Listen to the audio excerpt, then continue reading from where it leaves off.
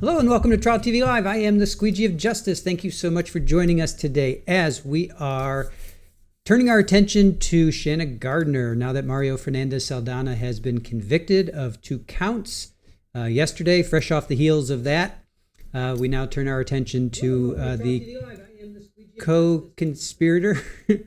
Who's that? Who's that guy? We turn our attention to her co-conspirator, Shanna Gardner. So we have a hearing today. Not sure how long it's going to last, but her trial jury selection starts Monday. So we will be covering that as well. So get comfortable, settle in, and let's get started.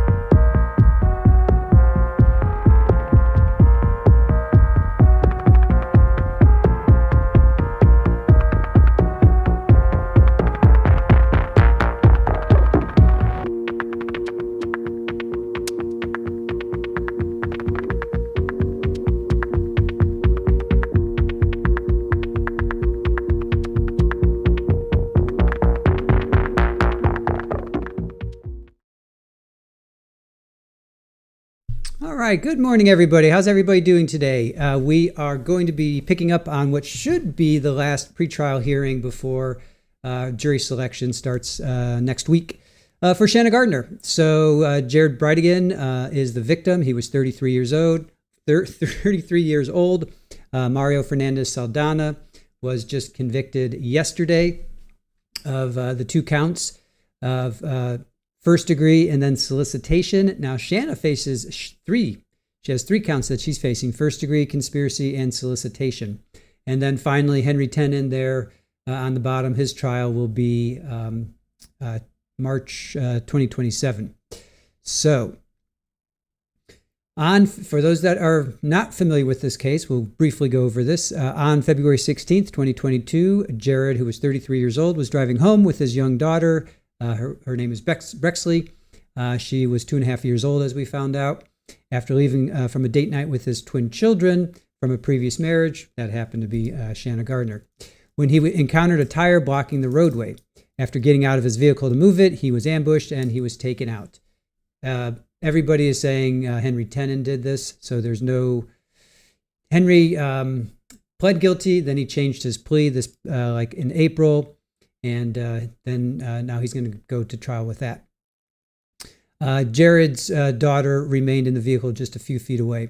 Prosecutors allege Shanna Gardner, now 39, was part of the conspiracy, along with now convicted Mario Fernandez Saldana and Henry Tenon, to the deletion of Bridegan amid a long-running and contentious custody dispute between Gardner and Bridegan. So let's get you into court. Let me get myself set up here.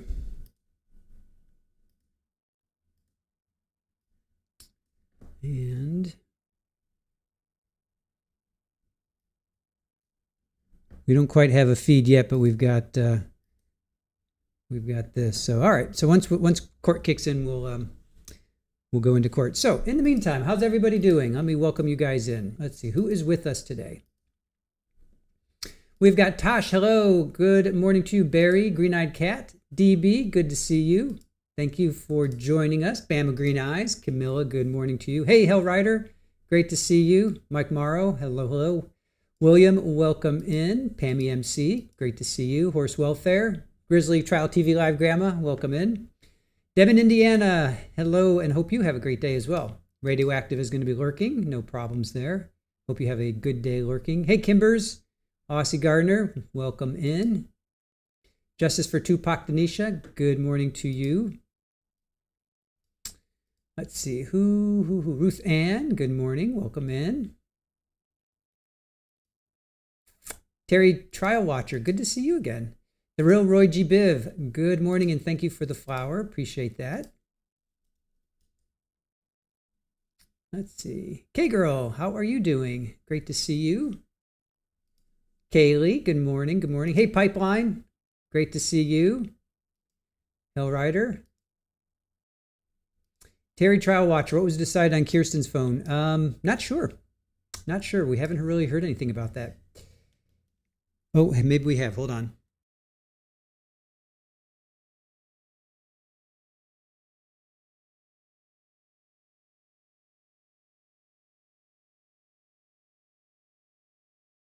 All right, Aaron once again provides accurate information.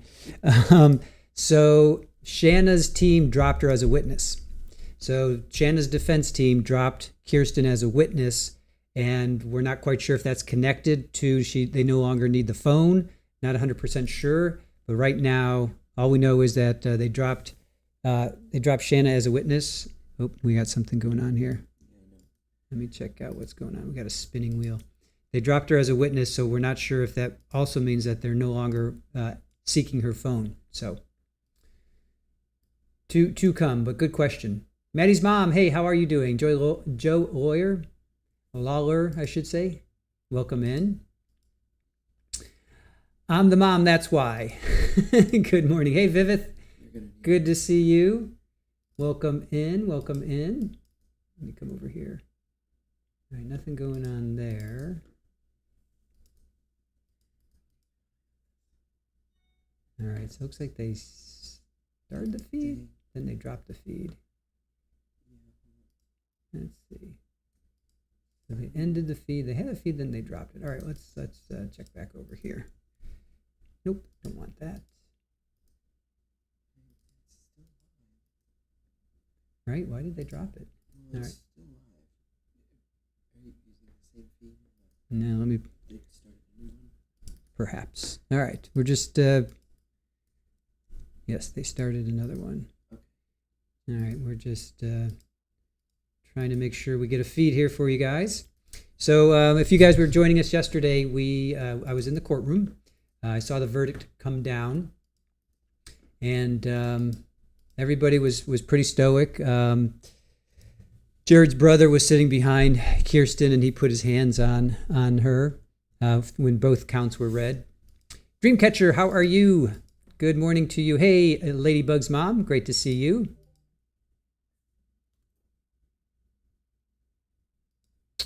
Hey, Brett, good morning to you. Welcome in.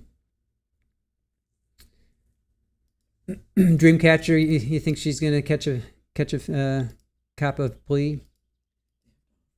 Yeah, they have to offer it. That's true. They do have to offer it. All right, so one thing I want to tell you guys, when we were in the courtroom, Shanna's team, a couple of her lawyers were there, ones that we know and we recognize and we have seen before. And they said to me, they recognized me, and they said that they watch us. And they also say that they watch the chat. So I just want to encourage you guys to be respectful to everybody in the courtroom. You may not like what they do or what they have done, but I do ask that you be respectful of them. Because we know that people are watching us and they're watching our chat. The state is also watching us. I was talking to their media coordinator, and he says that he watches us. So big shout out to both sides. So I just ask you guys to be respectful, act as if you're in court, and I can't stress enough how I want you guys just to be respectful. That's all. That's all we ask. So. Let's see. Treasure Hog, how are you? C Major, great to see you. Thank you for joining us. Bob Kitten, how are you? Toots. Jennifer King, good morning. Great to see you. Pom Pom Mom. Pipeline, great to see you. All right. So we're waiting for the feed to kick in. We have a feed, but there's nothing going on in the court. It's supposed to start at 9 o'clock. There was an 8:31, but that got... that was for Kirsten. That was okay. Yeah. Yesterday was day 3 of her 3 business days. Yeah, she had 3 business days to respond to show cause. And since Shanna Gardner's team dropped her from their witness list, that hearing was supposed to be at 8:30, and they dropped that hearing. So yeah, so I watched the verdict come down. It was my first verdict of actually being in the courtroom. You could hear a pin drop. It was so quiet. And if you're members, I got some pictures from the court photographer. So I posted those for members. If you guys are dial-up and cable, I posted those, a couple images of Judge Kite being handed the verdict, and then Mario's reaction, and then Kirsten leaving the courtroom. She had a smile on her face. So she was pretty stoic. Everybody was pretty stoic. Mario did not react. He didn't really have much of a reaction. So it was interesting. It was interesting being in there while the verdict was read.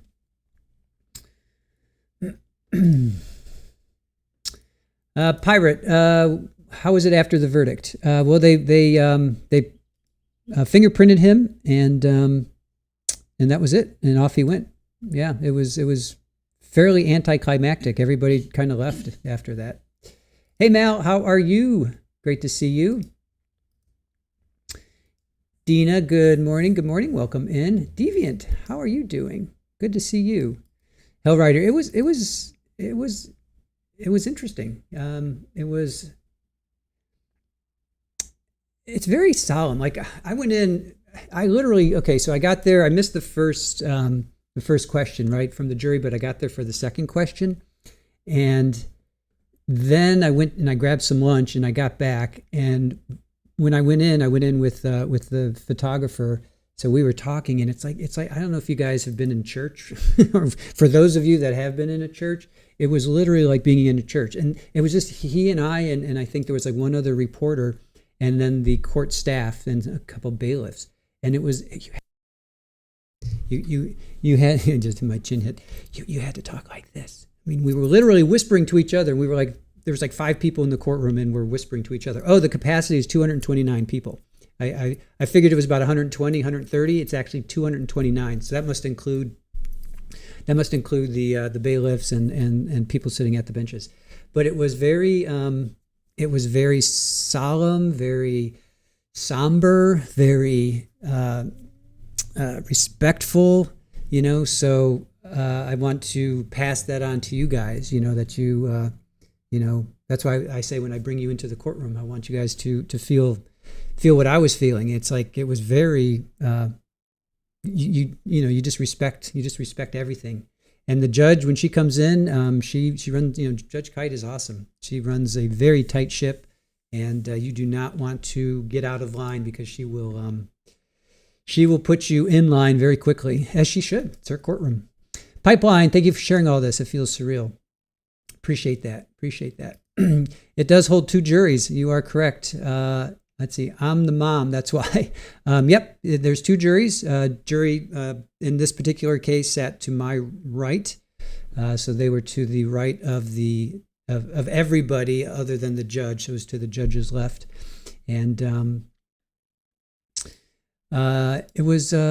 It's a large courtroom. It is a huge courtroom. If you guys do live in Jacksonville, or you have a chance to go check it out, definitely go to a hearing. Or a trial. It's eye-opening, and it's a wonderful building. The building is absolutely gorgeous. Deborah, I think Kim will be Shanna's worst BFF to this case. She talked too much. You know what I mean? Hey, Daub, how are you? Good to see you. Hey, Margaret, good morning and welcome in. Appreciate you joining us. Let's see here.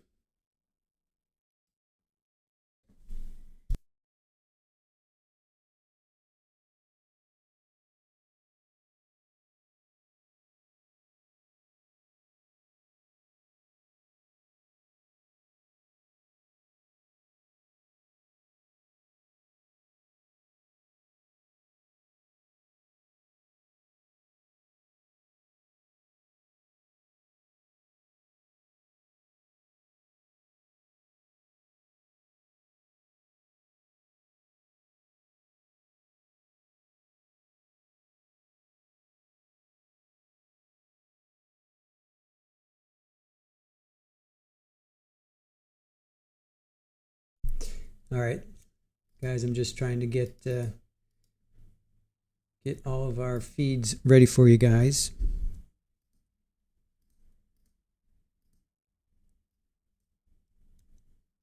Got a couple different sources. I like when they do the 4-up. I want to watch that too, if we have that ability. I like to see that. All right, so we're ready. We're ready to roll here. I think that's the press conference. Yeah, okay. All right, we are ready to roll. So she should be starting pretty much any minute. They're scheduled to start at 9 o'clock. So top of the hour. Right now it's 8:58 here in Florida. Dairy-free Nomad, how are you? Welcome in.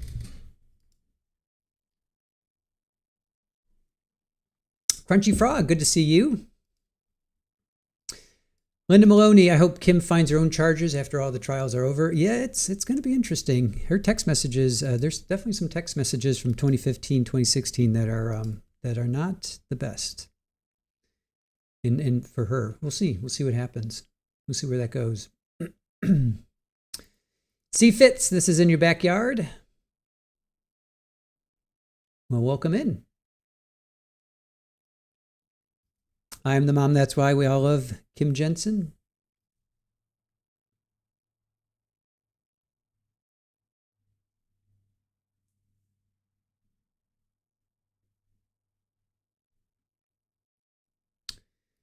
I am the mom. I believe we think it's because she was taken off the witness list for the defense.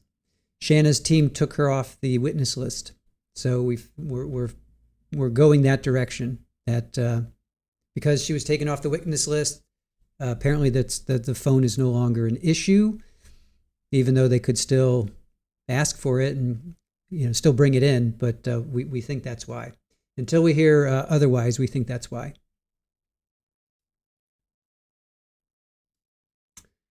Let's see. Hey, Kay Brownie, how are you?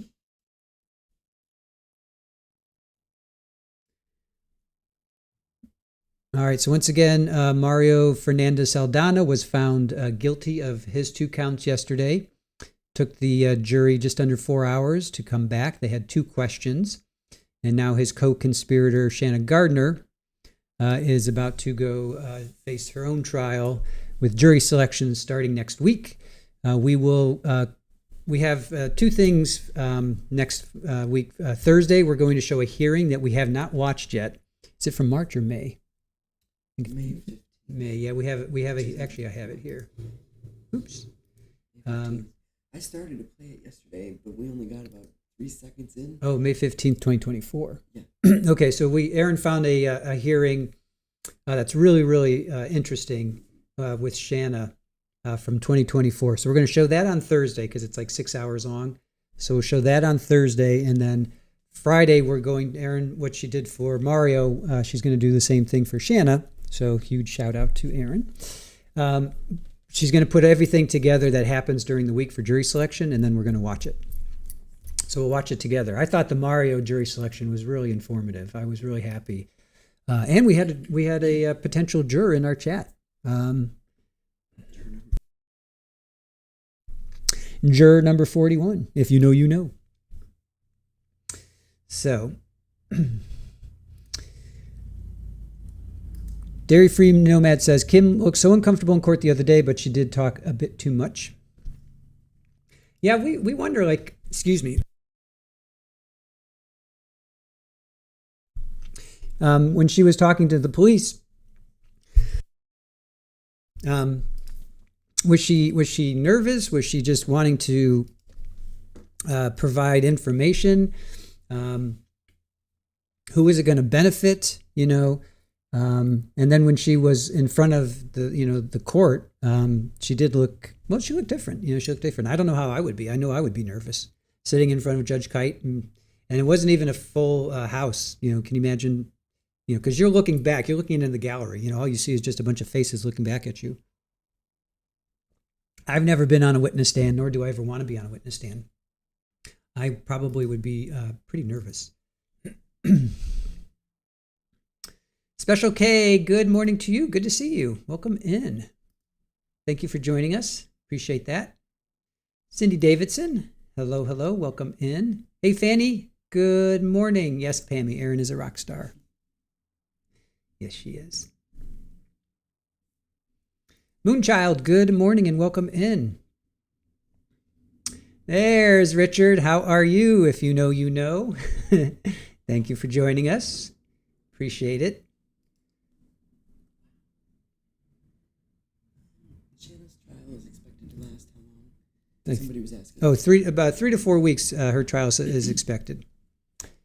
Whoever was asking that, I'm sorry, I didn't see who asked that. Grizzly B, I love. Judge Kite is absolutely amazing. Absolutely amazing. Lego My Briefs, good morning to you. Good to see you. Who is it? Oh, Daub asked? Daub, it's 3 to 4 weeks. Pretty sure that's, let me double check that. Trials from the 8th to the 25th. So, what's that, 2 to 3 weeks about? Let's see, let me look at my calendar. So it starts the 8th, so the 15th would be 1 week, the 22nd would be 2 weeks, so about 2.5 weeks. So I'm sorry, I apologize, not 3 to 4 weeks, but 2.5 weeks. Generally, they're less. Whenever you think that whenever they schedule for 3 weeks, you figure it's going to be about 2.5 weeks. So her trial goes from the 8th to the 25th. So basically, September is going to be Shanna. Miss Bree, good morning to you. How are you doing?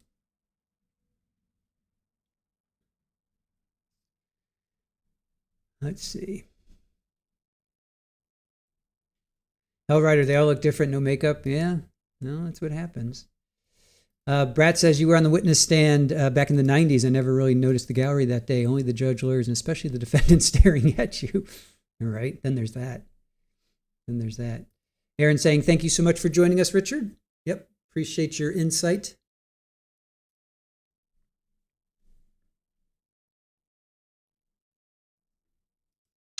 Carlos, good morning. Welcome in. House Animal, good to see you. Welcome in.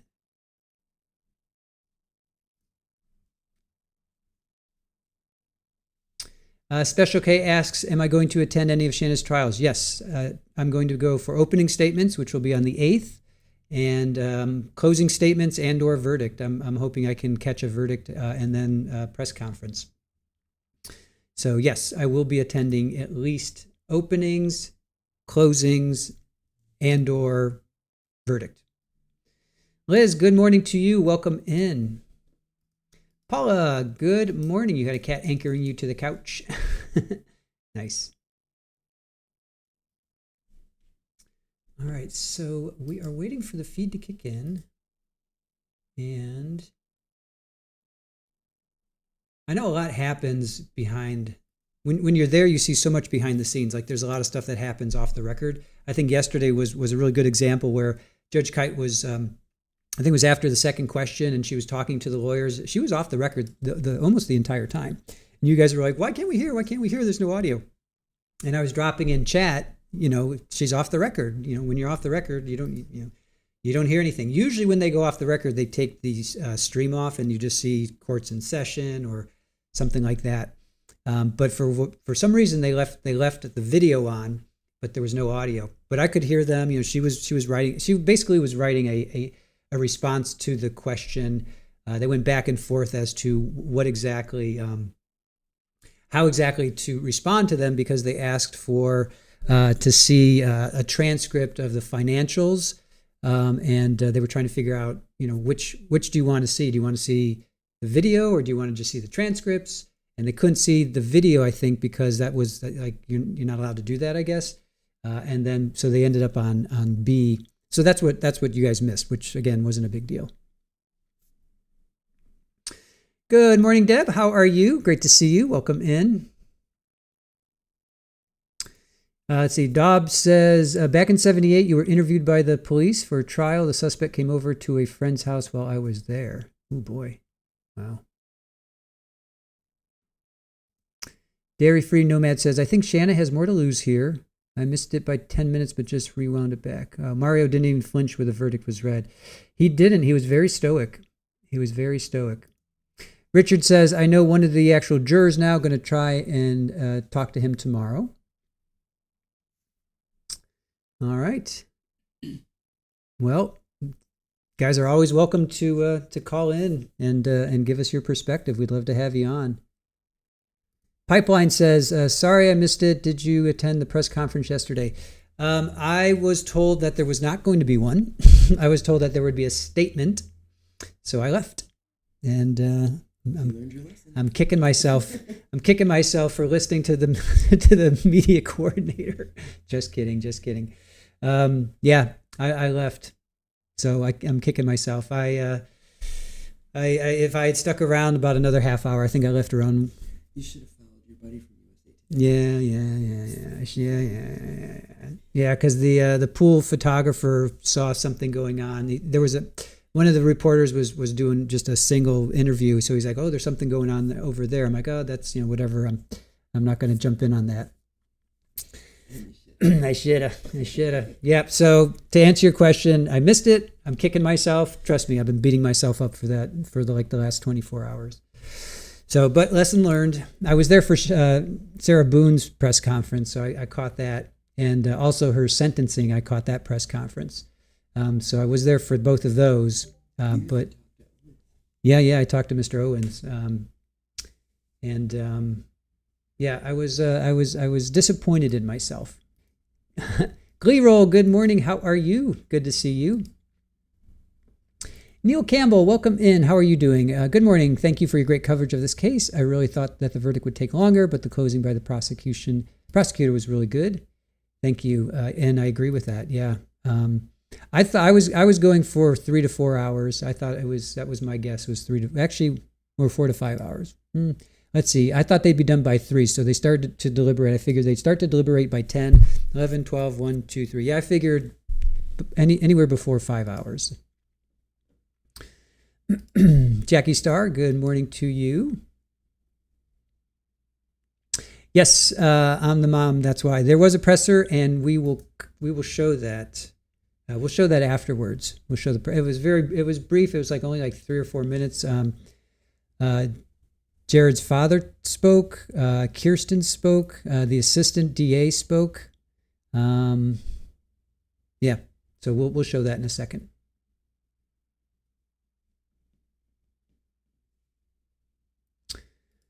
Let's see. Rev Ben, how are you doing? Grizzly, thank you. Yes, that's my Rickenbacker behind me. That's my Rickenbacker. I got that in 1988. That's my Rickenbacker. Renee, I wonder if Shanna's considering a plea deal. She can consider all she wants. It's up to the state to give it to her. That's the thing that a lot of people, we learned this from Florida PI Sam, because I didn't know how plea deals work. It's up to the state. The state is the one that offers it. If the state doesn't offer you a plea, then you could beg and ask all you want, but it's up to the state. But consider this. Courtney Clenny, who actually threw a knife and took out Christian Obenselli, took a plea and got 6 years, 4 years, drawing a blank, 4 years for time served. So she's only going to be in jail for 2 years, prison, I should say, for 2 years. Shanna Gardner didn't actually throw anything. She didn't pull anything, but she is she's a conspirator. So she's it's the principal or the participant principle. God, I can't even think today. What is it? The principal theory, right? The principal theory when you're I know Aaron's working on something else. So the principal theory. So she's part of. It's the judge used that, or actually, during jury selection they use that. If you're driving the car and somebody robs a bank and they get in the car and you're as duplicitous as the person who robs the bank. And if somebody loses their life in the robbing of said bank, then you're on the hook for that as well. So Shanna, if she were offered a deal and she were to take it, she may, she's already served 4 years. So it'll be interesting, but they have to offer it. They have to offer it. Patty Loves Paper, good morning. I'm so relieved with yesterday's verdict. Deliberations unnerve me. Hey, Joe, how are you? Great to see you today. Hope you're doing well with your. No, I don't want to give too much away, Joe. I'll just say I hope you're doing well. Pipeline, thanks a ton. Now that we know Shanna's team also watched the channel, does our chat, like noting facts or highlighting errors or gaps, potentially give the defense an edge?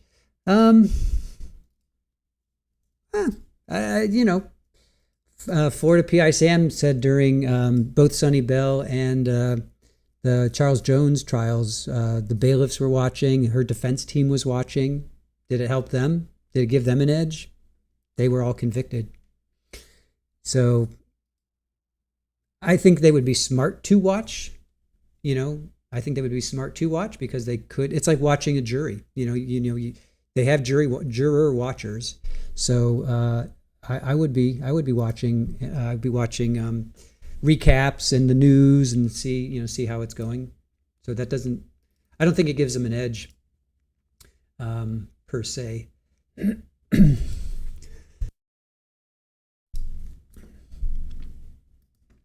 Renee, I used to tell your son's guilty by association. Pick your friends wisely. Yep. We're not covering Lindsay Clancy, so don't really care about it. I care about it, but we tried to cover it and YouTube smacked us for it. So at this point, I don't really care about it. I care about it, but I don't care about it. You know what I'm saying? Soul Glow, how are you? Great to see you. Rev Ben, we are a test jury. We are a test jury. Dobbs says, it definitely gives them something more to look at if they watch.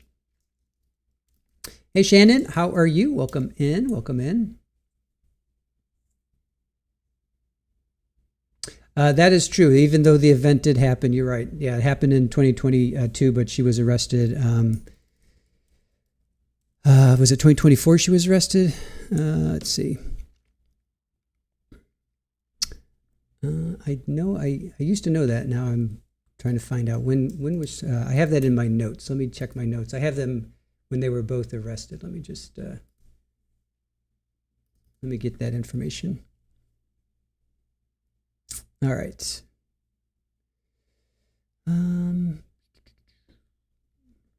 Pretty sure I had that in my notes. I'm sure you guys. Okay. So Mario was arrested in 2023. She was arrested August 16th of 2023. So 3 years. She's been in jail for 3 years now. So she could get time served if she goes that route. So she'd have 3 years of time served. Yeah, August 16th. So this happened. It's really weird. It happened. Wow, this is really weird. I didn't realize this. So Jared, the homicide is February 16th. Mario is arrested March 16th, the following year, 2023. Shanna is arrested August 16th of 2023. So there, if you guys want to get into like weird coincidences and numbers and numerology and all that stuff, everything happened on the 16th. That's pretty interesting. So Jared is taken out February 16th, 2022. Mario is arrested March 16th, 2023. Shanna is arrested August 16th of 2023. So she's been in jail now for 3 years. That is an interesting coincidence.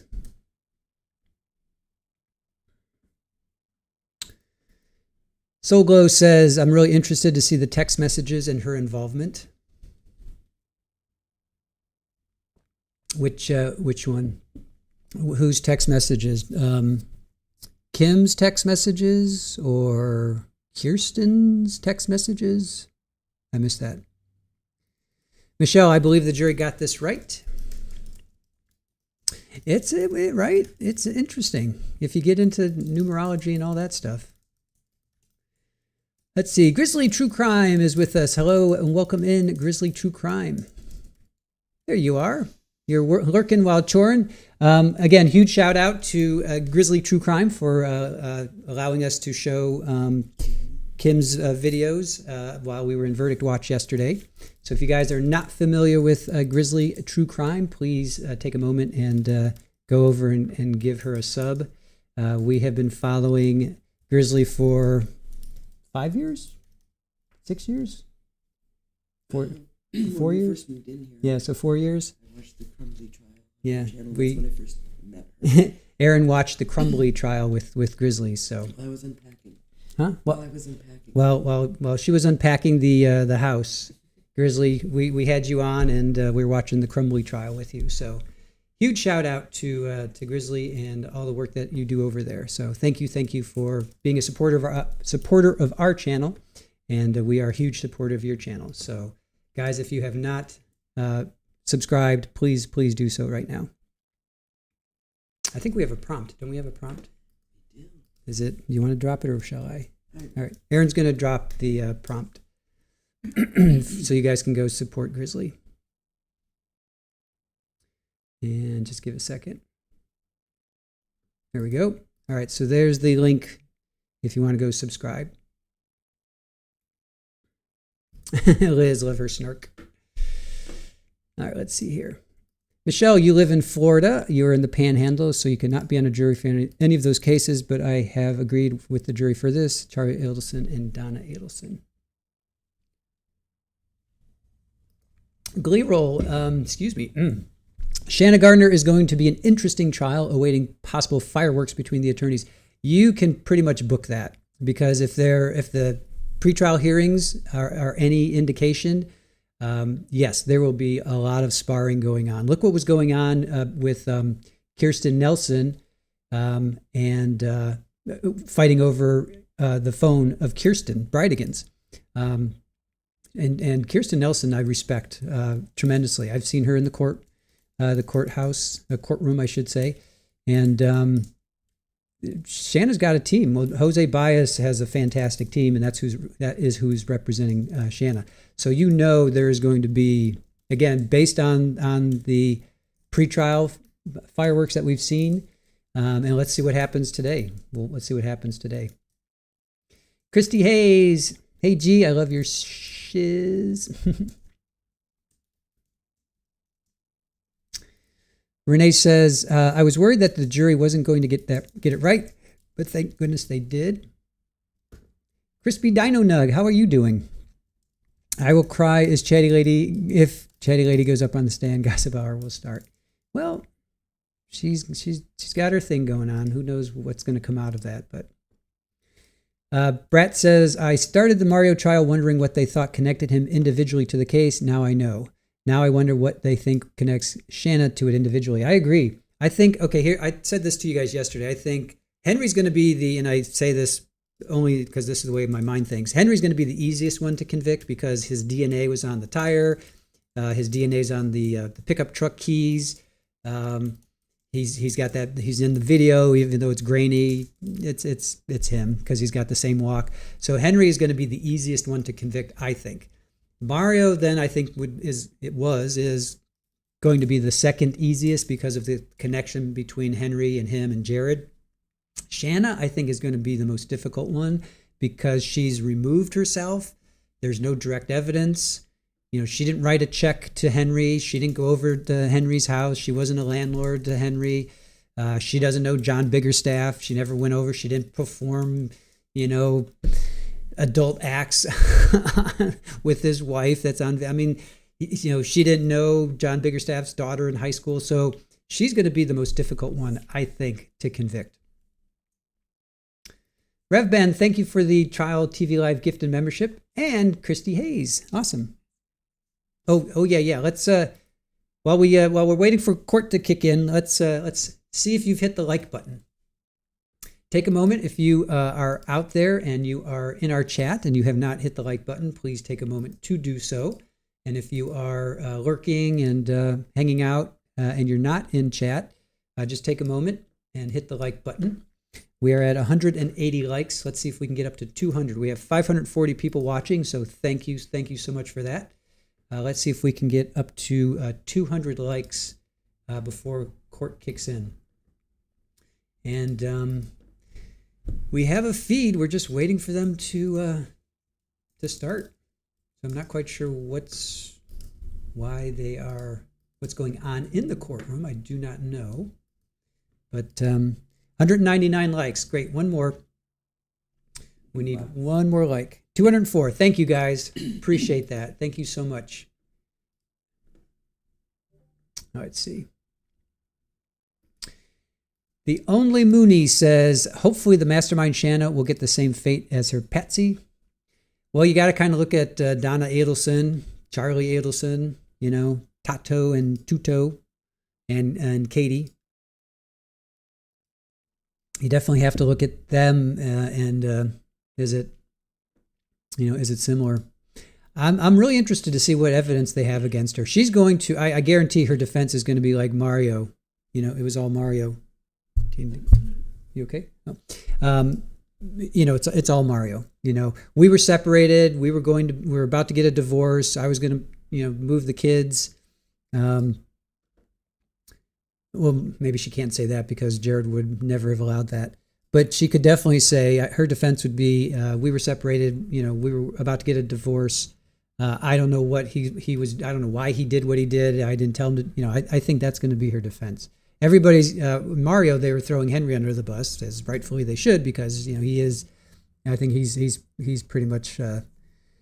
He's going to be his trial is going to be very quick. I think, or his verdict. I would think, with all the evidence they have against him.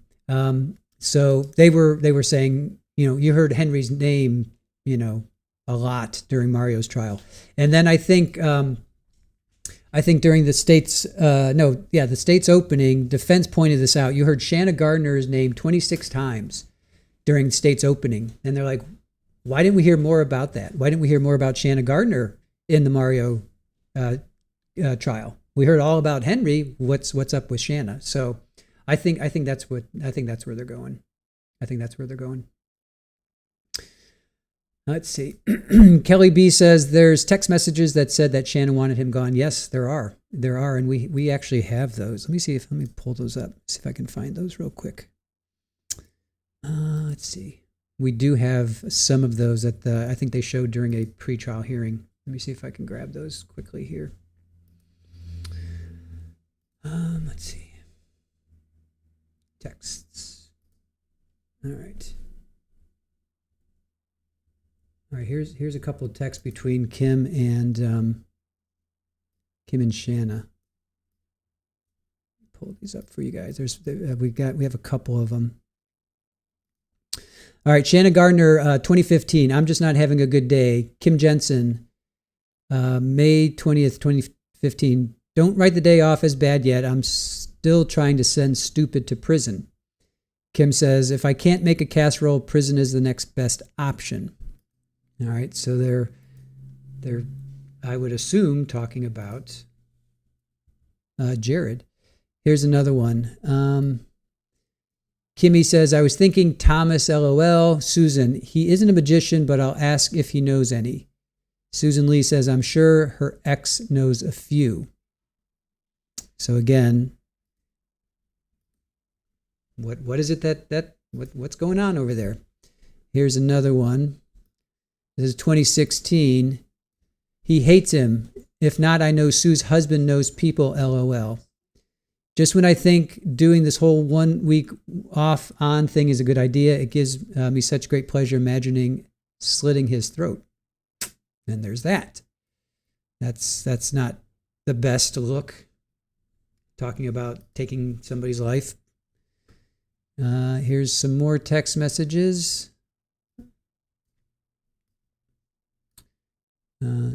Wait, hold on. We've got, they're coming in. Let's see. Here's another text message. The kind that performs permanent disappearing acts on certain people. Know any magicians? Magicians. No, that I do not. For stupid, I was thinking Thomas, LOL. So these are not, this is not a good look. Not a good look. So.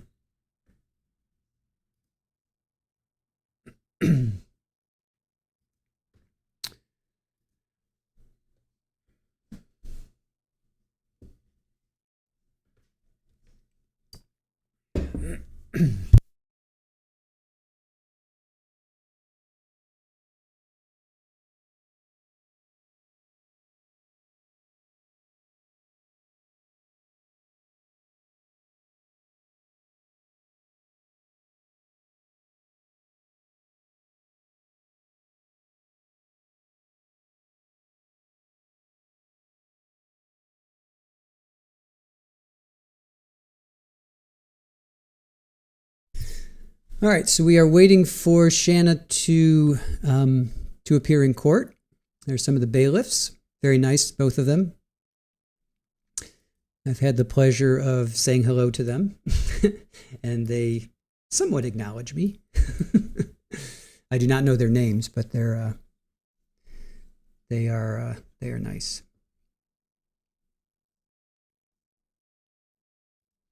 Paula, one was Kim, and I think Shanna was the other one, and then there's a Susan in there too. So we'll find out. I mean, we'll find out. I'm sure it'll all come down at some point.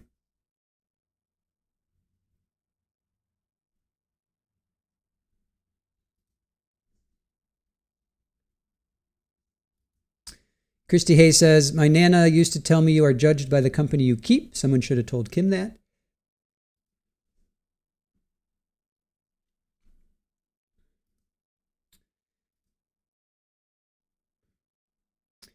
Tao Tao's asking, what's today for? It's the final, we believe it's the final pretrial hearing before jury selection. So not 100% what it's for, maybe some motions. They might talk about Kirsten's phone. They might not. I think that has been resolved because they've removed Kirsten from the witness list. So just, housekeeping, going over, I'm sure, some motions that have been filed, probably, on the defense team. So just kind of waiting to see what it brings.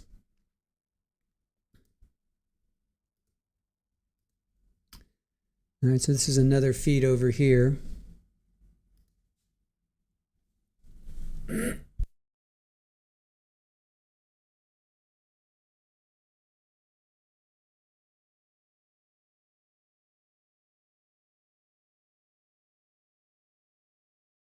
So Erin has alerted me that she was looking at the docket, and she says there's a ton of motions in limine on the docket. So they will be going through all of those today. Switching back and forth between a couple of views. There were some people there, part of Shanna's defense team.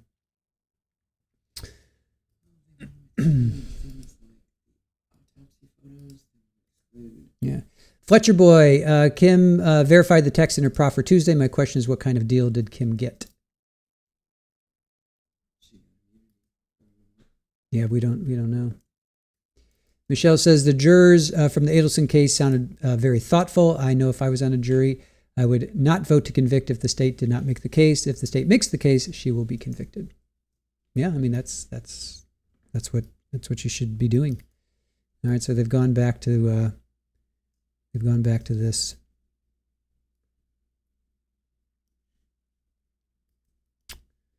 All right, I guess we'll just leave this up. See, Be a Baller says, do you think that if Mario Saldana chose a bench trial, would he have been found not guilty? Some people in other streams were saying that he would. Just curious. I really can't say. I can't say.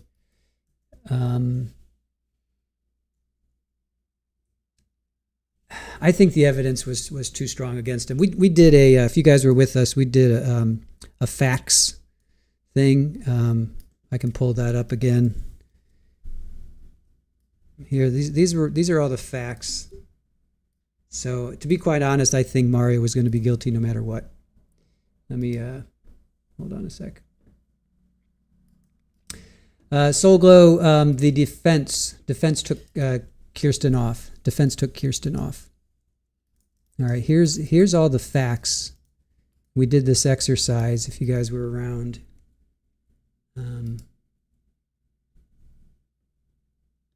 Here are all the facts. Green-eyed Cat, thank you so much. Appreciate that. Thank you. We're happy to have you all with us. Thank you so much, Green-eyed Cat. Green-eyed Cat is part of our fantastic mod crew. All right, so here's all the facts. So if this had been a bench trial, these facts would have still come in. Fact 1, Jared did not know Henry Tenon. Fact 2, Mario did know Henry Tenon. Fact 3, Henry knew Jared's route on the night of. Who could have told Henry? Who could have told Henry? Mario and Shanna, right? Fact 4, Mario wrote checks to Henry. Fact 5, no evidence of Henry doing work contracted for those checks. Fact 6, Mario knew John Biggerstaff. Fact 7, John owned the 10 millimeter, the firearm in question.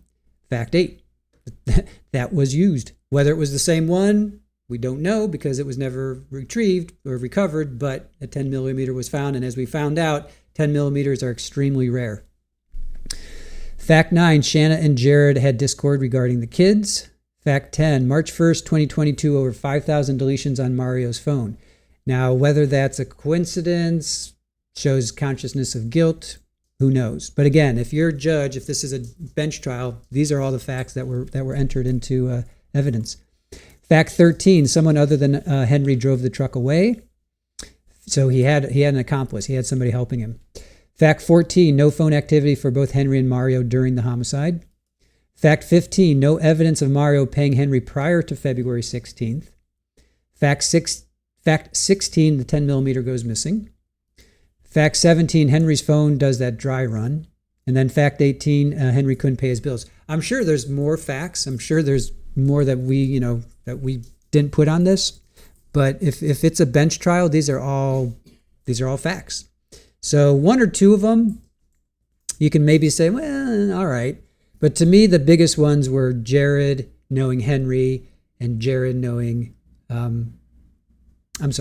Mario knowing Jared, Mario knowing Henry. Those are really hard to get, here, wait, hold on. Those were really hard to get through, in my opinion. Here comes her team. All right, thank you. Good morning. So the case of this, no.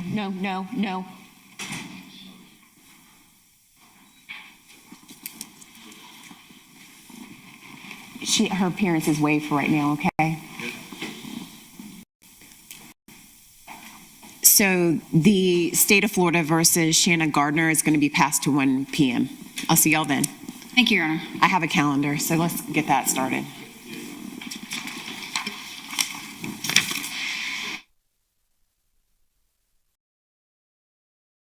All right. So it gets passed to 1 p.m. Well, that's a curveball we didn't see coming. That's a curveball I did not see coming. So Judge Kite has something on her calendar. She said, "I have a calendar, and it's being passed to 1 p.m." Well, I guess we could show. Should we show the pretrial hearing from? Or no? If you want, or I was going to say the.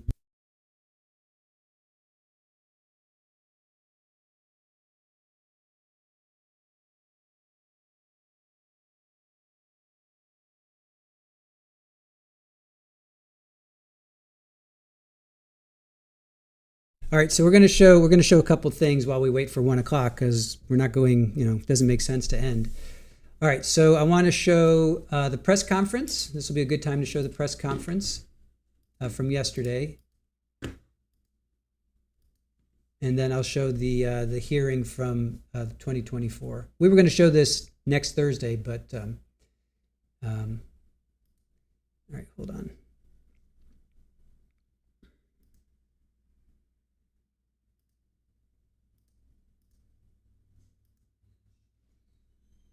All right, so this is the press conference of Mario Fernandez Saldana's after he was convicted. News, a jury reaching a verdict in the murder trial of Mario Fernandez Saldana, finding him guilty of first-degree murder and solicitation. We want to take you live to the Duval County Courthouse where State Attorney Melissa Nelson is reacting to this verdict. Nothing about today can restore what was taken from this family or ease the pain they have endured for now many years. But today, there is accountability. Today's verdict is the result of extraordinary work by extraordinary people. For more than 4 years, detectives, prosecutors, victim advocates, crime analysts, support staff, and countless others have devoted their time, talent, and determination to seeking justice for Jared and his family. This investigation required diligence and patience. It required investigators to follow the evidence wherever it led, to assemble it piece by piece, and to remain steadfast through every challenge they faced. I want to start by recognizing the law enforcement agencies whose work made today's verdict possible. The Jacksonville Beach Police Department, the Bureau of Alcohol, Tobacco, Firearms, and Explosives, the Florida Department of Law Enforcement, the Federal Bureau of Investigation, and the Jacksonville Sheriff's Office. Each agency brought its expertise and resources to this effort, united by a shared commitment to the truth and to justice for Jared. I am extraordinarily proud of the remarkable prosecutors, Christina Stifler, Alan Mizrahi, and Stephen Sequel, and the entire team behind them whose work made this verdict possible. Their preparation, skill, perseverance, and commitment to the truth were exceptional, and our community should be proud. They carried an enormous responsibility, and they carried it with professional and purpose. Most of all, we remain mindful of Jared. This case has always been about him. It's about the life that was taken, the family left behind, and our obligation to pursue justice on his behalf. Today, a jury spoke, and today justice, in part, the beginning, was done for Jared Bridegan.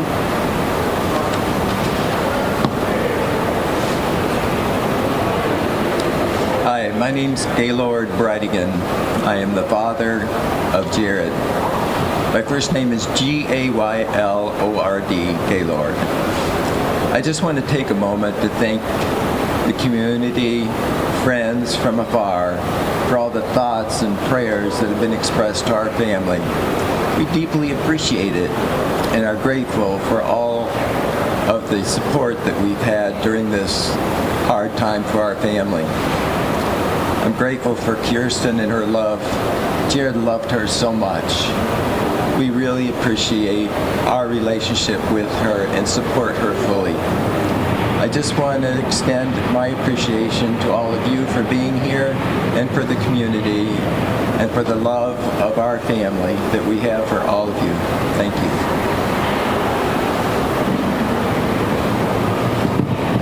I want to echo the gratitude and the thanks to all the law enforcement agencies, to every citizen that called in tips, to everyone that prayed for us. We would not be here today without all of them and all of you. Never in my life did I think I'd be in this situation.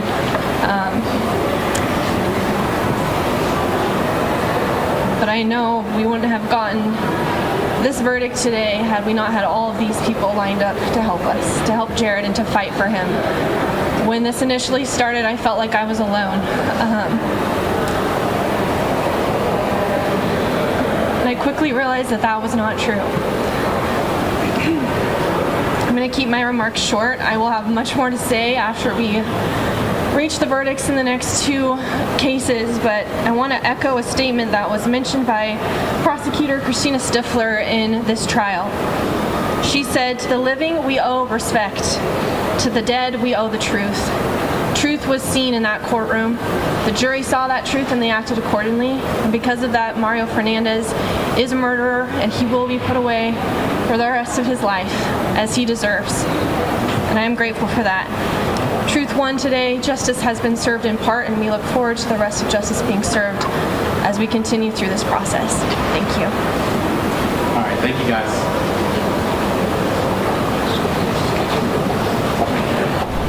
So you've been listening there to Kirsten Bridegan. All right, so that was the press conference from yesterday. So now we're going to get over to the same quote. It was a powerful. It caught my attention. It caught my attention as well. All right, so let's watch this hearing from. This is May 15th, 2024, because we have like 4 hours, well, about 3 hours and change to fill. So we were going to show this on Thursday, but we're going to instead show it today, or at least part of it. It's actually like 6 hours, so we'll show part of it today, and we'll pick up on the rest of it another day. L not entered. All right. So while we wait till 1 o'clock, we're going to check this out. This is from a hearing from May 15th. Let me just, and this I believe is about the text messages. So this is going to be really interesting.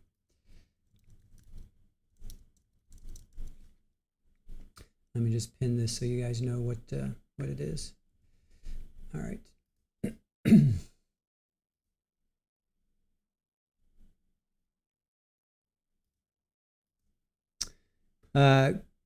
Christine, the judge had a calendar. She just came in and said, "I got a calendar." So she had a calendar. All right. So this is from May 15th, 2024.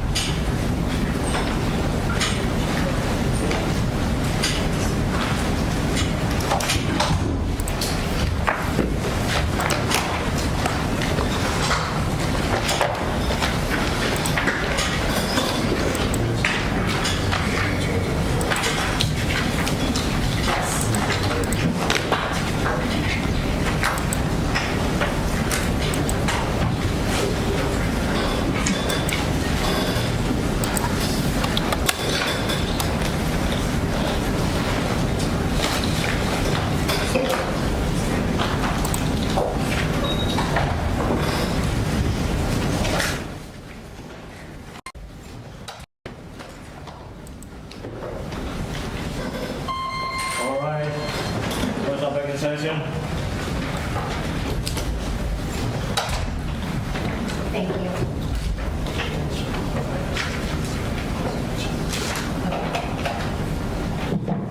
you. Be seated.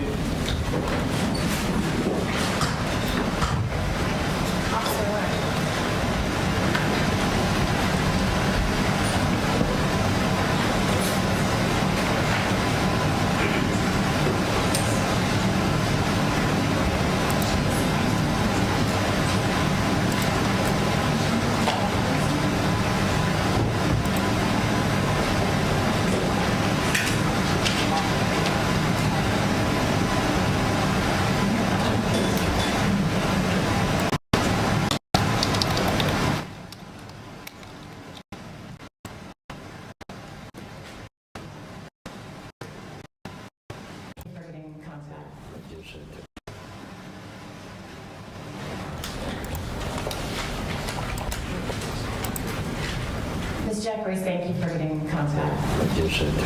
All right, can we handle some preliminary matters? Yes, Your Honor. Okay. Are you okay with going forward without your client? Yes, we'll waive Ms. Gardner's appearance for this.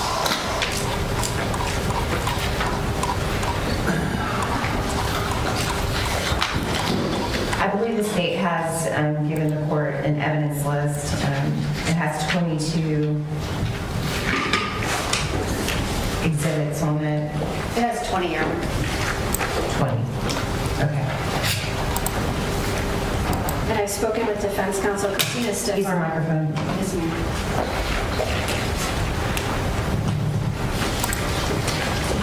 Christina Stifler and Alan Mizrahi on behalf of the state. Thanks.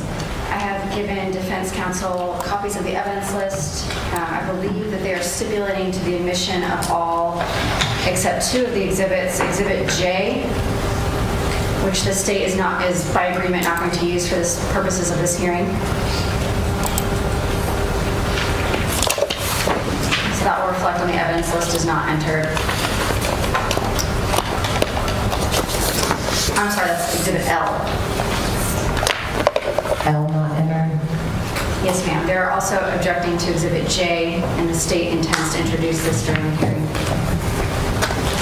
Do you want to just skip that number, or do you want to renumber? Whatever's easiest for the clerk. Ms. Smith? They haven't been numbered. So. They haven't been numbered. Okay. Then I'm just going to renumber, and we can remark our exhibits. Okay. Is that correct, Mr. Crony? Yes, Your Honor. I've marked them by letter preliminarily and just spoke with Mr. Purdy now. All right. So L will not be entered. And as to exhibit J, the state's prepared to make argument if the court is prepared to hear it. That would affect the numbering, whether or not it's coming in. Are you requiring them to lay a foundation? No, Judge, I mean, we believe that those, what they're trying to admit, Your Honor, is a series of text messages between two individuals, KJ and a SL, I'll use initials.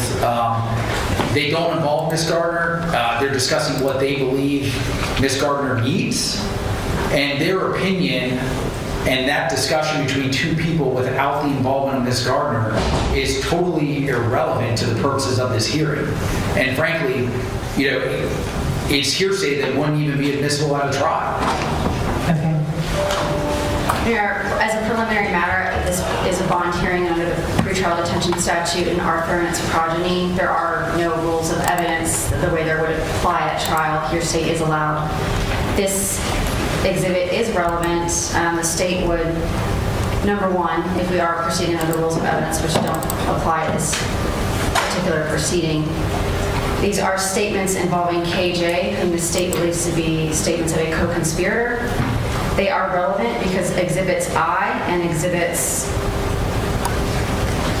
I involve text messages between Ms. Gardner and her co-conspirator KJ that directly reference and relate to the messages in Exhibit J, both temporally and in subject matter. So these messages are being relayed between KJ and SL simultaneously with messages between KJ and Ms. Gardner involving topics of conversation, and the detective is going to testify to statements disclosed by KJ involving her conversations with Ms. Gardner about this information. So it is relevant to explain the context of Ms. Gardner's actual admissions and statements that the state is introducing. It is nearly impossible. Yeah. I have absolutely no context. Can we wait till the detective testifies and I'll make an appropriate objection at the time? Okay, so I'm gonna hold that, okay? Exhibits A through I will be marked sequentially 1 through 9. J we are gonna skip for right now.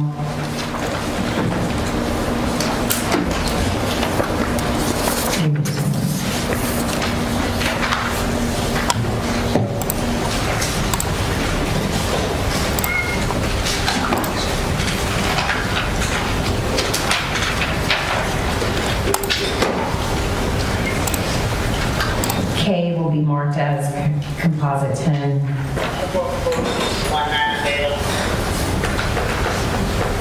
M will be marked as composite 11. N will be composite 12. O will be composite 13. P will be composite 14. Q will be 15. R will be 16, S will be 17. And we're going to hold on J.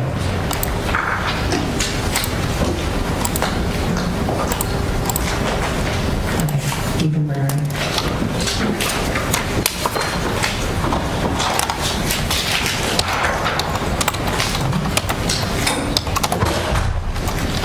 All right, and so is there any other issue? No, Your Honor.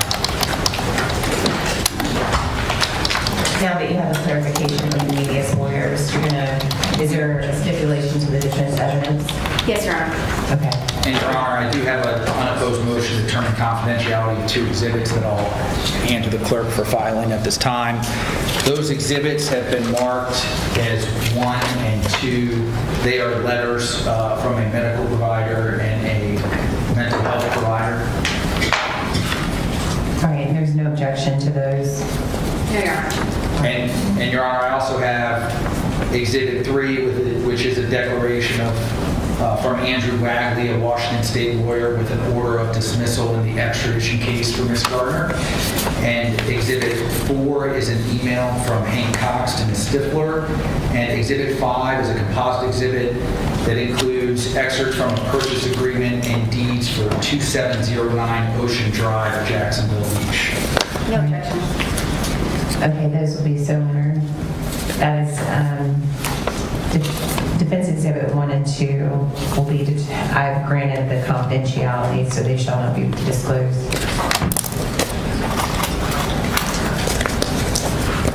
State's exhibits are always wider. This one tabbed is the one. Ms. Smith, we could do a full more on that one. Yes, ma'am.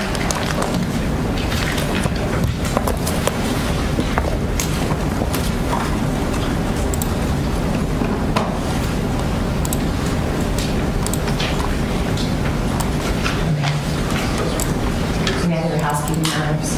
Nothing from the state, Your Honor. No, Your Honor. All right, thank you.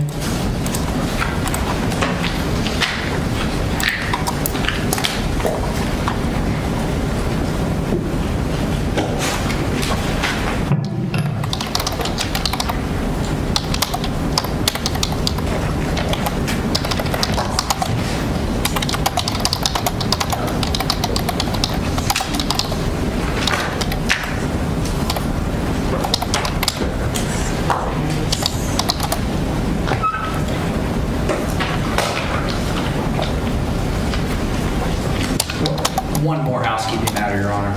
Okay. On the Zoom is Mr. Angel Cortinas. He's a lawyer for one of our witnesses, John Curry.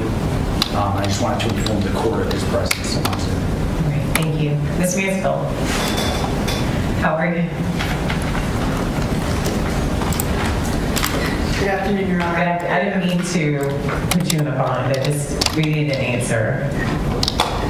About, Oh, did you come over for that? yes. I heard it's one for here, and I No, okay. I needed an answer.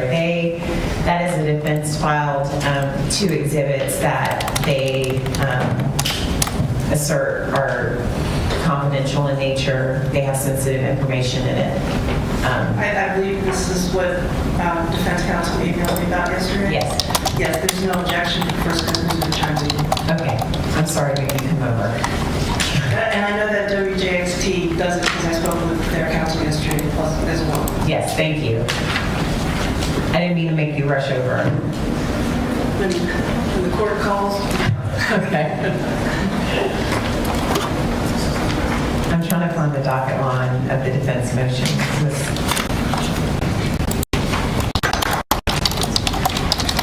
Ms. Smith, do you have it? So the state filed a motion for pretrial detention, and I just found it. And then we're also, for record purposes, holding the hearing on the defense motion filed in docket line 70. The state indicated that they're going to go first. Yes, Your Honor. All right. The state can call their first witness. The state calls Detective Chris Jones.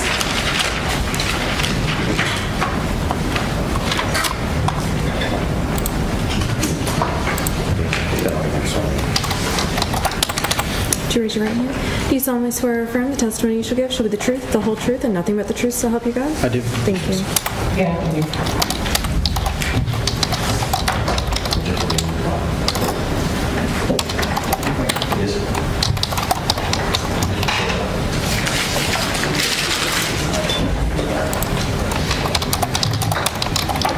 May I just the podium? Yes.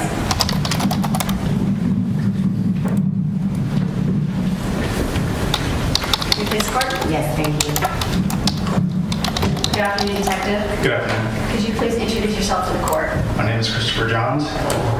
And Detective Johns, what agency are you employed with? I work with the Jacksonville Beach Police Department. And how many years have you been, I'm going to call it Jacks Beach PD for time's sake while we speak. How long have you been employed with Jacks Beach PD? A little over 5.5 years. And prior to your employment there, could you describe to the court your education and job experience? I mostly worked in the financial industry, mostly consumer banking and investment management. I held a stockbroker's license as well as a firm principal's license, and I'm currently registered with the SEC as an investment advisor. And with the Jacksonville Beach Police Department, what's your current role? I'm a detective in our General Investigations Unit, which handles pretty much everything with the exception of vice or drug crimes. So that would include homicides, armed robberies, major crimes, all the way down the line. Yes, ma'am. And did you have any special training or experience to become a detective in General Investigations Unit? On top of the police academy, I've attended approximately 300 hours of specialized training in criminal investigations or crime scene investigations, about 120 of that being for death investigations and homicides. And you are the lead investigator, lead detective who was assigned to investigate the homicide of Jared Bridegan, correct? Yes, ma'am. I want to talk to you a little bit about your initial involvement in this case. February 16, 2022, were you dispatched to a scene in which Jared Bridegan was the victim? Yes, ma'am. And where in Jacksonville, Duval County was this homicide scene? I was dispatched to Jacksonville Drive and Sanctuary Boulevard, which is it's really an on-ramp to JTB and also serves as an entrance into a neighborhood called the Sanctuary. And when you arrived on scene, was Jared Bridegan already deceased? Yes, ma'am. There was a child in the vehicle with Jared. And I don't want to use her name because she's a minor child, but are her initials BB? Yes. And what was her relationship to the deceased victim, Jared Bridegan? It was Jared's daughter. Do you know approximately at the time of your arrival on scene how old she would have been? About 2.5. When you arrived on scene, where was BB located? When I arrived on scene, a good Samaritan had grabbed her from her car seat, which was in the back of the vehicle, and taken them to their vehicle and covered her with a blanket. Do you recall what BB's demeanor was like when you encountered her on scene that night? She was very upset, crying, scared, obviously. And the Good Samaritans relayed to you that they had taken her out of her car seat. Did you have the opportunity to observe Jared Bridegan's vehicle on scene that night? I did. And Jared himself was not in the vehicle? Correct. Can you describe for the court, in relation to where BB was seated in her car seat, what damage you observed to the vehicle? In relation to where her car seat was, she was in the back, but at least 2 rounds struck the interior of the vehicle, one of them striking the bottom of the window seal and shattering the window. That would have been just in front of her car seat. And I guess I didn't ask this specifically, but Jared Bridegan was pronounced deceased by the medical examiner, cause of death being gunshot wounds. Yes, ma'am. And from your review, were there projectiles that entered into the vehicle in which BB was in her car seat? There were. Did she make any statements to you or other investigators with the Jacksonville Beach PD that night? She made mention of hearing a loud sound, boom, boom, saying that she had to take her shoes off to cover her ears, and she made mention that her daddy was sick and was on the ground and needed a doctor.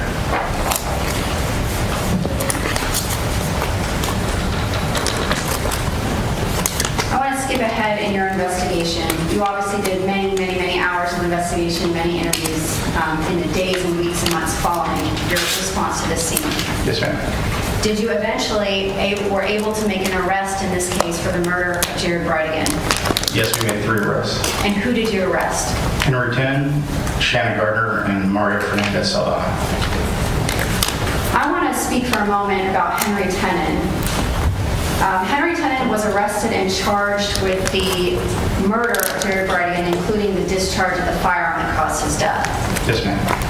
And to your knowledge, has Henry Tenon pled guilty to his role in the murder of Jared Bridegan? He did. Were you present when Mr. Tenon gave what's called a sworn statement in conjunction with his plea, which outlined his involvement in Jared's murder? Yes, I was. What did he advise you about how it was that he came to be involved in Jared's murder? Mr. Tenon was a tenant at one of their rental properties, and he had been approached by Mr. Fernandez a number of times, asking him if he would participate in his homicide. Mr. Tenon stated that he initially denied Mr. Fernandez's request. However, once Mr. Fernandez had agreed that they would, being Shanna and Mario, would invest $150,000 into a pallet business, he agreed to participate. Okay, and I want to go back and ask some follow-up questions about that. When you say that Henry Tenon said Mario Fernandez requested him to participate in a homicide, what specifically was that conversation, according to Mr. Tenon? He stated that in exchange for the money that Mr. Fernandez would provide a firearm and then they would contrive a plan. Initially, the plan was to kidnap Mr. Bridegan and then take him to another location and murder him. And did Mr. Tenon advise as to what, if anything, Mario Fernandez Saldana said about why he wanted to murder Jared Bridegan? They had initially planned, or were planning this in late 2021, and then after returning from a Hawaii trip in February, Mr. Fernandez approached Mr. Tenon and stated that this needed to happen this week. And if he didn't get it done, that his marriage was going to end. Did Henry Tenon know Jared Bridegan? No, he did not. Had he ever seen him before the night of the homicide on February 16, 2022? No. In fact, there were 2 instances where Mr. Fernandez took Mr. Tenon in an attempt to show him Mr. Bridegan, and both of those were failed attempts. Other than the relationship of Mr. Tenon being a tenant of Mario Fernandez Saldana and Shanna Gardner's rental company, were you able to find in your investigation any other link or connection between Henry Tenon and Jared Bridegan?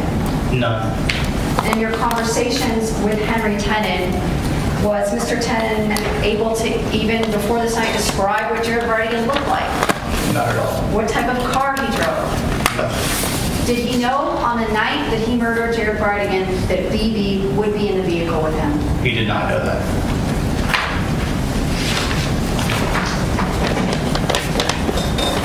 Detective, I'm going to draw your attention to a screen that's in your witness box. Some of these exhibits have been entered by agreement of both parties. I'm going to start with Exhibit 1. Detective, what is this? These are articles of organization for a limited liability company named First Choice Home Rentals, LLC. And the second document is an annual filing for that same LLC. Okay, so when you say the annual filing on State's Exhibit 2, this would be the annual report of First Choice Home Rentals, LLC. Correct. Going back to State's Exhibit 1, you have some familiarity with this from your prior experience. Who are the title holders or principals on these articles of organization? Both Ms. Gardner and Mr. Fernandez are listed as managing members, or which would be considered owners of the LLC. And the LLC is First Choice Home Rentals. What was the business of this LLC as incorporated?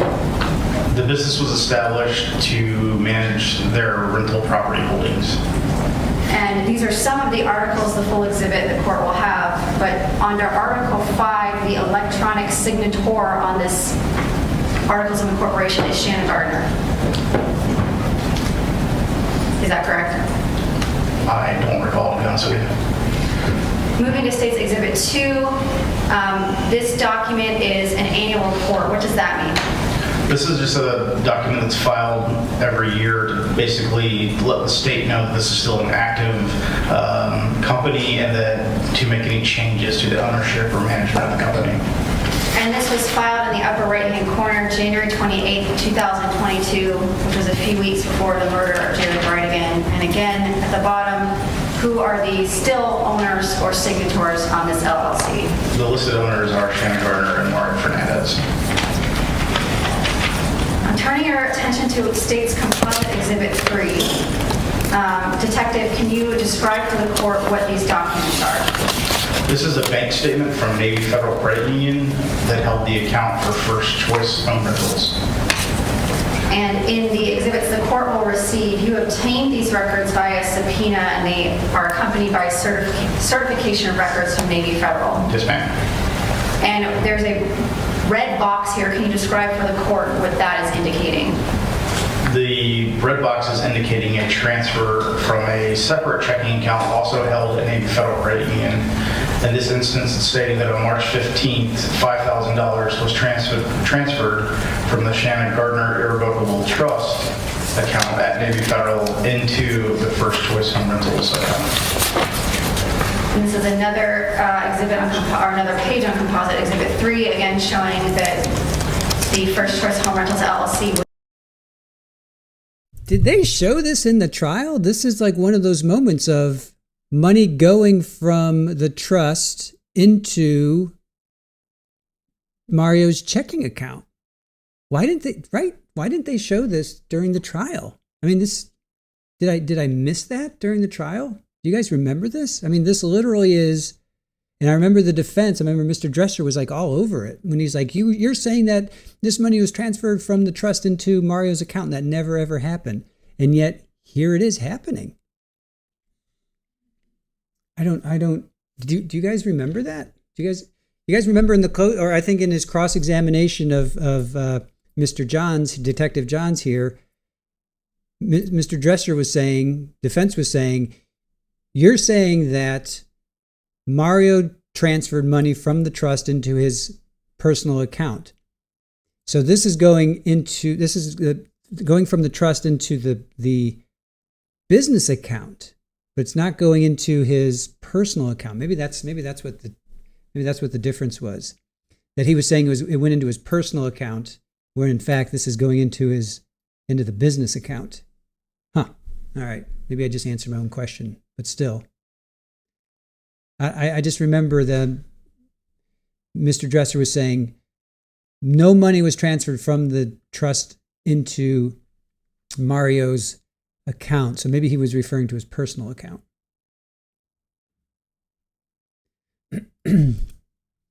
I don't know. I don't know, Green Eye Cat. I mean, this is clearly money transferred to checking.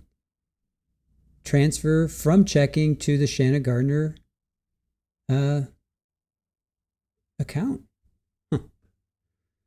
So, Renee, yeah, I don't think they did. I mean, they certainly didn't do it like this. They certainly did not do it like this. So, all right. Let's continue on. Yes, for you guys joining us, the hearing for today was scheduled for 9. Judge Kite came in at like 9:30 saying she had something on her calendar. It got pushed to 1 p.m. So it's about another 3 hours or so, a little under 3 hours. So we wanted to show this hearing. This is from 2024. I was going to show it next Thursday, right before we were going to show jury selection on Friday. But since we have a couple hours to fill, we figured we might as well watch it now. So that's what we're doing. This is from May 15th of 2024. Shanna's hearing will be live again at 1 o'clock today, so a couple hours from now. All right, so let's continue on. Was getting what appears to be monthly transfers from the Shanna Gardner Irrevocable Trust. There was another transfer in April of the same amount. And we'll come back to that trust in a moment. I'm going to move to State's Exhibit D. What records are we looking at here? This is a PNC bank statement for Mr. Henry Tenon's account. 4. I'm sorry. File Exhibit 4.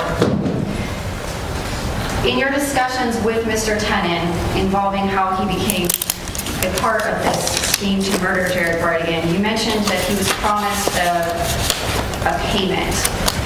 Can you give us any more details about what Mr. Tenon advised you that he was promised and how he would receive this money? He was promised $150,000 in the form of investment into a pallet business. And was this payment going to come in a lump sum or in installments? It would be installment payments. Was there any discussion of why that would be the case? As to not arise any suspicion. And moving through Composite Exhibit 4, documents for Mr. Tenon, and a portion of his standard checking statement. Okay. I'm drawing your attention to the screen now. There's a red box. Can you describe for the court what is indicated by that on this checking statement? The statement is indicating a deposit for $2,000 on March 28th, which would be in line with the check that's in the top right-hand corner. And this is March 28th, 2022. Correct. And this would be about a month and some time after the murder of Jared Bridegan. That's correct. And then a second red box. Correct. Describe what this indicates. This is a check that was deposited on the next day on March 29th for $3,000, also written from First Choice Home Rentals. Okay. And On the next slide, we see the final check and final box. Can you describe what we're seeing here? This check is on April 6th for $5,000 written to Henry Tenon from First Choice Home Rentals.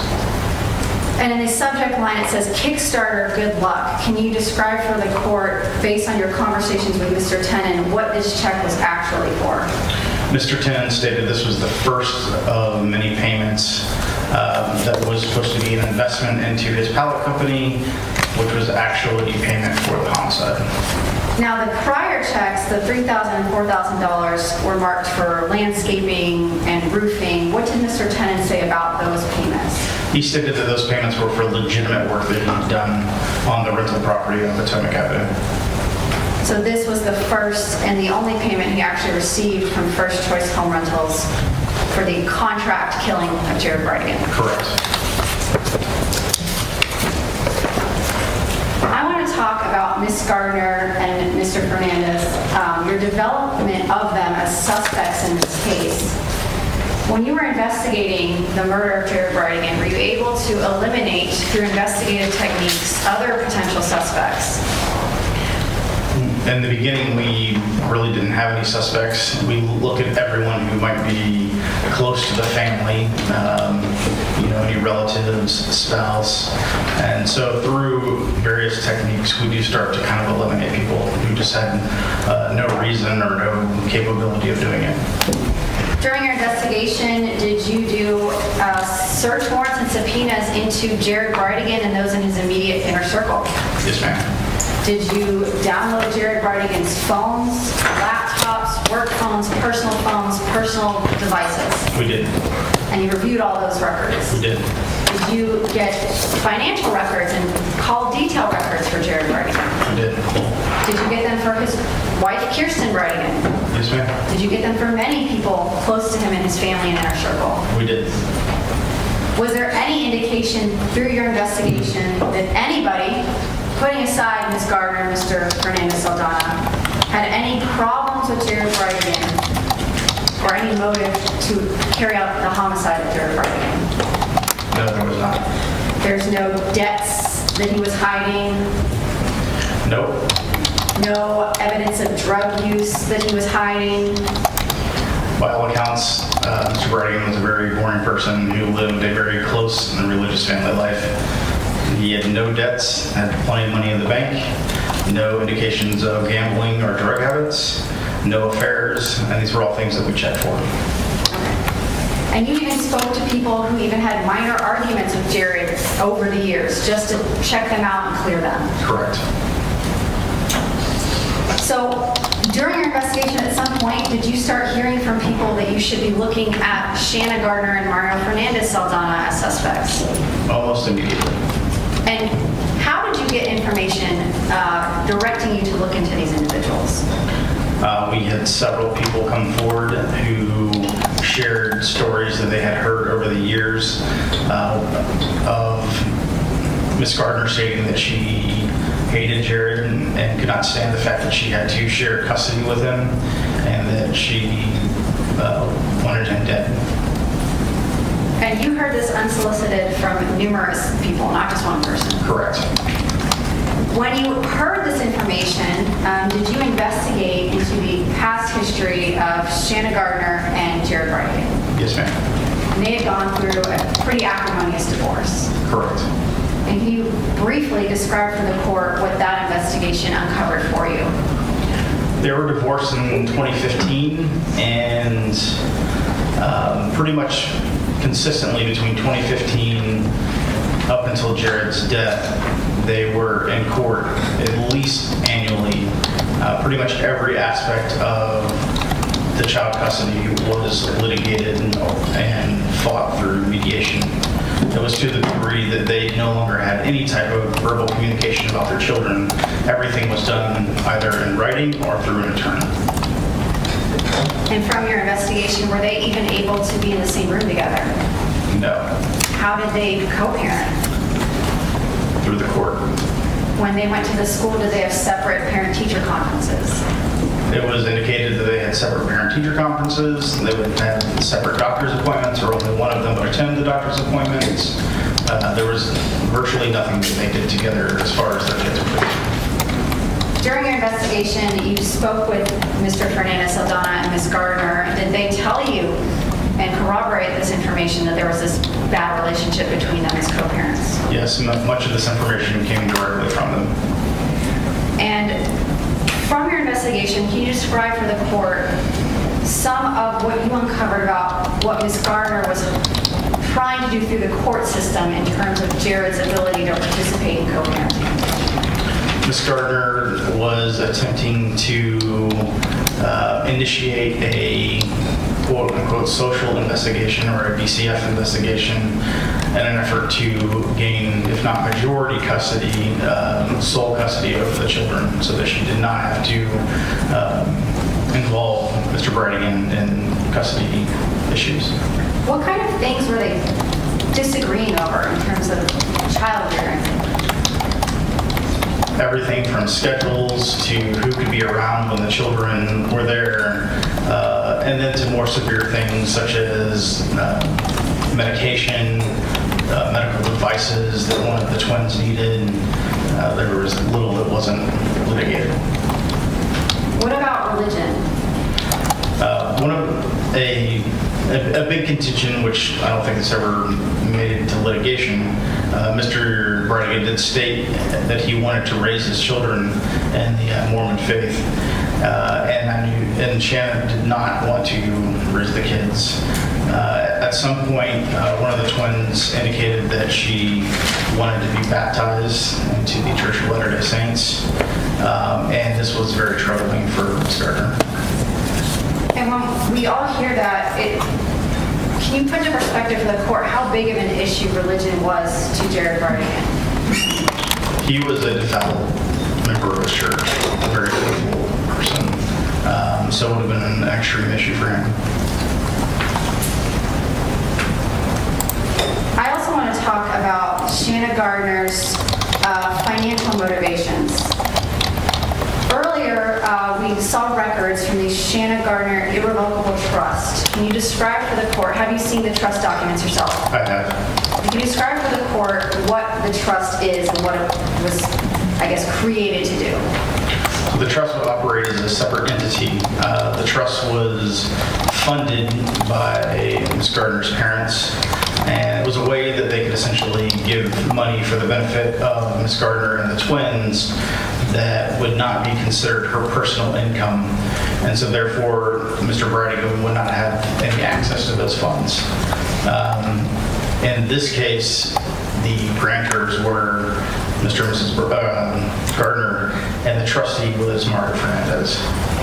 So the trust not only was something that people with a lot of money do with their money, there was also partially motivated by wanting to prevent that money from being litigated in the courts between Jared Bridegan and Shanna Gardner. That's correct. Had they had a history of litigating finances in addition to all the child custody issues? Yes, during their divorce, their financial situation, especially their marital home, was heavily litigated. And I'm turning to a portion of State's Composite Exhibit 6. Detective Johns, this is from the trust document itself. Can you describe for the court what this clause means?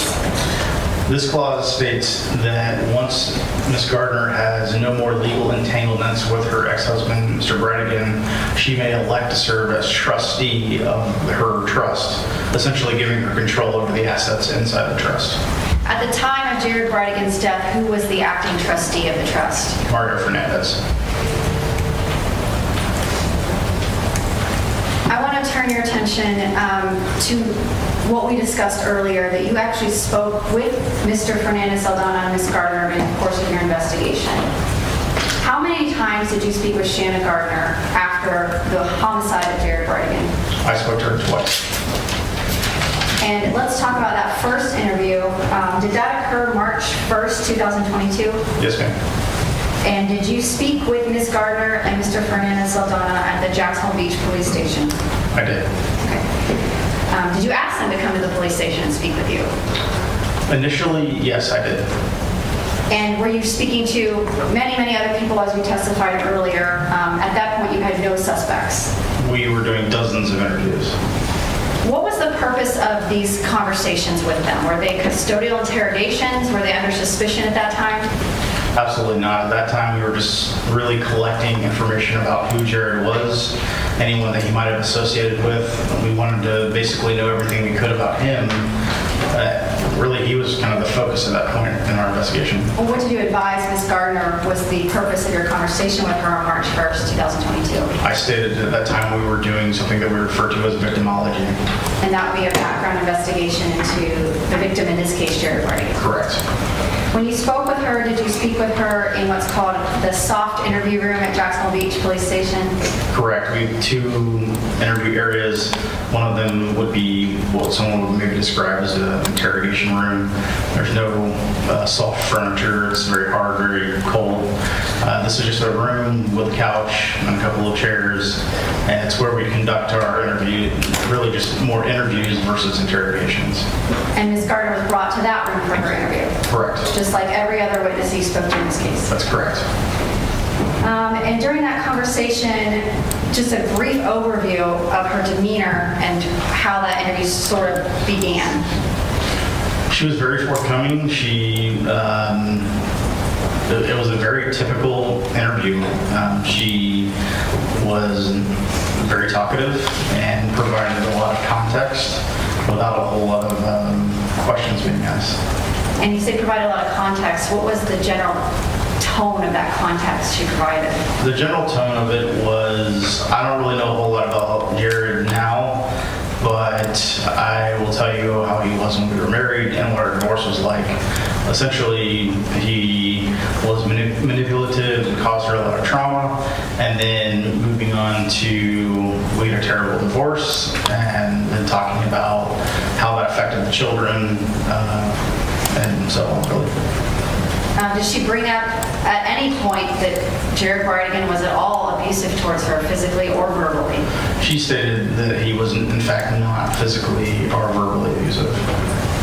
And during this conversation, part of the reason you spoke to her is that she and her husband, Mario Fernandez, and her children, A.B. and L.B., were the last people to see Jared Bridegan alive. That's correct. And did she give you some indication as to where everybody was in the house during the time of the homicide? She stated that when the kids were dropped off by Mr. Bridegan, Mario was asleep and she was cooking with her earphones in the kitchen. Did she say where he was sleeping? I don't know that she stated that where he was sleeping during her interview, but he indicated that he was on the couch. Did you have a second, and you also interviewed Mario Fernandez Saldana separately, but on the same date as this interview? Correct. I want to jump forward. April 15th, 2022, did you have a second interview with Ms. Gardner? I did. And how was it that you came to interview her a second time? At that point, we were not anticipating having a second interview.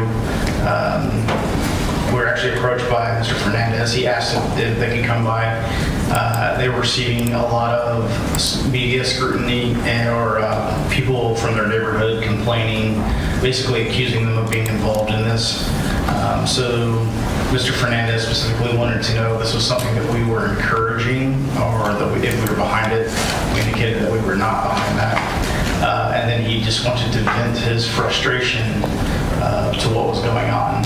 After speaking with him, we asked if Ms. Gardner wanted to come by and basically do the same thing, and she agreed to come speak with us. Like the first interview, was this what we would call a soft interview or a custodial interrogation? It was a soft interview. Same interview room with the couches? Correct. No reading of Miranda rights? No questioning of her as a suspect? Correct. During this interview, describe her demeanor. This demeanor, she was much more upset, but she was upset because she felt like she was being attacked in the media or on social media, really. And she did not feel safe leaving her home because people were recognizing her and they were basically blaming her for this homicide. In this particular interview, did you ask her many questions? No, not at all. Did she do most of the talking? She did. Unprompted? Yes. You did ask her a question about whether she had any theories about what happened to Jared. Towards the end of the interview, we asked if she had any theories about what she thought might have happened. Did she? She provided some. And let's start there. What did she say she believed happened to Jared Bridegan? She said that maybe it was a drug deal gone wrong or a gang initiation, and then she stated that we should look into Kirsten Bridegan. What did she say about it being a drug deal gone wrong? What made her think that that was a possibility as conveyed to you? She said that she had heard from friends that Sanctuary Boulevard was where you go to buy drugs in Jacksonville Beach. And you're a general investigations detective with the Jacksonville Beach Police Department. Based on your knowledge and your years with the force, is that true? I have never heard that. Okay. What about, you mentioned gangs. What did she say about gangs?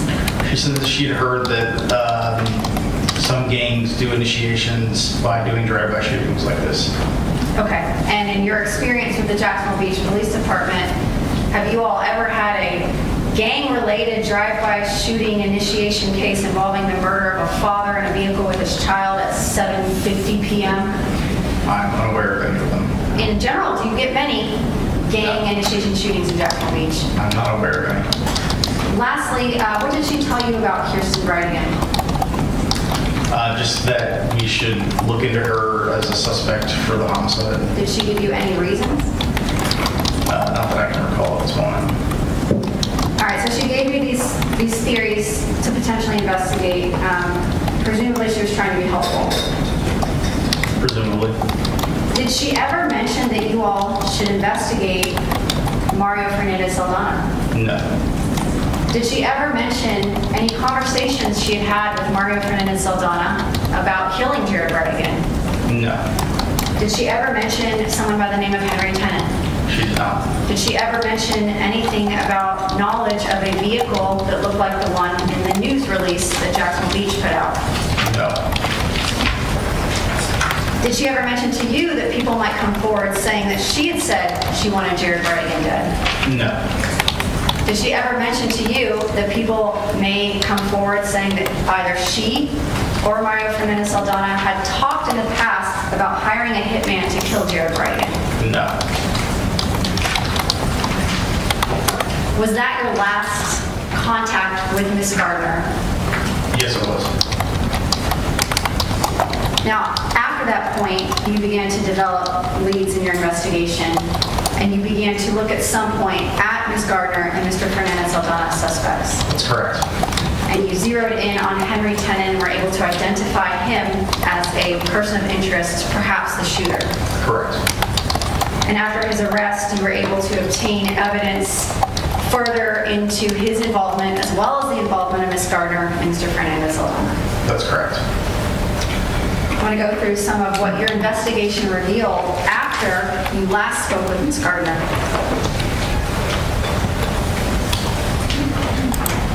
And for the court's information, in the state's exhibit, there's a composite 7. It's an extraction report of a cell phone belonging to a woman named Kim Jensen.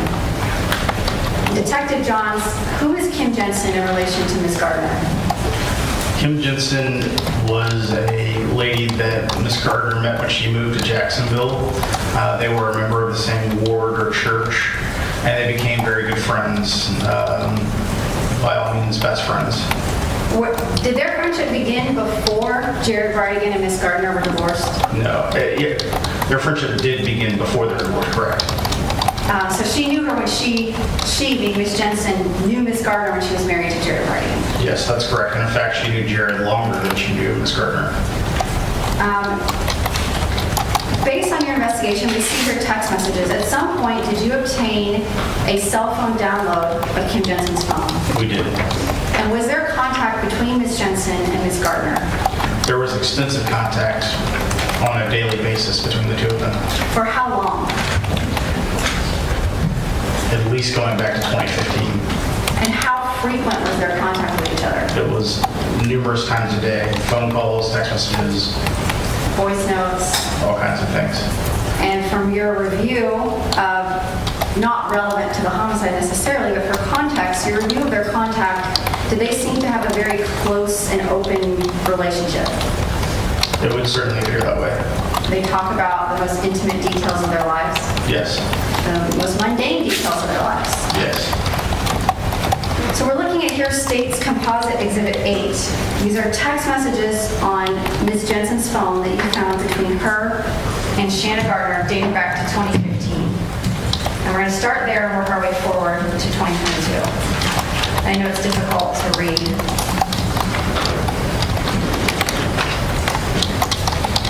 Can you please describe for the court the conversation, tone, and tenor between Ms. Gardner and Ms. Jensen regarding Jared that began around this time period? The context of this particular chat chain is Shanna telling Ms. Jensen that Matt is ready to come over there and to talk to him, meaning Mr. Bridegan. She said it would not get physical, and maybe then moves on to basically say, you know, that they could maybe encourage it to become physical at some point.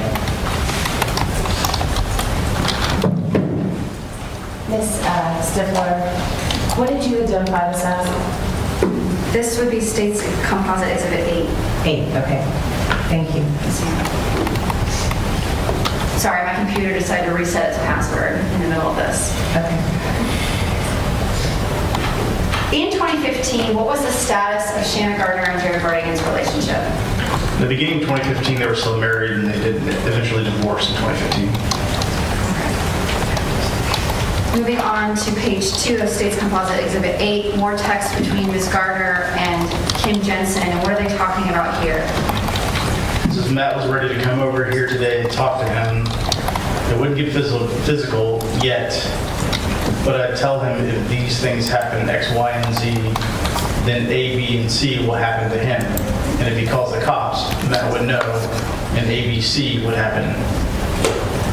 He said, I tell him he can thank the beautiful woman he's leeching off of that he is even still alive, because if it were up to him, he would have disappeared months ago.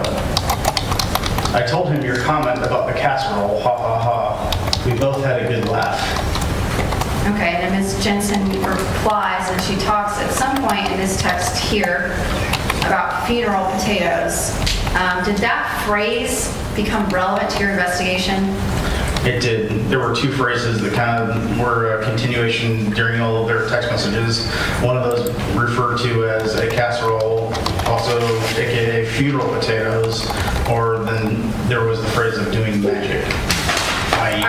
Sorry. So sorry, I don't mean to interrupt you. Let's talk about the funeral potatoes casserole. Did these words, were they used frequently in conversations between Shanna Gardner and Kim Jensen? Yes, they were. And in what context were they used? In reference to the death of Jared.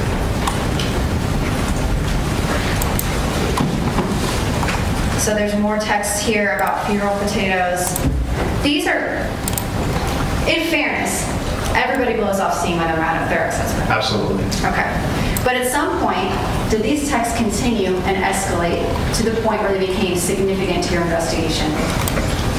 There was a continuation of this type of texting between them throughout their entire relationship that we were aware of, starting in 2015 through at least 2021. And I would say that the messages get much more vulgar than this. Okay.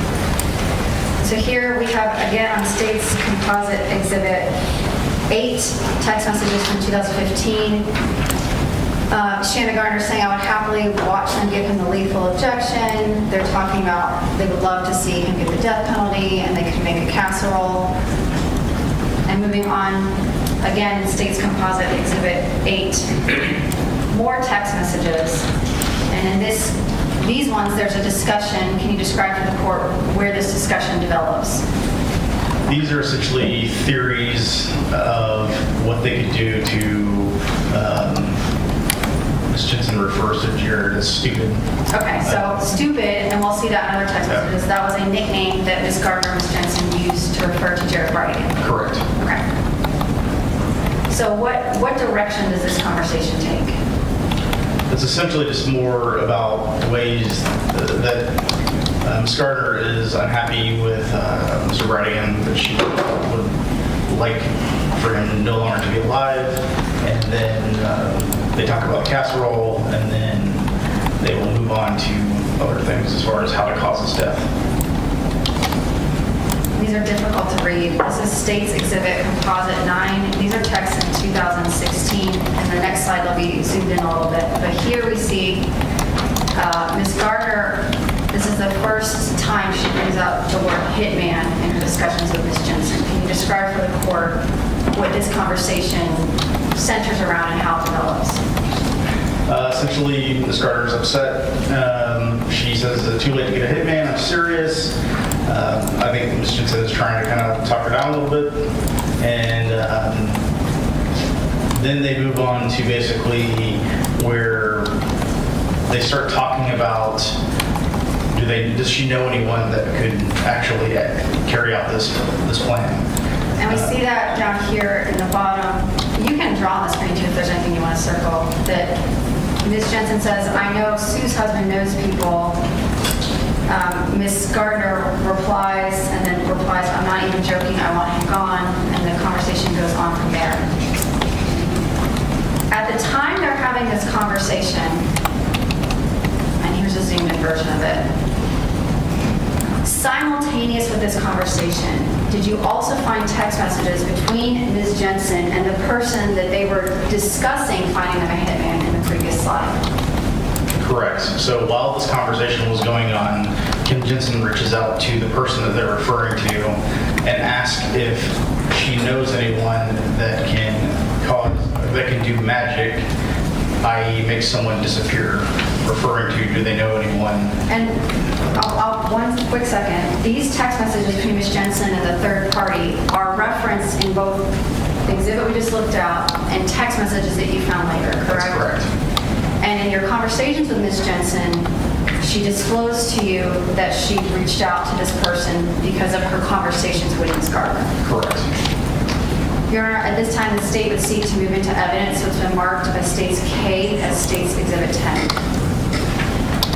I'm sorry, as State's J as State's Exhibit 18. Your Honor, same objection. I don't see anything in here where Ms. Gardner is asking Ms. Jensen to reach out to Sue. I don't know how that can be, what Ms. Jensen did can be used against Ms. Gardner at this point. Again, we're talking about things that are 6 years prior to the killing of Jared Bridegan. I don't believe there's any allegation from the state whatsoever that this led to anything, or that even in the state's theory, to the death of Mr. Bridegan. It's totally irrelevant. It is so stale, and this court should not even consider it for purposes of this bond hearing. It's not relevant. Your Honor, that Even as a co-conspirator statement?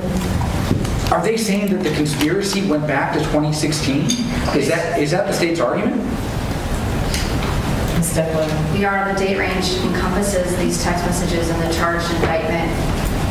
There are further statements leading up to the death of Jared Bridegan between these individuals. They are relevant because they show Ms. Gardner's state of mind, intent, incitement, encouragement as it relates to being a principal of first-degree murder. This is a bond hearing. The rules of evidence are loosened. There's no jury before the court. The court can give whatever weight to these text messages it deems fit based on the argument of Mr. Carodi, but his argument goes to the weight, not the admissibility. They are admissible because they are simultaneous statements to a conversation she's having with Ms. Jensen to a third party that is then referenced by Ms. Gardner and Ms. Jensen about what it is they're planning to do or hoping to see done.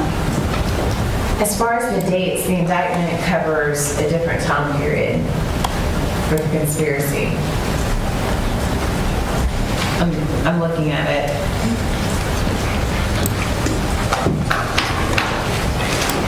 As to count two, the conspiracy covers one in between. Yes, ma'am. All right, I see it now. Your Honor, and I would argue then we have a multiple conspiracy problem here. What are they actually charging us as a conspiracy? because the conspiracy, I mean, I think that you have a multiple conspiracy problem.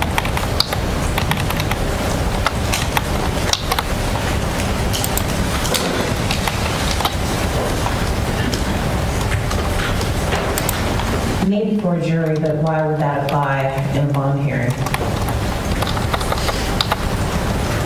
Judge, the argument would be relevant as to purposes of this hearing, which would be, one, because there's only one capital offense on this indictment, the proof evident presumption grade, and the evidence that the state must carry with regard to that is only to the first-degree murder charge. So evidence of the conspiracy, I would say, is not relevant. And then the second question would be the state's motion for pretrial detention, which is generally, is she a danger to the community or a flight risk? And I don't see how this evidence would be relevant to that either. And I don't believe there's any connection to this piece of evidence and the killing of Jared Bridegan in February of 2022.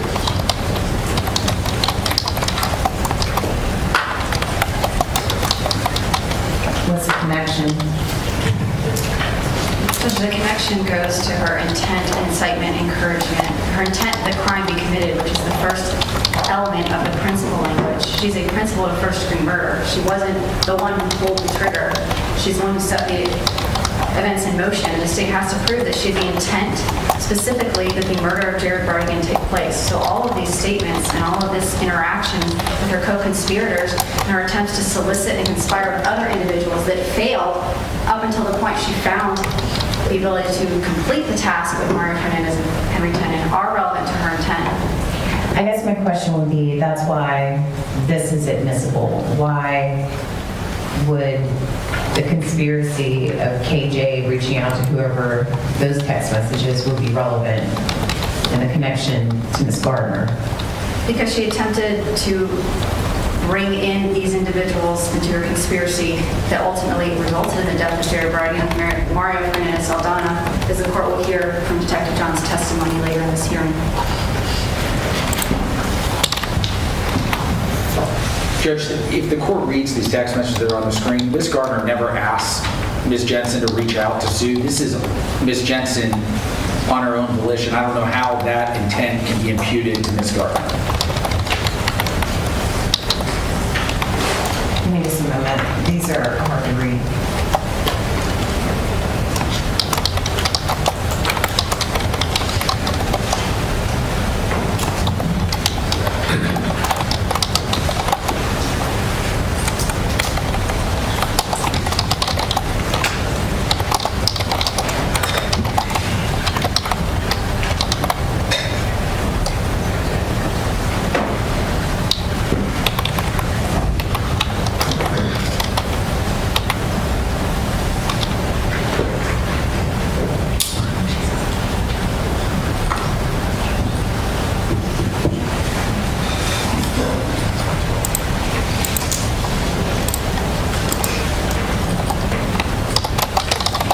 What are the timing of those other messages?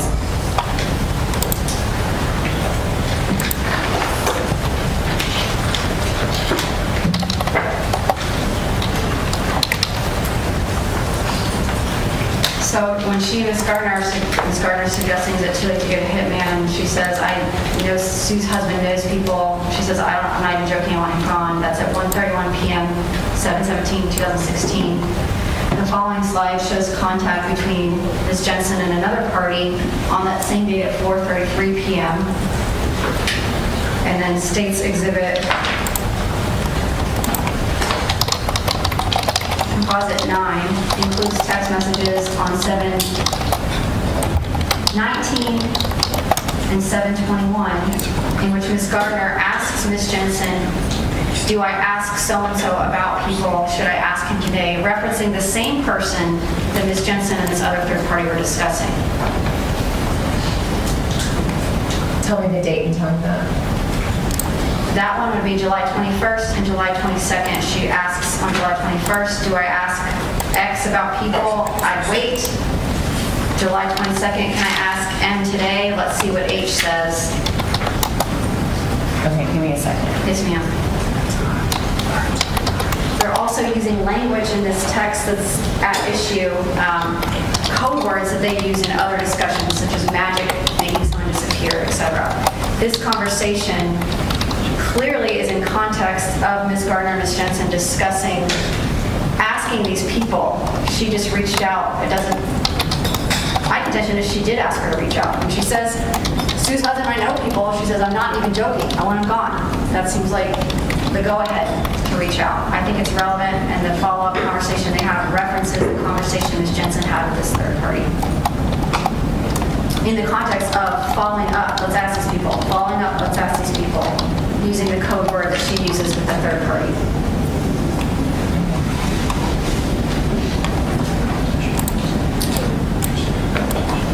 It gives context to what the defendant and Ms. Jensen are discussing.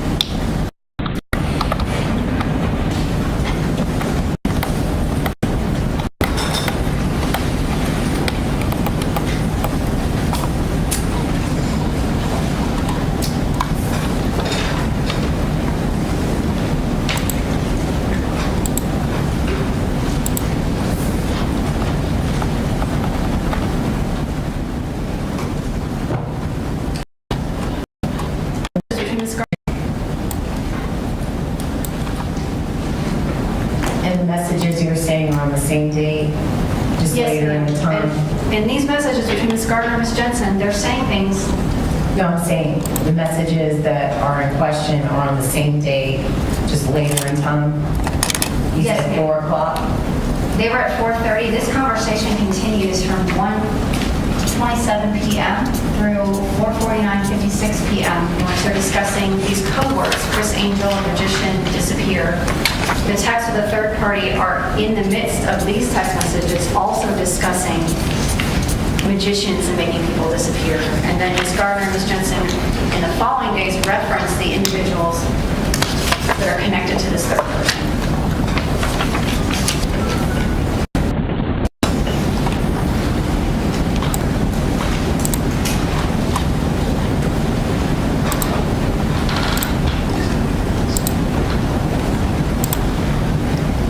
Is that the one at 17?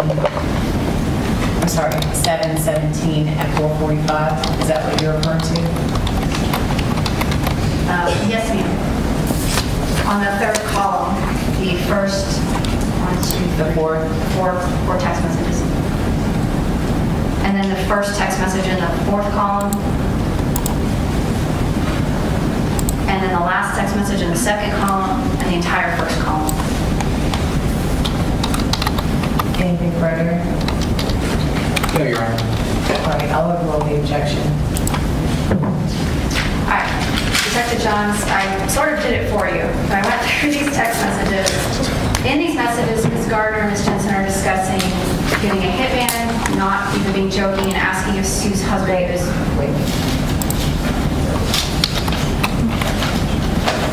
Oh, I'm sorry. Now it would be Jay coming in as State's 18. All right, I'll overrule the defense objection. J will be marked as State's Exhibit 18. All right, I'm sorry. You may proceed. And Detective Johns, we are speaking about older messages, but in your course of your investigation, did this type of discussion continue between Ms. Gardner and Ms. Jensen all the way up to Jared's death? It does. And in these messages, they use what you mentioned earlier to be another one of their favorite code words to describe Jared's killing, which would be magic, magician, disappearing act, Chris Angel. Correct. So here we are at State's Exhibit now 18. These are text messages between Ms. Jensen and SL. And in these messages, Ms. Jensen is asking her if she knows someone, and she says, Shanna needs a guy. And what direction does this conversation take? Basically, Ms. Jensen's reaching out to Ms. Lee and stating, hey, Shanna needs a guy who does permanent disappearing acts. And she says that she needs a magician for stupid, referring to Mr. Bridegan, and asks if she knows anyone who can basically accomplish this.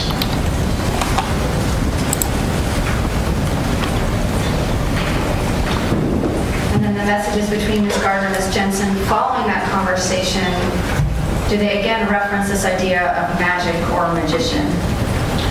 Yes, they're initially talking about ways to destroy Mr. Bridegan in reference to feeding him things that might give him a heart attack. And then Shanna makes the comment that the best time for quote-unquote magic is when they're amicable. And then here, she and Ms. Jensen are discussing the potential individuals they could contact, including someone named Matt.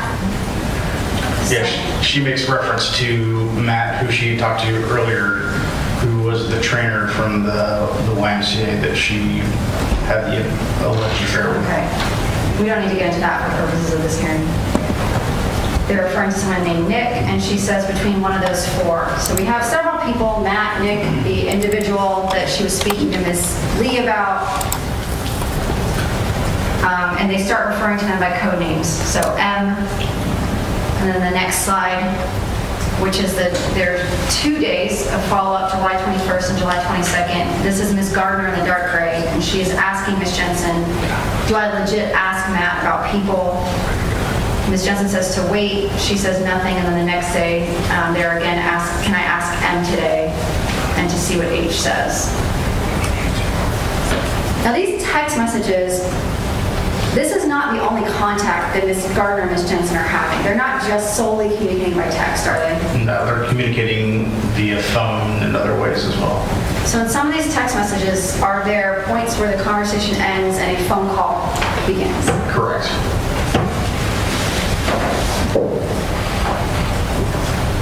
And we're going to move on to some 2021 text messages in a moment, but I want to talk about how this kind of discussion continues with Ms. Gardner, not just with Ms. Jensen, but with other individuals. So these text messages go up through 2016. I want to discuss some of these individuals who came forward voluntarily to the Jacksonville Beach Police Department with evidence that Ms. Gardner had made similar comments to them. So let's begin in 2017. Did a relative of Jared Bridegan seek you out? Yes, Justin Bridegan, who is Jared's brother, came to the police station. He had stated that he had also left the Church of Latter-day Saints. And when Ms. Gardner had found that out, she reached out to him and stated that she wanted to get the cousins together. And so they ended up going over to Mr. Bridegan's home, and where they're letting the kids play. During that time period, Ms. Gardner made the statement to Justin that she at times was so angry with Jared that she considered hiring a hitman to take him out. Did he believe her to be joking? Did he say whether she said this in a joking manner? He indicated that he thought that she was being very serious. However, due to the fact that they were divorced, and it was made in the past tense context, that wasn't something that he needed to alert the police, but he did believe her to be very serious about it. And other than M and H and all these other individuals, did anybody come forward to you and say that Ms. Gardner attempted to solicit them to actually act as a hitman for Jared Bridegan? Yes, during the time of their divorce, a tattoo shop owner had come forward by the name of Brad Bird. He stated that he had spent a lot of time with Ms. Gardner when she was getting her tattoos and some other things. And one night they had decided to go out for drinks afterwards. And during that time period, she stated that she needed someone to shut Jared up and asked him if he knew people who shut people up. He indicated that the way that he took that conversation was that she was looking for someone to murder her then husband. And I also want to talk about an individual who came forward and provided a sworn statement to investigators regarding conversations she'd had with Ms. Gardner, specifically involving her husband, Mario Fernandez Saldana. I believe the conversation happened in 2017. A friend and coworker of Ms. Gardner's had come forward and stated that this happened at the time that she was just meeting Mario and they had started dating. And she stated that Shanna told her that Mario had a military background and that he could take some guys, break into Jared's house, and take care of him, and no one would ever know what happened. Moving on to Now it's going to be State's Exhibit 10. These are text messages between Ms. Gardner and Ms. Jensen in 2021. And this is a sample, but are there multiple text messages in which Ms. Gardner expresses her discouragement with the child custody battle she's having with Jared Bridegan? Yes, there are lots of examples, both verbally and written, where she is very unhappy sharing the kids with Mr. Bridegan. And she uses language, not just, I want to use the court system, but I'll never be happy so long as they're involved or alive. Correct.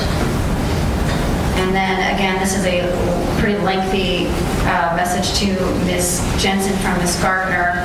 And in this, she expresses that she can't bear the thought of 9 more years of fighting for custody of her children. And this is again State's Exhibit 10. So once you got this phone download from Ms. Jensen, before receiving these messages, had you spoken with Ms. Jensen about her knowledge of Shanna Gardner's involvement in the death of Jared Bridegan? Yes, she came to the police station and we did interview her. Did she mention any of this information when she spoke to you at the police station? Not at all. Did you serve her or assist in serving her with a subpoena to testify in front of a grand jury in February of 2023? We did. And did she appear at the grand jury and give testimony? She did. When you gave her that subpoena, were you also monitoring Ms. Jensen's poll records and calls? Yes, we were. And when she got the subpoena for grand jury, did she contact Ms. Gardner? She did. And actually, when she was at the grand jury, was Ms. Gardner calling her? Yes, she was. And what has Ms. Jensen told you about her relationship with Ms. Gardner up and through the murder? She stated that they were very good friends, best friends, and that basically that Ms. Jensen is kind of Shanna's like confidant. And what does she express about her view of the Jared Bridegan versus Shanna Gardner history? She is Team Shanna, according to her wording. She was not a fan of Jared Bridegan, and she has a lot of admiration for Ms. Gardner. Okay, and she described herself as Team Shanna even after Jared's homicide and even after she was brought in to give testimony in grand jury and on other occasions involving Ms. Gardner's potential involvement. That's correct. Eventually, were you present when Ms. Jensen was interviewed in July into August of 2023? I was. And at that point, you had all these text messages that she had not disclosed to you. That's correct. And when you spoke to Ms. Jensen, with this evidence available, did Ms. Jensen give further testimony about Shanna Gardner's involvement in the planning and the homicide of Jared Bridegan? She did. I'm going to go through some of those statements. What did she tell you about her conversation specifically with Mario Fernandez Saldana about killing Jared Bridegan? She relayed that there were instances where he was so close that he could touch him, and Jared didn't know it. And just to be clear, Ms. Jensen said that Shanna disclosed to her things that Shanna Gardner and Mario Fernandez spoke about. Correct. Did she say that they had several conversations, one conversation? There were multiple conversations over a multi-year period about Mario killing or finding people who could kill Jared. Okay. And now we'll get into the specific statements. What did Ms. Jensen say Ms. Gardner disclosed to her about Mario and her plans to kill Jared Bridegan? She made a statement about him, like I said, having people, there were a motorcycle gang that lived behind his house that he could get to kill Jared. That there were times where Mario was so close he could reach out and grab Jared and cause his death. And then just more ways that Mario was capable and the right person to get rid of Jared. Did she say specifically if there was a certain time or context that Mr. Fernandez Saldana would offer to do this for Ms. Gardner? It was typically when she would be either upset with him or when she was upset more so at something that had happened between her and Jared in regards to the children.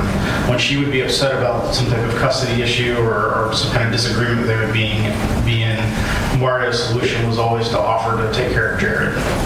And did Kim Jensen tell you what Shanna took take care of, I'm using quotes, to mean? That would be to kill Jared Bridegan. And you mentioned that Ms. Jensen disclosed that Shanna Gardner told her Mario was so close to Jared he could touch him. Did she explain what that meant? Did he actually follow him and was so close he could touch him? Yes, there were times where he would watch his movements or, like I said, follow him and try to, develop patterns of what he did and where he went and what would be the best way to carry out some type of plan. Did he call these, did he use any phrasing to describe these moments where he could have done something to Jared Bridegan? Missed opportunities. Here's some of the statements you talked about. Did Mario also disclose, or did Ms. Gardner disclose to Ms. Jensen that Mario Fernandez Saldana had followed him in a vehicle on a prior occasion? Yes, that he had followed him from the house back to St. John's County. And what about to the hospital? Don't recall that. Okay. Did Ms. Gardner disclose to Ms. Jensen why there was a delay or some kind of reason that this plan wasn't coming to fruition at the time period they're talking about? There was some discussion between Ms. Gardner and Ms. Jensen that there was a delay in killing Jared, and that was Mario's excuse was, well, it's during COVID, no one leaves their house during COVID, so therefore I can't get a hold of him if he never leaves his house. During this meeting with Ms. Jensen, did she advise you about Shanna Gardner's knowledge of Henry Tenon? She did. She stated that she had met Mr. Tenon and that she knew that he owned the truck that we had released to the media that we were looking for. And to be specific, Ms. Jensen told you that she had conversations with Shanna Gardner about Henry Tenon. Were those conversations before or after Henry Tenon was charged with the murder of Jared Bridegan? Those were before. So before Henry Tenon was publicly named as the individual involved in the murder of Jared Bridegan, Shanna Gardner and Kim Jensen had discussions about him. That's correct. And they had discussions about him owning a truck. Owning the truck. On surveillance video that we found the night of the homicide, we had identified a vehicle of interest that we believe was involved in the homicide, and that was in fact later proved to be the truck that Mr. Tenon owned. And Ms. Jensen disclosed to you that Shanna Gardner had discussed this vehicle with her prior to Henry Tenon being arrested for murder, or knowledge that that truck belonged to him being public. Correct. I want to talk lastly regarding Ms. Jensen's disclosures at this meeting about what she told you about a trip to Hawaii. The Gardner family, can you describe for the court this annual kind of vacation that they were doing to Hawaii? They have an annual family trip where they all go to Hawaii and would appear to include all of the parents, all the children, and then their spouses and grandchildren. And was there a trip to Hawaii in 2022 prior to the murder of Jared Bridegan? There was a trip to Hawaii approximately a week before the murder. And did Shanna Gardner and Mario Fernandez Saldana go on that trip to Hawaii? They did. And did they return approximately? About 4 days before the murder. So around February 12th, 2022? Correct. And did Ms. Jensen describe for you a conversation that Shanna Gardner told her she had with Mario Fernandez Saldana in the week before Jared was killed? The text messages between the two of them would indicate that their conversation had to do with the fact that Shanna was frustrated with the marriage and that she was going to call it off with him, and that they had discussed that and that they were starting plans to do that. However, later she indicated that during that time frame, Mario stated to Shanna that Mario was going to in fact kill Jared and that if she didn't want it to happen, she'd speak up and say it now.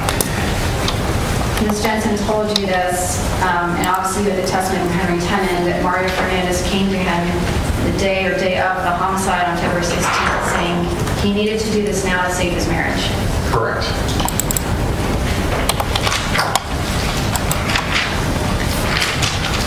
Ms. Gardner never mentioned any of this information to you when she sat down with you on April 15, 2022. No. Is this information that would have been of interest to you as the investigator into the murder of Jared Bridegan? Absolutely. And instead, she actually gave you other theories that could send you down a wild goose chase. Correct. And I anticipate that when you're cross-examined, or when defense makes argument, that there will be some indication that Ms. Gardner said no or didn't really know Mario was serious about doing this. So I want to talk to you about her actions and some of your investigation into her actions following the death of Jared Bridegan. So start with the interviews you did with Mr. Fernandez Saldana and Ms. Gardner in March and April of 2022. Did you also do recorded interviews with Ms. Gardner's children, biological children with Jared Bridegan, who I'm going to refer to as LB and AB? We did not specifically do those interviews. However, the child protection team at the University of Florida did. Okay. And I know the court's familiar, but can you explain why it is that you all send children to the child protection team instead of doing interviews yourself? We generally do not interview anyone under the age of 13. We would send them to a team that includes child psychologists or other trained individuals in a non-threatening, non-traumatic environment to conduct these interviews. And did AB and LB come to the child protection team and give a recorded forensic interview with the child experts? Yes, they did. Do you recall around the date of those interviews? It would have been a day or two after my initial interview with Shanna. So sometime in early March of 2022? Correct. During the interviews with LB and AB, you obviously got an accounting from them of where everyone was in the home that night. Did you note discrepancies between their interviews and what Ms. Gardner and Mr. Fernandez Saldana had told you? They both, Ms. Gardner and Mr. Fernandez stated that he was sleeping due to having a bad headache and taking some medication. Both of the kids indicated that they thought that Mario was in his gaming room.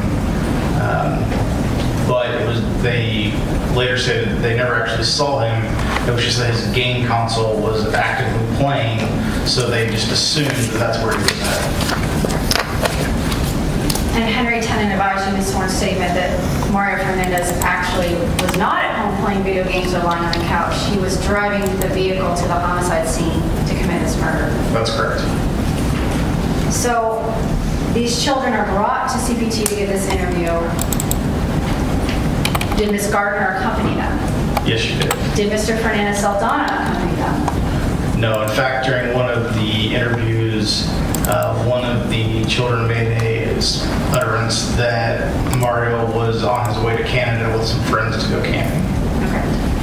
And did you later get records, financial, call detail records, cell site location data to figure out if that was true or not? We did. We got his financial records and we got his cell site data that showed that he essentially was making his way from Jacksonville to Brunswick, North Carolina, and up to Pennsylvania. Did he go camping? He did not go camping. Was, based on your investigation, can you describe for the court what the nature of this trip was? Was it pre-planned, vacation, business?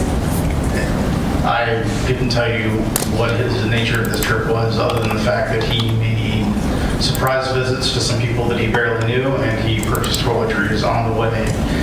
Once he got past North Carolina and up into Pennsylvania, he was making hotel reservations as he was driving. So I would say it was not a planned trip. And while he's making this unplanned trip up to Canada, presumably, was he in contact with Ms. Gardner by phone? Yes, he was. And at some point, did he cease contact with Ms. Gardner? He he was in contact with her essentially until the CPT interviews were done, and then he essentially turned around and came back home.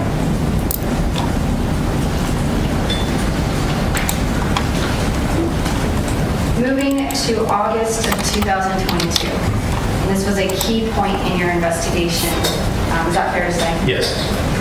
What happened August 18, 2022? Mr. Tenon was arrested. And up until that point, Henry Tenon was not on anyone's radar, so to speak, until probably when? I would say maybe a few months prior to him being arrested. And in your investigation, what was the relationship you uncovered of Henry Tenon to Mario Fernandez Saldana and Shanna Gardner? He lived in one of their rental properties. And who was the owner or manager of those rental properties? I'm not sure legally if it was Mario Fernandez or their LLC, but one of the two. And were you able to identify Henry Tenon as a person of interest in the murder of Jared Bridegan? Yes. Once you did that, did you, in conjunction with the Jacksonville Sheriff's Office, arrest Henry Tenon on unrelated charges? Yes. We essentially formed a plan where we would arrest him once he started driving. He's a habitual traffic offender, and that plan was executed. He was taken into custody. I don't think people at large understand. Is this like a common technique that law enforcement does when they're investigating a crime? Yes, it is. Does it provide the opportunity to interview somebody who's a potential subject or person of interest? It does. Does it present the opportunity to obtain leads and further evidence into that person? Yes. So when you arrested Henry Tenon on April 18, 2022, had his name been publicly released anywhere as a person of interest? Not at all, no. August of 18, 2022. Had you spoken to Mario Fernandez Saldana or to Shanna Gardner about this person, or asked them any questions, or interviewed them about Henry Tenon? Not at all. And when Henry Tenon was arrested, was he still living at that home that was run, so to speak, by the First Choice Home Rentals LLC? Yes, he was. When he was arrested, what did your investigation uncover about the activity between Mario Fernandez Saldana and Shanna Gardner when their tenant was arrested on a driving charge? Right after he was arrested, the other gentleman that was living there used an associate's phone as to not be detected to call Mr. Fernandez. And how do you know that? He admitted to doing that. He told you he used someone else's phone to contact Mario Fernandez Saldana to tell him Henry Tenon was arrested. That's correct. Okay. What did Mario Fernandez Saldana do? This started a flurry of calls between Ms. Gardner and Mr. Fernandez. And then Ms. Gardner then reached out to her attorney as well as her PR firm. Okay. And I have here, is this a timeline of relevant calls for purposes of this hearing for that date, August 18, 2022? That's correct. MF means Mario Fernandez. Correct. Okay. It says here that Ms. Gardner was speaking with someone named Christopher Thomas of the Intrepid Group and someone named Linda Lucetti. Do you know who these individuals are? I do. And who are they? Christopher Thomas is the owner or president of the Intrepid Group, and Linda Lucetti is a media relations consultant that often works with Mr. Thomas. In the course of your investigation, did you identify these individuals as having been retained by Ms. Gardner during the course of this investigation to sort of help her with her PR? Yes, that's correct. And Intrepid Group and Linda Lucetti, are they based out of Salt Lake City, Utah? That's correct. And do they have some affiliation with Ms. Gardner's mother's company? I believe one or both of them had done some work for Stand It Up, and they were offering their services pro bono to Ms. Gardner. What was significant to you about this type of contact on this date? I mean, the significance to me is your tenant who who would likely say that you had no clue who was involved in this was arrested for, you didn't know what charges at the time, yet you felt the need to alert your attorney and media consultants that your tenant of your rental property was arrested? For driving on a suspended license charge. Correct. Did you make attempts to speak to Christopher Thomas and Linda Lucetti and other members of the Intrepid PR crisis management firm? Myself and one of my colleagues flew to Utah in an attempt to speak with them, and they avoided us. Can you be more specific about your attempts and their avoidance? Well, Ms. Lucetti was running frantically around the front of her house as to hide from me so that I could see that she was in her house. Mr. Thomas was not at his office, went to his residence, and he had his wife answer the door a couple times to avoid speaking to me. Were you eventually able to receive evidence and statements from Chris Thomas with Intrepid Group after he retained a criminal defense attorney? Yes, I just said you stated he hired an attorney and then contacted the state attorney's office directly. Okay. And we'll get to the information they gave you in a moment. Moving on to states. What's been entered into evidence, States Exhibit 12. This is a text message between Ms. Jensen and Shanna Gardner on that date, August 18, 2022. It says, "I don't want anyone to know," and Ms. Jensen says, "I'm not." Can you describe for the court the context of these text messages? I believe this was like a lunch date that was coming up, and they did not want anyone to know that their tenant had been arrested at that time. And this text is from the date that Henry was arrested. That's correct. States Exhibit, Composite Exhibit 11, are these the text messages that were turned over by Intrepid PR Group? Yes. Okay, and this highlighted number, does that phone number belong to the associate of the Intrepid PR Group? Yes. And these texts are dated August 18th and August 22nd, 2022. Was there one person who was willing to speak to you when you went to Utah? There was. And without using her name, can you describe who she is? She was a junior level social media manager at the PR firm. And she no longer worked for them when you made your trip to Utah? That's correct. What did she tell you about the contact between Intrepid Group and their other PR associates at the time and Ms. Gardner on this date? As soon as Ms. Gardner found out that their tenant had been arrested, she, her words, frantically was trying to reach someone with Intrepid. She couldn't get a hold of anyone else just due to the time difference. It was very early in the morning. However, this social media person answered her phone and started taking down notes to give to Chris Thomas later on. What did she say Ms. Gardner relayed to her? That their tenant had been arrested and that tenant owned the truck that the police were looking for. Moving further into States Composite Exhibit 11, these are text messages with the Intrepid PR Group. These individuals are employees of that group, correct? That's correct. And this is dated August 18, 2022, the date of Henry Tenon's arrest on driving on a suspended license, habitual charges. We see here, is this green? That is Mr. Thomas, who is the lead on her case. Correct. Okay. And he said he spoke with Shanna. There were interesting developments in her case. And then moving on, ignore the language, but the last text message is August 24, 2022. Can you describe for the court what your investigation uncovered as to Mr. Thomas's knowledge regarding the charges? Just that they weren't sure what the charges were, but it seemed to be unrelated to the truck or anything to do with Jared.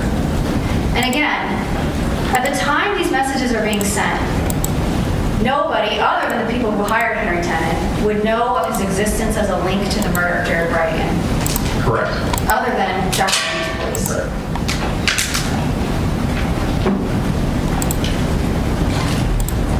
In the court's binder of exhibits, States Exhibit 13 is a business record showing the authenticity of Apple records received.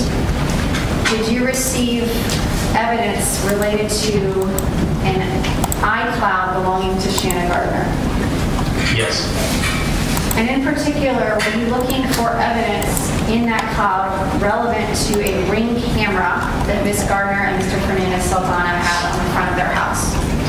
Yes, the Ring camera was located outside their front door.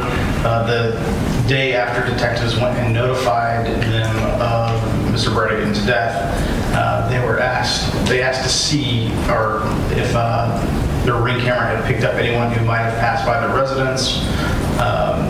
Ms. Gardner showed the Ring app to the detective, and there were no recordings past the 16th. When you received the iCloud return of Ring footage, was there anything significant to you about what was or was not there? On the iCloud were recordings from the Ring camera that we could also tell basically that the camera's settings were to constantly record. There were videos on the iCloud that showed both vehicles passing by their residence as well as customers coming to pick up orders or Mr. Fernandez putting an order outside their door. These were all things that would have been, it appeared would have always been picked up by the Ring camera. However, on the night of the homicide, there was no activity on the Ring camera, at least in the app, indicating that it was likely that the information was either deleted or the camera was set to not record. And you know that because what did AB and LB told you, or what did they tell you about how they entered the house that night, the night of the homicide? They indicated that they would typically go through the garage. However, the garage door was closed, so they used the keypad on the front door, which would have been captured on the Ring camera. So based on what they told you, did you expect to see at least, at minimum, a Ring footage video of AB and LB entering the home minutes before Jared Bridegan was killed on the night of the homicide? Based upon the past history that was located in the iCloud, we expected to find them entering the residence as well as Jared's vehicle passing by the camera. And there was no footage of those events? That's correct. And in fact, on this text message on August 22nd, 2022, which is around the same time period Ms. Gardner was speaking to her PR firm about potential charges against Henry Tenon, do she and Kim Jensen have a discussion about Ring footage? Yes, I sent a subpoena to Ring, which they were nice enough to forward to Mr. Fernandez and Ms. Gardner. Okay, so Ring was not supposed to do that, I'm presuming? No. And so she is discussing, in this particular time in the investigation, which is significant to you, she and Ms. Jensen are discussing that Ring subpoena, and if they have it, if they've given video. Correct. In fact, there's actually a search warrant. It wasn't a subpoena. They referred to it as a subpoena. And then State's Exhibit 14, this is a text with Ms. Jensen also regarding the cloud. And can you describe for the court what the significance of these texts are? This is September 2022. This is Ms. Jensen basically asking Shanna, or talking to Shanna about whether or not she still has her old additional cell phone. And then they were basically stating that without her creating a new cloud ID, all of her data would just essentially be backed up to the secondary cell phone, which would defeat the purpose of having a second phone. And Ms. Jensen makes a comment, I was thinking about that damn cloud. Correct. When you received, most of the evidence that we've discussed in this hearing came from the cell phone of Kim Jensen. That's correct. Did you do examinations of cell phones, devices, clouds, returns for Shanna Gardner? Yes, we did. We did cell phone downloads as well as Google and iCloud search warrants. In the returns of those items, devices, and returns, did you find the same conversations that you had found on Ms. Jensen's phone? Some of the conversations were there, but a lot of the conversations were not. So like the Ring cloud, the cloud of the Ring footage, you were expecting to see evidence that was not present on Ms. Gardner's devices. That's correct.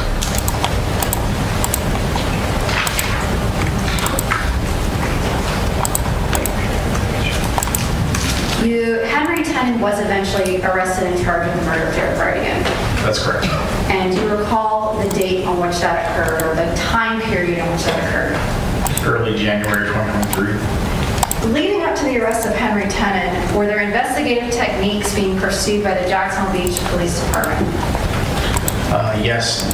During the time that we knew we were going to announce the charges against Tenon, we had also received a court order for a wire intercept. And a wire intercept to intercept phone, text, and audio communications between Ms. Gardner, Mr. Fernandez Saldana, and other individuals of interest. That's correct. And that court order was you did an application and a judge granted that. That's correct. In order to get chatter generated, what did you all decide to do to what the phrase being trigger communications? We decided to go ahead and have the wire in place before the charges were announced against Mr. Tenon. We did that, and then we made the announcement about the arrest or the additional charges that have been added. And before you made the announcement about Henry Tenon's arrest, did you purposely leak information to the media that a break or an arrest was imminent? Yes. And did the media run with that information? Yes. Okay. Did you say who was going to be arrested? No. So the information was just that an arrest or big break was coming? That's correct. And Your Honor, the state has moved into evidence 15, 16, and 17, which are wired recording calls of Ms. Gardner from the wiretap. For time's sake, I'm not going to play the entire calls. I'm just have the detective testify to the relevant portions. Beginning with call 170, which is State's Exhibit 15, what was one of the first calls that Shanna Gardner made after this leak was out and being publicized?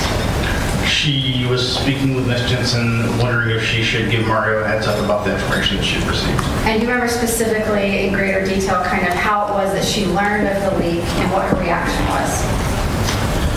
I actually don't remember how she learned of the leak.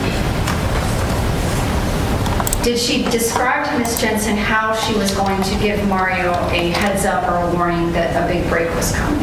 She talked about actually using her neighbor's phone in order to call Mario to give him information about it. And that neighbor would be Marla Rogers? That's correct. During the entirety of the wiretap, was this a common theme that Ms. Gardner and Ms. Jensen discussed that their phones might be monitored? Yes, that's correct. She made statements about the fact that she was warned that her phone was likely tapped. And that was January 23rd, 2023. We're going to move on to a few days later when the arrest of Henry Tenon as the person responsible for the death of Jared Bridegan, at least responsible for the actual pulling of the trigger, is released. I want to discuss a phone call that Ms. Gardner made to her public relations firm on 1/25/2023. And I've included a portion of the transcript that the monitor used here. Can you describe for the court what was significant to you about this conversation? She said that she admitted to knowing Henry, that she had met him approximately 5 years ago, but there should be no paperwork tying him to the rental property. At the time that she made this call, the media, did a good job. They covered this fairly quickly, but at the time she made this call, had the media yet reported that Henry Tenon was linked to Mario Fernandez Saldana? No. At the time she made this call, had the media reported that Henry Tenon was a tenant to Mario Fernandez Saldana and Shanna Gardner's LLC? No. So in this call, she's telling them that Henry Tenon, the person under arrest, is in fact a tenant, but there's no paperwork or payments attaching him. Correct. What was the reaction of the individuals with Intrepid PR Group? Their initial reaction was, well, that must have been a long time ago, right? Like you didn't, this was not a recent payment or anything like that. However, Ms. Gardner went on to tell them, in fact, that they had given him money earlier in the year. At that point, they basically told her that they should probably stop communicating about this. Okay. So she advised the public relations firm that she and Mario Fernandez Saldana had paid Henry Tenon money for a pallet business within the past year. Correct. And discuss a call also made that day. I have the time notated wrong in here. It was at 17:27 on 125-23 between Ms. Gardner and Ms. Jensen? And was there another call in which she discussed Henry Tenon and monetary payment she made with Ms. Jensen?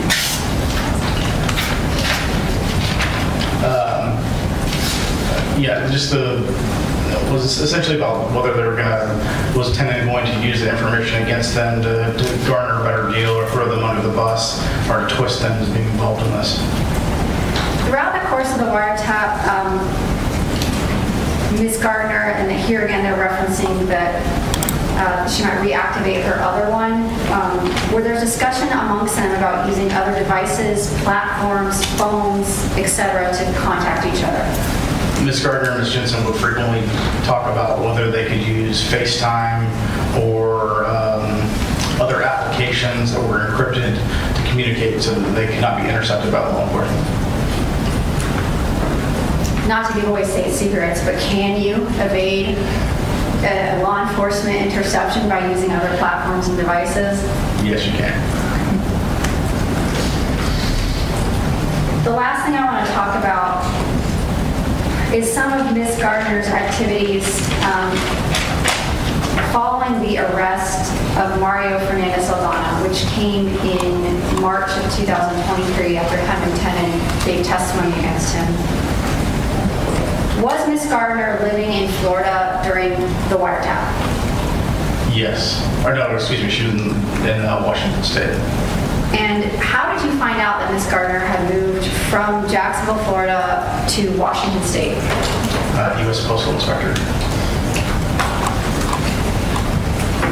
After Mario Fernandez Saldana was arrested for the murder of Jared Bridegan, conspiracy and solicitation and child abuse, did Ms. Gardner remain in Washington State? No, there was a 5-month period where she was not with her children and she was moving around. And how did you determine that? Mostly through cell site records. Where did you determine that she was living? Appears she had rented an Airbnb in Tallahassee for a while, and then at some point had moved on to Savannah. And during this time, she was using a secondary phone or a different phone number than the one you had associated to her? That's correct. She had activated the day that she flew from Washington to Tallahassee. She had reactivated her quote-unquote burner phone. And you say quote-unquote burner phone. Where did that quote come from? When officers went to Washington to serve a search warrant, one of her children asked if we were looking for mommy's burner phone. Detective Johns, obviously Ms. Gardner did have several phones and phone numbers during the time period of investigation prior to her arrest. And your team effectuated arrest on her in August of 2023 in West Richland, Washington. That's correct. Why did you all make the decision to effectuate an arrest on her rather than allowing her to turn herself in? We wanted to make sure that she did not attempt to flee. Her parents have considerable assets, and it would be very easy, given her geographic position, to get on a private jet and fly away. When you did research into the financials of her home in West Richland, Washington, who bought that home and who paid for it? It was purchased by an LLC that is owned by her parents. Detective Johns, I have one on here. Yes.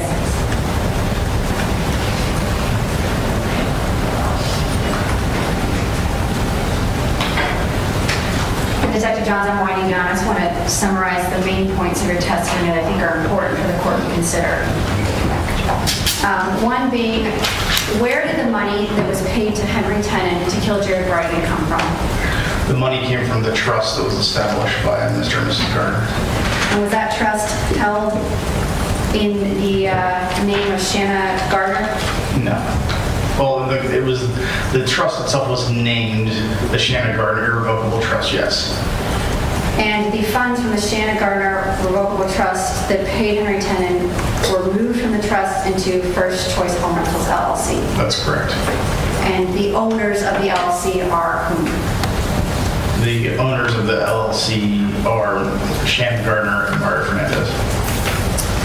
And Detective Johns, of your entire investigation, was there anybody else that you uncovered with a motive of such depth and breadth as that of Ms. Gardner to have Jared Bridegan killed?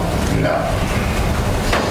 And in your investigation, you obviously uncovered all these trail of individuals and text messages in which Ms. Gardner incited, encouraged, solicited, and asked other individuals to help find someone, procure someone to do this task. Yes. And Ms. Gardner, again, never mentioned any of this information to you when you interviewed her as a witness looking for helpful information in this case. That's correct. She never mentioned anything. And she never came forward, even over time, as all of these other events unfolded, including Mario's Fernandez Saldana's unexplained trip up north, the arrest of Henry Tenon, her move to Washington, or her moves to Tallahassee and Savannah. Correct.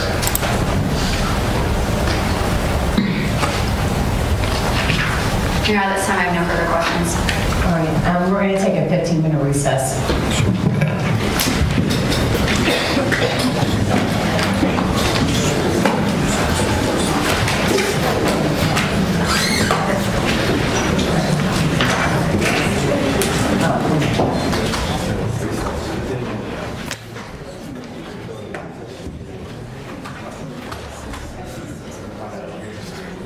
All right, this will be a good time. We can fast forward, obviously.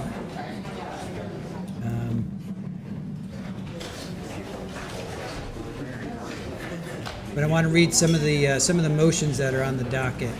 This will be a good time to do that. All right, so and then also there was a notice on Tuesday.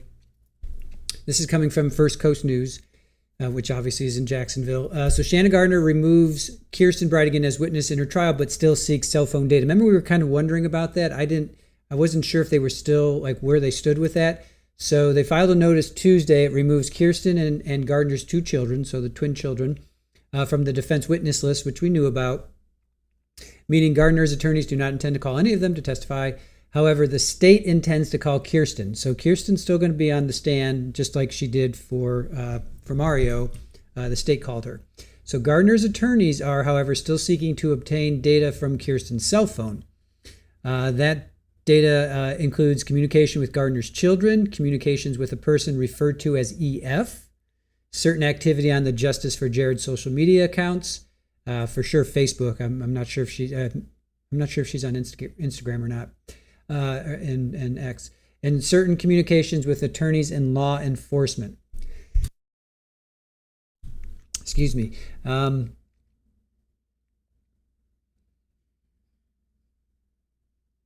Oh, wow, I didn't know this. After refusing a court order to turn over her phone, Kirsten's attorneys filed an emergency petition. We knew about this. That was Mr. Clifton. Her attorneys argued that Kirsten is a crime victim and a non-party, yet the trial court allowed Gardner's attorneys to make an argument about the relevance of Kirsten's phone without Kirsten being allowed to see or challenge that argument. Again, we knew all of this. They argued they violated Marcy's Law, which again we knew. So I didn't know this part. Kirsten's attorneys, Mr. Doug Clifton, doesn't say, but I know he's one of them, was asking the 5th District Court of Appeal for two main forms of relief. A writ to throw out the trial court's orders that led to the phone being turned over, and a writ of prohibition preventing Judge London Kite from presiding over any future proceedings directly involving Kirsten. That I didn't know about. So they want Judge Kite off of just this particular thing, particular issue with Kirsten's phone.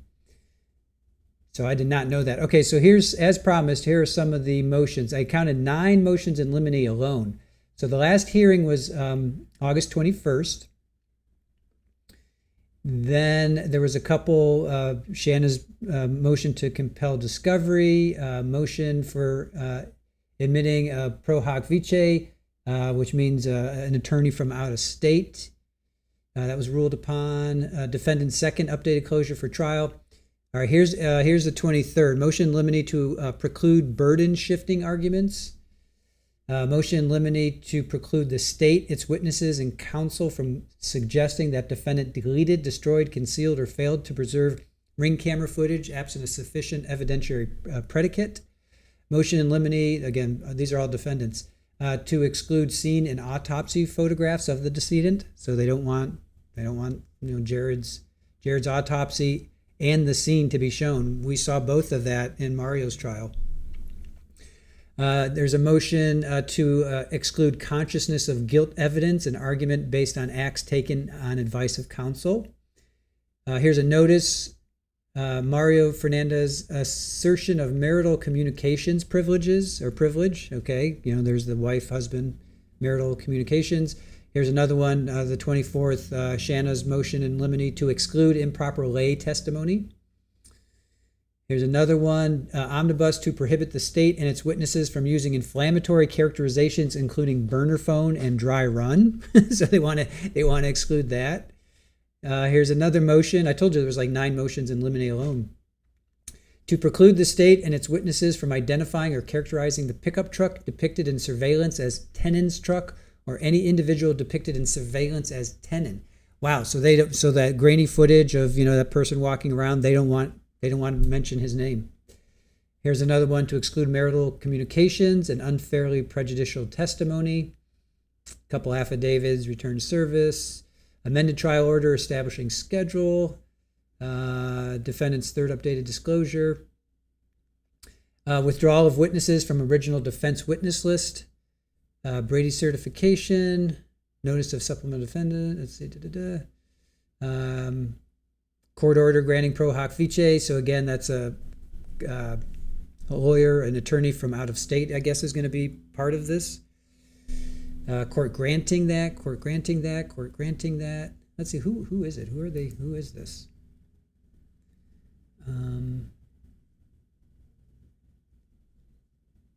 Tyler Bridegan's verified motion for admission to appear. Huh. So Tyler Bridegan's this matter comes before the court on Tyler Bridegan's verified motion for admission to appear pro hoc vice pursuant. So Tyler, I guess I had no idea what he did. I guess he's a lawyer. I did not know that. Huh. So who's this other person? Yeah, these are all for Tyler. These are all for Tyler to appear. Huh. All right. And then just today, after they canceled, they pushed it to 1 o'clock. Here's a state's motion to strike witnesses.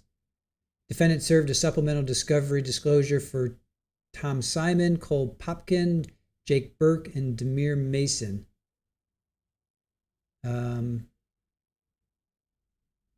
guess these are expert witnesses. All right. So there's 9 motions in limine plus all this few other things. So it should be a fairly robust day. All right. Hey, Skrubnik, how are you? Welcome in. All right, let's continue on. So this, as you guys may or may not know, today's hearing was supposed to start at 9. Judge Kite came in, said, I've got a calendar, and basically it seemed like nobody knew, and everybody, she said, we're pushing it to 1 o'clock. So she pushed it to 1 o'clock. So instead of stopping, we wanted to show this hearing from 2024. This is from May of 2024. We wanted to show this on Thursday. So instead, we're showing a portion of it today, and we'll show another portion of it. I'm not sure, maybe Thursday or Friday next week for her jury selection. So, all right. So again, this is from May. Was it May? What did I say? May 15th. May 15th, I think, of 2024. So we're just filling in some time before we get to the 1 o'clock hearing from today. All right, here we go.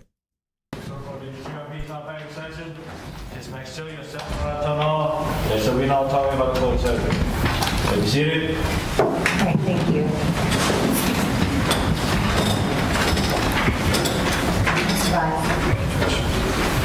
Good afternoon, sir. Good afternoon. Detective Johns, I didn't have the benefit of knowing what you were going to say, so I'm going to bounce around. Is that okay? Yes, sir. All right. Well, first let me start with some of the introductory stuff. And for those that don't know, this is Jose Baez. This is the Jose Baez. I have not seen this. I've only seen him appear via Zoom, and he didn't really ask any questions. So this is the Jose Baez, represented Casey Anthony in Orlando. He's based out of Miami, Florida, and we're going to get a little taste, a little teaser of Mr. Baez in action. At the time of this case, at the time of the murder, you had only been a police officer for 3.5 years. Correct. So you went to the police academy? Correct. And then I guess you did field training? Correct. How long did you do field training? It's like 16 weeks. 16 weeks. Okay, so for about half a year you were basically training, correct? Correct. How long were you on patrol? So I'd previously worked for the police department for 10 months. I left for a few years, came back. I'd been in patrol for 3 of those years. And I also served as a crime scene technician part of that time as well. Okay, so on this go round, how long were you on patrol? About 3 years. Okay, so you were a relatively new detective when this case came? Yes, sir. Came to you? Okay. Was this your first homicide investigation? It was. As not as a crime scene technician, but as a detective, yes. Okay. So what a homicide case to be your first, right? Quite a lot of attention. Yes. Okay. And a lot of attention comes with some pressure, right? Yes. Pressure to do the job right.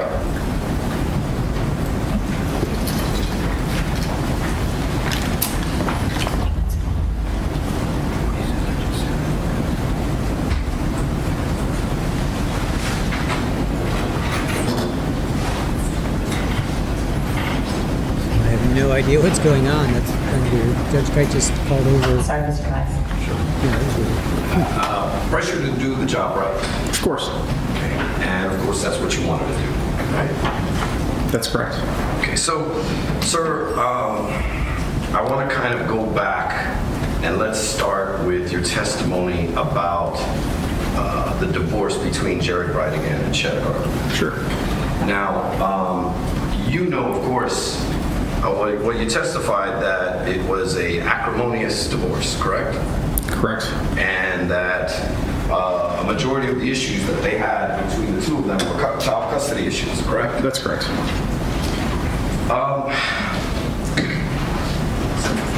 As part of your job and part of the investigation, it would have been for you to not just take people's words for it, but to actually check the docket of the cases that were involved between Jared Bridegan and Shanna Gardner, correct?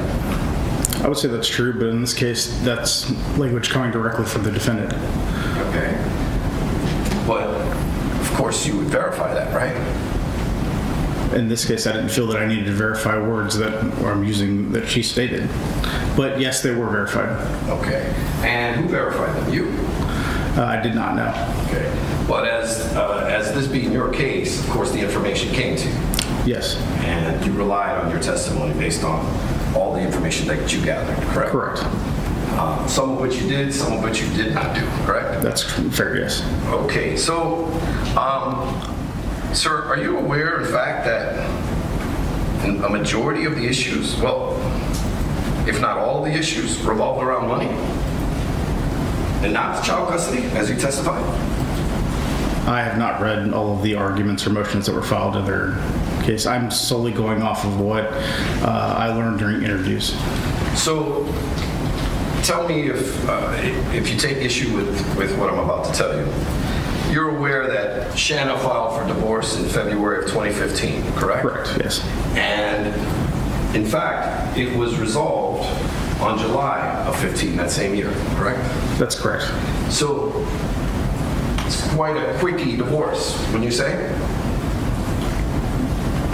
I'm not sure. I don't have a lot of experience in how long divorce proceedings typically take. You've never had the pleasure of being divorced? I didn't say that. I just said I'm not a family law person. I don't know how long it takes. Okay, but you would agree, you wouldn't characterize 5 months as a long, drawn-out divorce. It would appear. I would assume that it's fairly typical. Okay. And as included in that agreement was, of course, the parenting agreement, correct? As far as I know, yes. As well as custody, correct? As far as I know, yes. Okay. And the first issue that occurred was in January of 16 when Shanna Gardner asked for child support against Jared Bridegan, correct? Okay. I'll take your word for it. Okay, well, you're also aware that Jared Bridegan moved to Utah in November of 2015, correct? That's correct. And he got a job over there, correct? That is correct. And it's when he was working and away from the, well, let me clarify that. Shanna Gardner stayed in Jacksonville with the children, correct? She did, yes. Okay, and Jared goes away to Utah, he gets a job there, and then she files asking for child support, correct? As far as I know, yes. And are you aware that he objected to paying child support and then moved back to Florida so he didn't have to pay child support? Yes, sir. In fact, Ms. Gardner made a statement during an interview with her that she was calling his bluff to see if he would pay the child support or come back. Okay. And then ultimately on September of 2017, the court ordered him to pay $1,000 a month child support, correct? Okay. Okay. Now, subsequent to that, in January of 18, Jared filed against Shanna a petition on an issue dealing with the fact that he was paying more for health insurance for the children, correct? Okay. And at that point, sir, he was granted relief and his child support was reduced $65 a month. Are you aware of that? No, it was not. Okay. Now, subsequent to that, on February of 19, Jared filed for a modification of child support, claiming that Ms. Gardner had rental property income, so therefore she's making more money, he should pay less. Are you aware of that? No, it was not. Okay. So you're not aware that he's 2 weeks later subsequently dismissed it upon finding out that there were no rental properties? The only thing I know of their proceedings are, as far as other than the dockets, are what was told to me, mostly by Mrs. Gardner. Okay, but my question is are you aware of that? That it was dismissed? Yes. No. Okay. Then, are you aware that in April of 2019, Jared Bridegan objected to having the children in, I guess, a discovery school that was right behind Miss Gardner's house? Yes, sir. I am aware of that. Okay. And this is a private school, right? That's correct. And the person paying for this private school was Shanna Gardner, correct? I believe it was coming from the trust. But ultimately, she's paying for it, right? I mean, ultimately, it would be Mario Fernandez that was paying for it. Let me rephrase that. Mr. Bridegan was not paying for it, correct? That's correct. All right. So, now, and are you aware that that was ultimately resolved in August of 2019, where after having the child support reduced $65 a month, Shanna Gardner waived Jared Bridegan from having to pay any child support in exchange for them to just stay at that school? Yes, I am aware of that. Okay. And then the last dispute was in June of 2021 over the fact that there was an oxygen machine for one of the children that was in Mr. Bridegan's home, correct? You're aware of the issue with the oxygen machine? There was an issue between where one of them had an oxygen machine. They did not want to let the other one use it, so then the other one went and bought a better oxygen machine, and then there was some dispute over if that could be used by both parties. Okay. Now, I don't know anything more than that, though. Okay, so let me ask you this. Are you aware that the dispute was because Jared Bridegan did not want Ms. Gardner to have access to the oxygen machine while they went on a vacation with the children? I don't know the details of everything to do with the oxygen machine. You don't know that part, correct? It was my understanding that it had something to do with the fact that Mr. Bridegan wanted to use an oxygen machine that had been purchased by Mrs. Gardner. She said no. He purchased as it was explained to me, a better oxygen machine that then Ms. Gardner wanted to use because it was a better machine. But Mr. Bridegan did not want her to use it because she already had one of her own, and but that is the extent of what I know about the oxygen machine. But you were aware that Ms. Gardner helped pay for that oxygen machine that was kept at Mr. I don't know the details of the payment of it. So when you verified and checked the docket sheet of the court, did you see the court order that required Jared Bridegan to pay Ms. Shanna Gardner $571 so that he could have sole possession of the oxygen machine and not have to lend it to Ms. Gardner? No. Okay. So none of these issues have to do with, well, let me ask you this. You're aware that there are no further litigation going on in this divorce other than what we just covered, correct? That's correct. All right. So, and it's fair to say that out of all of these things, none have to do with sharing custody with these children between Shanna Gardner and Jared Bridegan. Correct. None of the things you mentioned have to do with custody. And none of the things in the court docket say so either, correct? I have not reviewed the court docket. Okay, but as a team of law enforcement detectives, you guys did that, correct? That was done correct. Now, and I'm sure if I'm wrong, Ms. Stifler will correct it. Yes. Okay. Now, you testified about this rental property that Mr. Tenon lived in, correct? That's correct. And I circled, or I quoted you when you said their rental property, correct? Correct. And when you say their, you're talking about Shanna Gardner and Mario Fernandez, correct? That's correct. Now, you're aware that Mario Fernandez owned that property before ever marrying Shanna Gardner, correct? Yes. Is That's correct, yes. Okay. So that would make it his property, correct? I don't know the terms of their marriage or what they decided to move into the LLC that they created to manage their rental property. Well, you would agree, sir, that if you own something before you get married, that is not marital property, correct? I'm not a law expert in family law. All right. Now,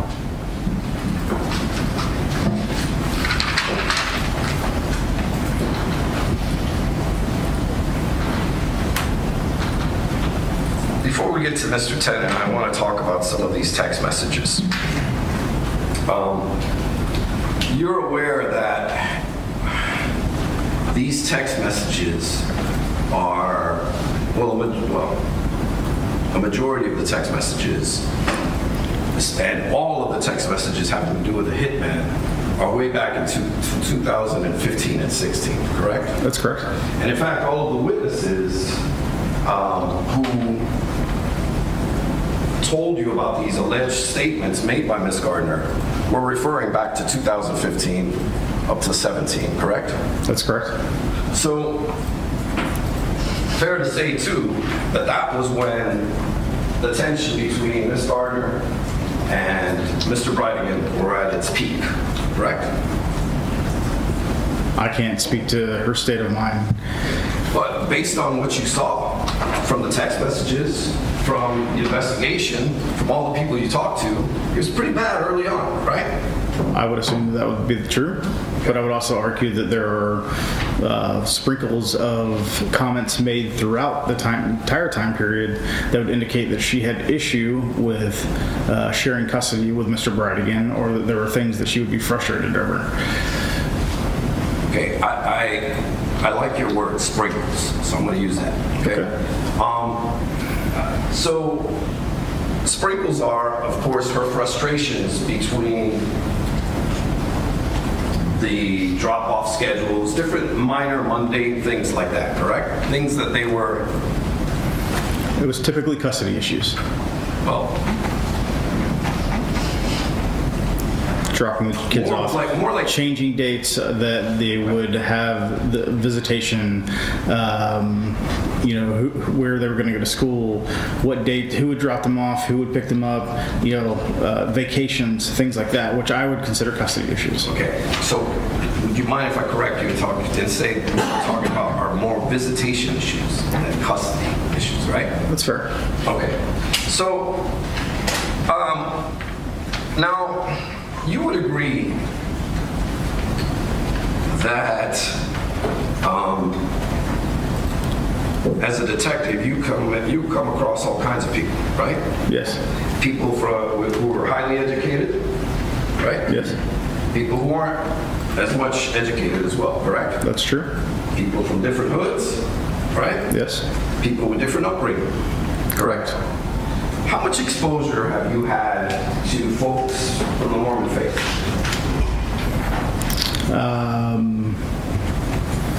I went to high school with some people who were Mormon, but I am not an expert in their culture. Okay, so the extent of your exposure to that culture is that you went to high school with a couple of Mormons. Correct. Okay. Now, also some people, you mentioned that Shanna Gardner and KJ were very close, correct? Yes. And in fact, they talked about everything, right? Correct.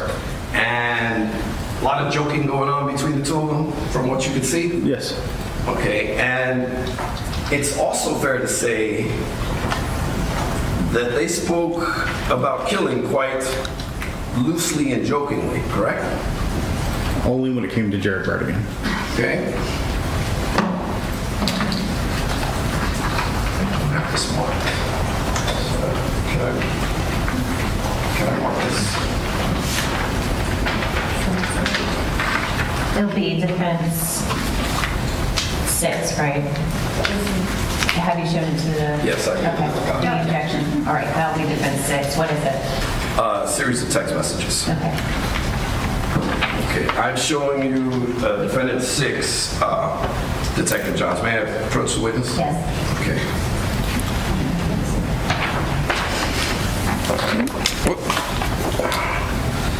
All right, so let's go over these, because you said they talked about killing only during Jared. This is a text message from KJ saying, sure do love all the hours I spent on the phone just to find out, well, excuse me, that's the message of the body. Just to find out one of the children's meds are now $300 a month, and that brand of nose spray isn't covered at all. Hashtag, I might kill people today. Do you see that, sir? Yes, I do. Okay. Then you see another text message, record 603, where it says, so help me if I get there at 8 on Monday and I get turned away, or it doesn't happen, or I have to wait longer than an hour, I might kill someone. See that? Yes, sir, I do. Not talking about Jared Bridegan, right? I don't know that. Okay. You don't know? What about the one ahead of it, having to deal with the meds? Are they talking about Jared Bridegan? I don't know. I don't know who she's referring to. She's talking about meds, correct? She's frustrated over medication, it would appear. Costing so much, right? Correct. Okay, we'll go to the third one. No worries, I'm trying not to kill the little shit. Do you believe, based on looking at the body of these text messages, that they were talking about Jared Bridegan? She might have called him that. Well, you know that she called him stupid, right? Yes. You know they both called him stupid, correct? Correct. Okay, so that's how they referred to him. And you also know the context of these messages had to do with the child, correct? That's correct. Now, nobody killed the little shit, right?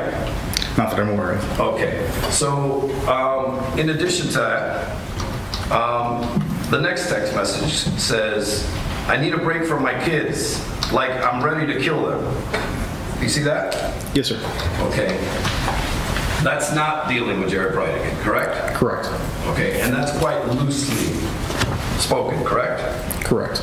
Now, everything, I guess it's fair to say, from numerous witnesses, many people told you that Shanna Gardner was an incredibly dedicated mother and loved her children, correct? Yes.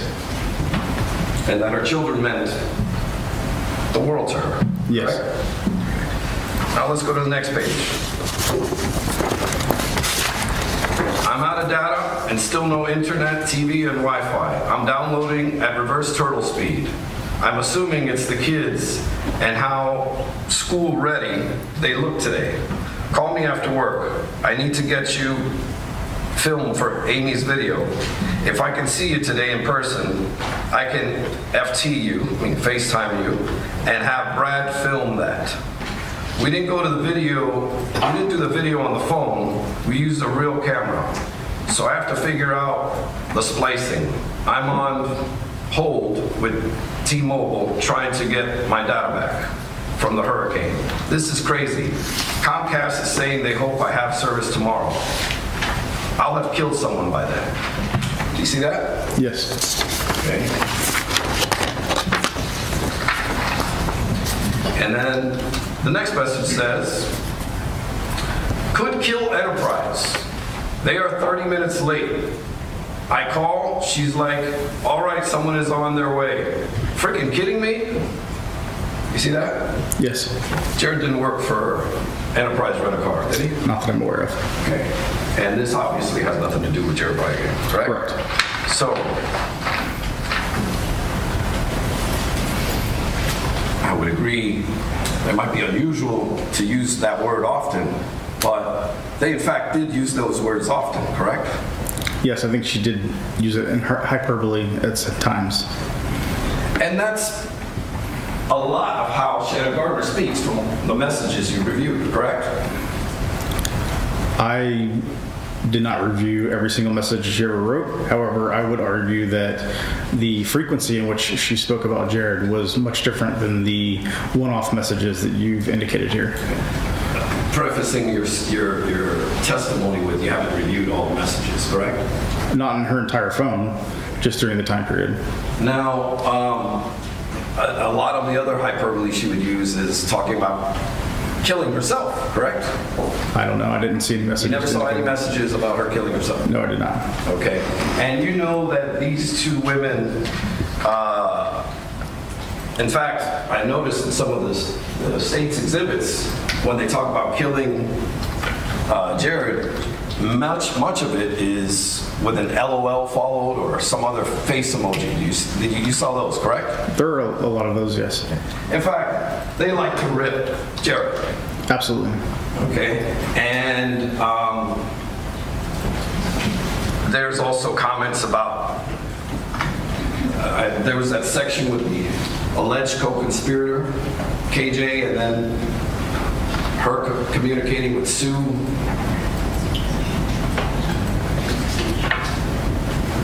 Excuse me. Another woman by the name of Susan Lee, correct? Yes, sir. Now, you never spoke to Susan Lee, did you? I believe one of my colleagues did. Okay. Are you aware that there are no interviews or statements in the discovery having to deal with law enforcement speaking to Susan Lee? No. Okay. Did you read a report by Susan Lee where an officer spoke to Susan Lee? No, I did not. So she is, as you heard Ms. Stifler argue, an alleged co-conspirator, correct? I believe she was referring to Kim Jensen. Well, in addition to another individual, correct? This woman. Do you recall that?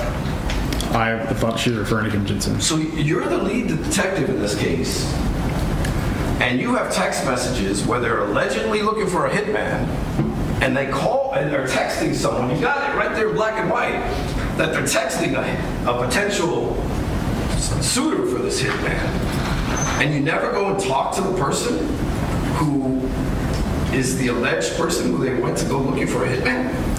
I believe at the time that we were trying to locate her, her phone number had changed and we didn't have a good address for her. So we were not able to contact her at the time during the messages. Okay, but just a minute ago you said that you believe one of your fellow officers interviewed her. So now you can't find her? I need to go back and check my notes to confirm. I did think that someone did have a conversation with her, but I would need to reference that. Do you have your notes here today? No, I do not. You knew you were testifying in a capital death penalty case and you didn't bring your notes? I brought some notes, yes, but in reference to the testimony that I knew I was going to give. Well, you knew you were going to testify about Susan Lee, right?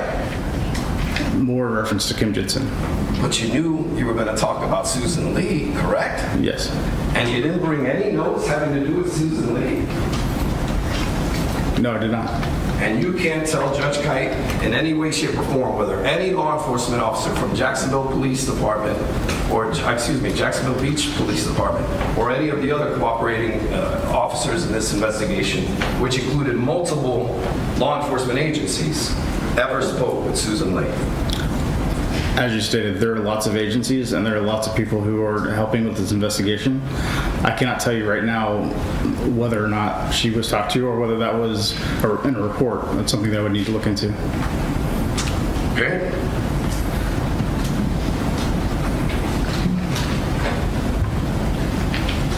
Now,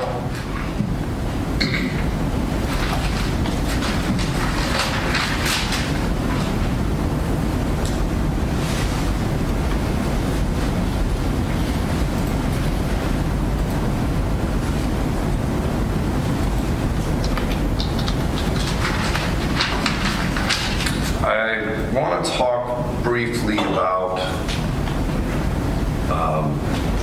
the night of the murder. Staying on the text messages.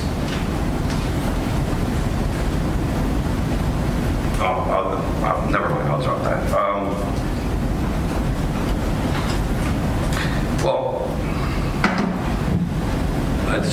I wrote this down, might as well ask you about it. Some of the messages about killing Jared included feeding him lard because he had, I guess, high blood sugar or cholesterol, high cholesterol. Correct. So, you know that was a joke, right?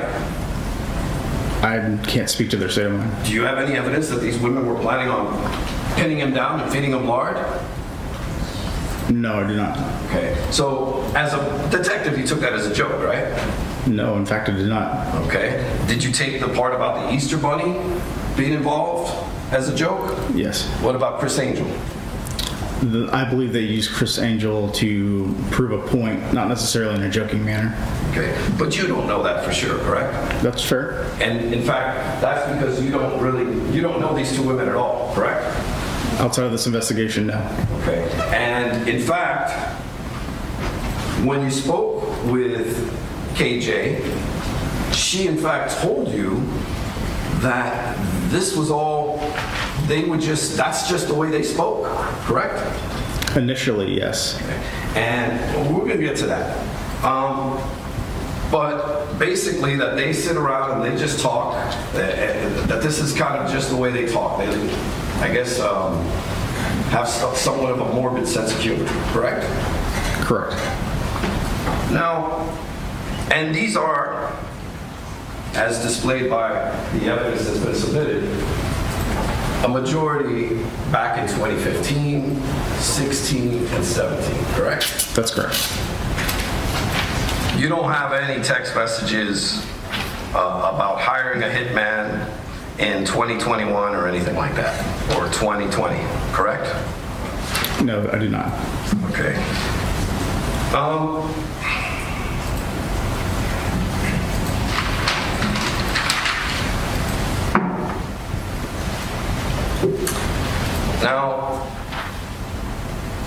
again, and then I did ask you about this already. You mentioned that,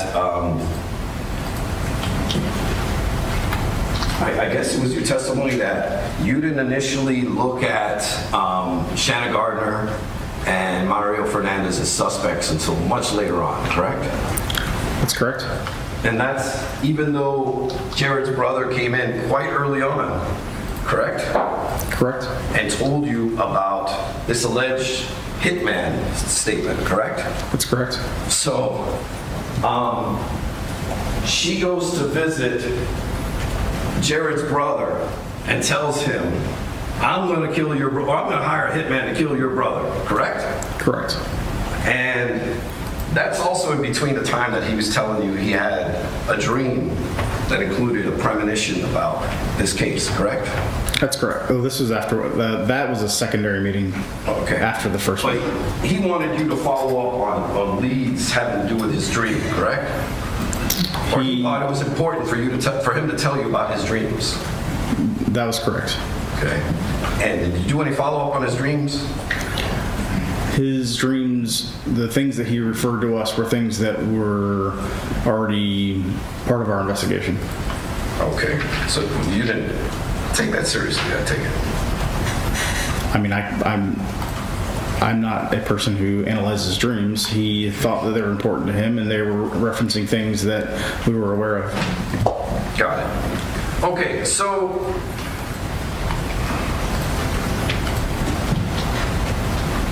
now going back to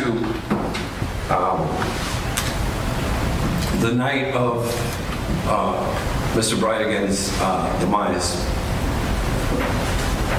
Shanna Gardner was at home that evening, correct? That's correct. Okay, and that's what your investigation led you to, correct? Yes, sir. You were aware that there is not a single text message between Shanna Gardner and Henry Tenon that exists anywhere on this earth, correct? No, I'm not aware of that.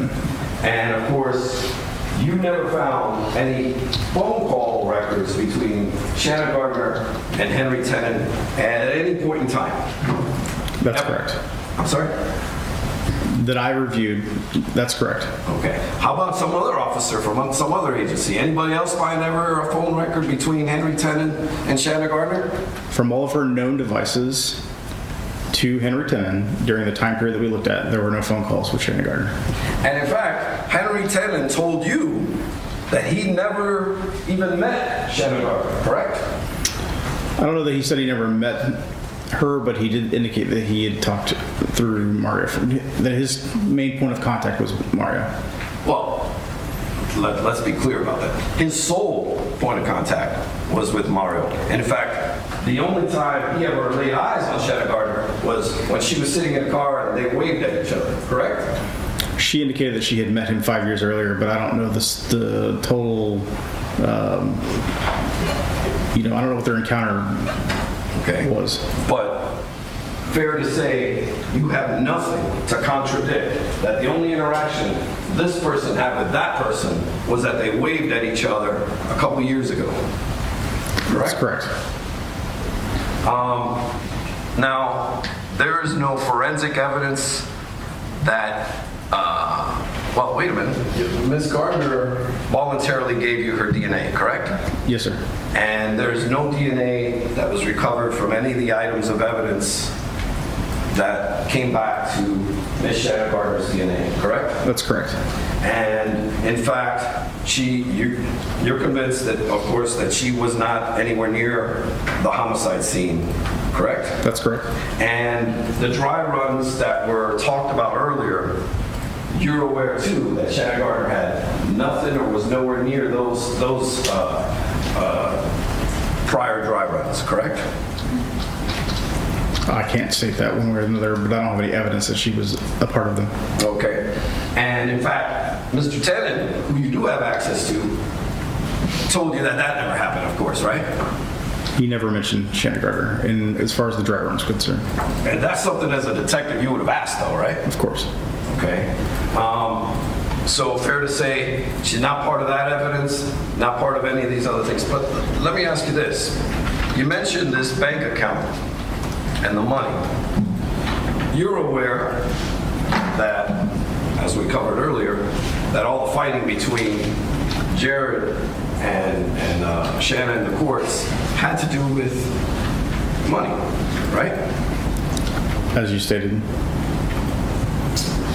If I'm wrong, she'll correct it, okay? Okay. Having said that, sir, you're aware that Mario Fernandez became the trustee of that trust, that irrevocable trust, correct? Yes, sir. So basically, he was able to move money around as needed, correct? That's correct. Okay. And that account that these checks were written from, there's not one single check from that account signed by Shanna Gardner, is there? Not that I'm aware of. And in fact, there's no ATM withdrawals where you have Shanna Gardner pulling out money from that account, correct? Not that I'm aware of. Okay. And you're also aware that Mario had his own properties, correct? I know that he individually owned some properties, yes. Okay. And you also know that they kept separate bank accounts as well, right? Yes. Okay. And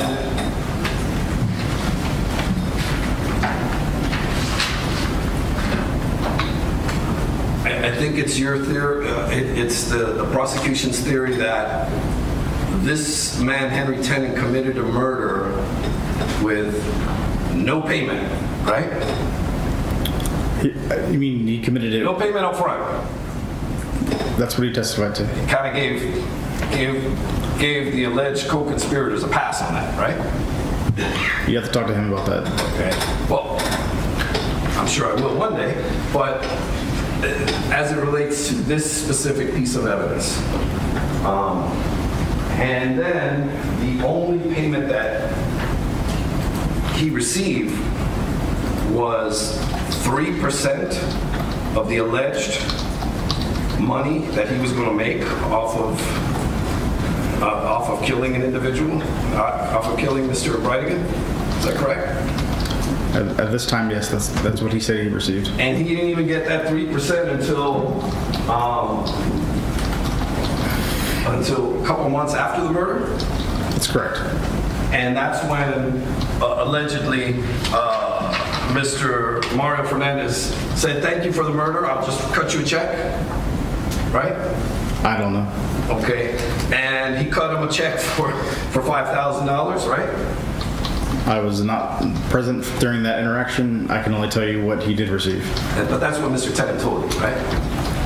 That he had received 3 checks. The $5,000 of it was for the first payment from the homicide. Right, and he also told you that he gave him another $5,000, but that was for work, legitimate work that he had actually done for Mr. Fernandez, correct? Yes, sir. So there's money going back and forth between Mr. Tenon and Mario Fernandez that's absolutely legitimate, correct? Per his testimony, yes. I'm sorry? Yes. Okay.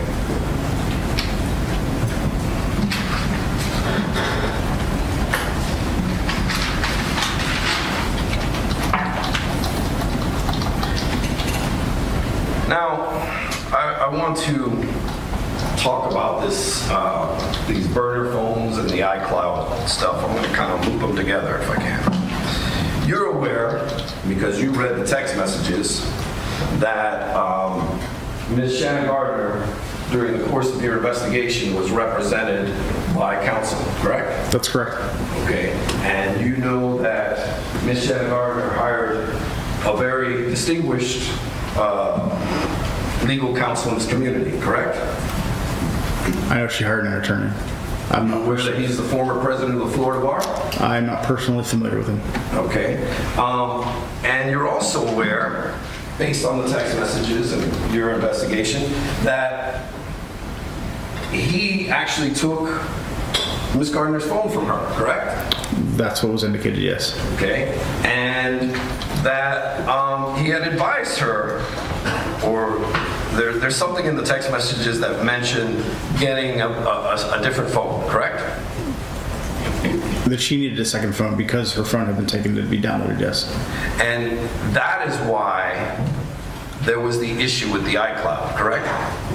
She couldn't access, she's got a new phone, so couldn't access that, correct?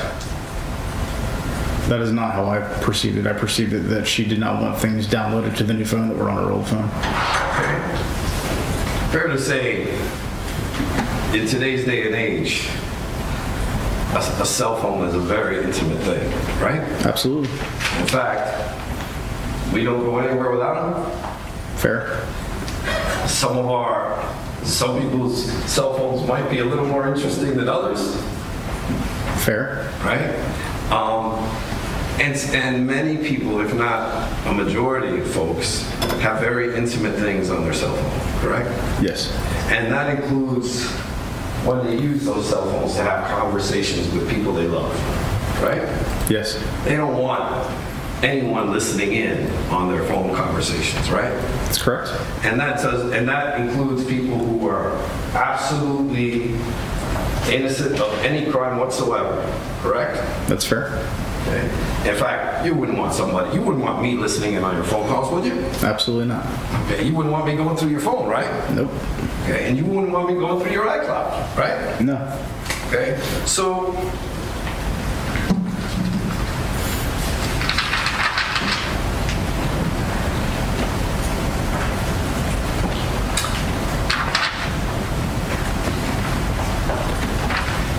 now I want to talk about these very damning statements that you talked about that Ms. Stifler put up on the PowerPoint presentation that were allegedly told to you by KJ. When this occurred, this was after she had testified at the grand jury, correct? That's correct. Okay. This in fact was in July of 2023, correct? Correct. And this was a situation where you went to her, or law enforcement went to her and stopped her outside of a Publix, correct? That's correct. And you told her, you need to come with us, correct? We served her with a subpoena. Okay. And at that time, you wanted to drive her to the state attorney's office, correct? Yes. Okay. And when you did that, she didn't want to go with you in your car, right? She asked if she could drive her own car, and we indicated that she could come with us, and then we'd bring her back to her car, and she agreed to that. Okay. And she went in her car, or she went with you? I actually don't recall. If we drove her, or she drove herself. Okay. You wouldn't know if you took her in the back of a police car or in a police car? It was almost a year ago. That's a minor detail. I don't remember. Okay. Well, the details didn't turn out to be so minor, correct? As far as her transportation to the state attorney's office, I would consider that a minor detail. Okay. Interacting with a critical witness in a homicide is not, right? Correct. And you knew that she was a critical witness because you had all her text messages, right? Correct. And you knew she was a critical witness because you had in fact spoken to her previously, correct? Correct. And you knew that she was extremely close to Shanna Gardner, your number one suspect, correct? That's correct. And you get to the state attorney's office and you place her in a room, do you not? She was put in a conference room, yes. Okay. And in this conference room, there was conveniently several posters and things on the wall indicating that she was a co-conspirator in this case, correct? There were her own text messages. Right. You put them up there for her to see, and you walk out the room, and you allow her to sit there and ponder why the police are getting her out of a Publix and taking her to the state attorney's office, and now she's looking at her own text messages about killing someone, correct? Correct.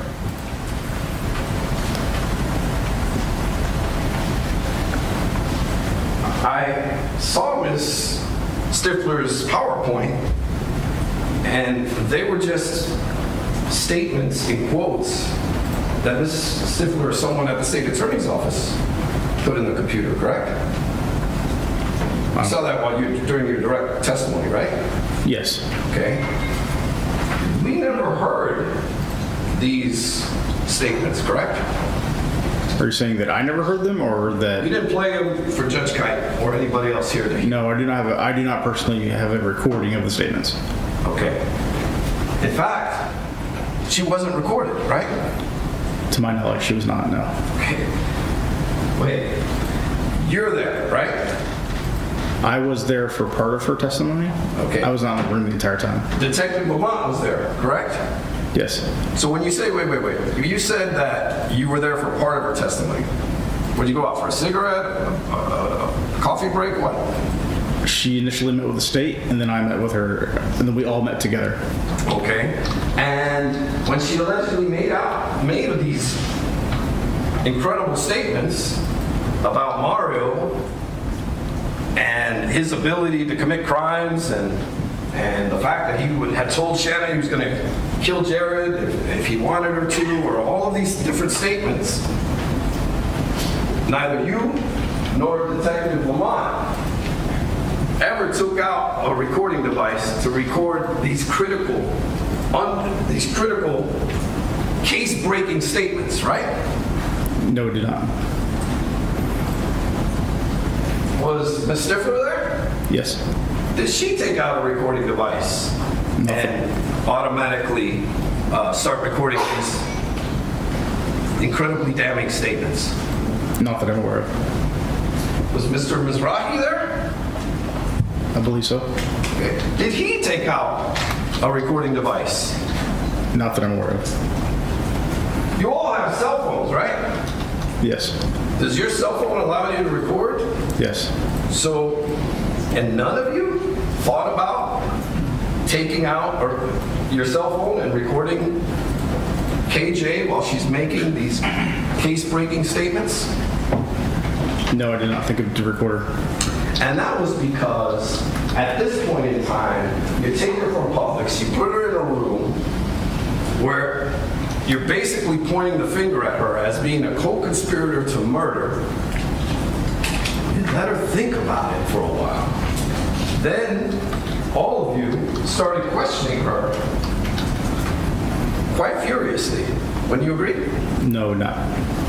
Right, nicely? It was a civil conversation. Okay. Was it contentious in any way, shape, or form? Is what your testimony is going to be. I believe the contention was the fact that she had initially given statements that were clearly a lie.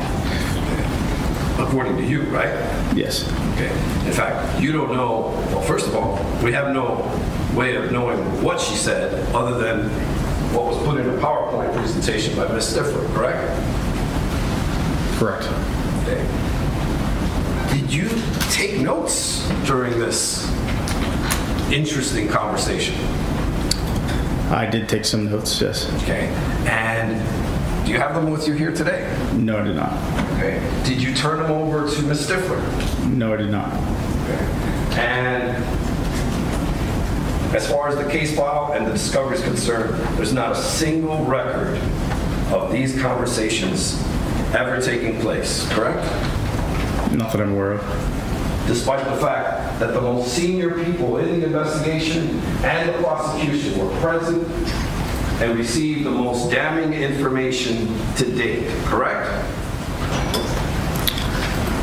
We were there to hear the information, but it was not recorded. And at no point when things started getting good, you changed your mind and started recording. No, I did not.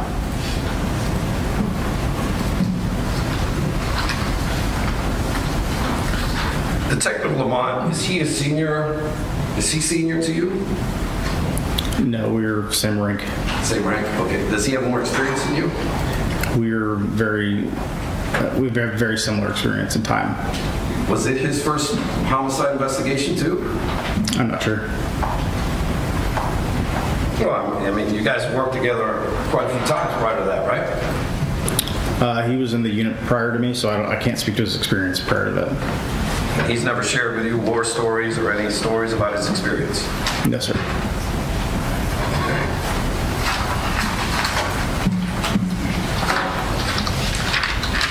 Now, getting back to the day of the murder, Shanna Gardner, you came to find out that Shanna Gardner, in fact, went to Walmart that evening, correct? That's correct. And this was while the children were with Jared Bridegan, correct? Yes, sir. Before I go any further, I want to clear something up.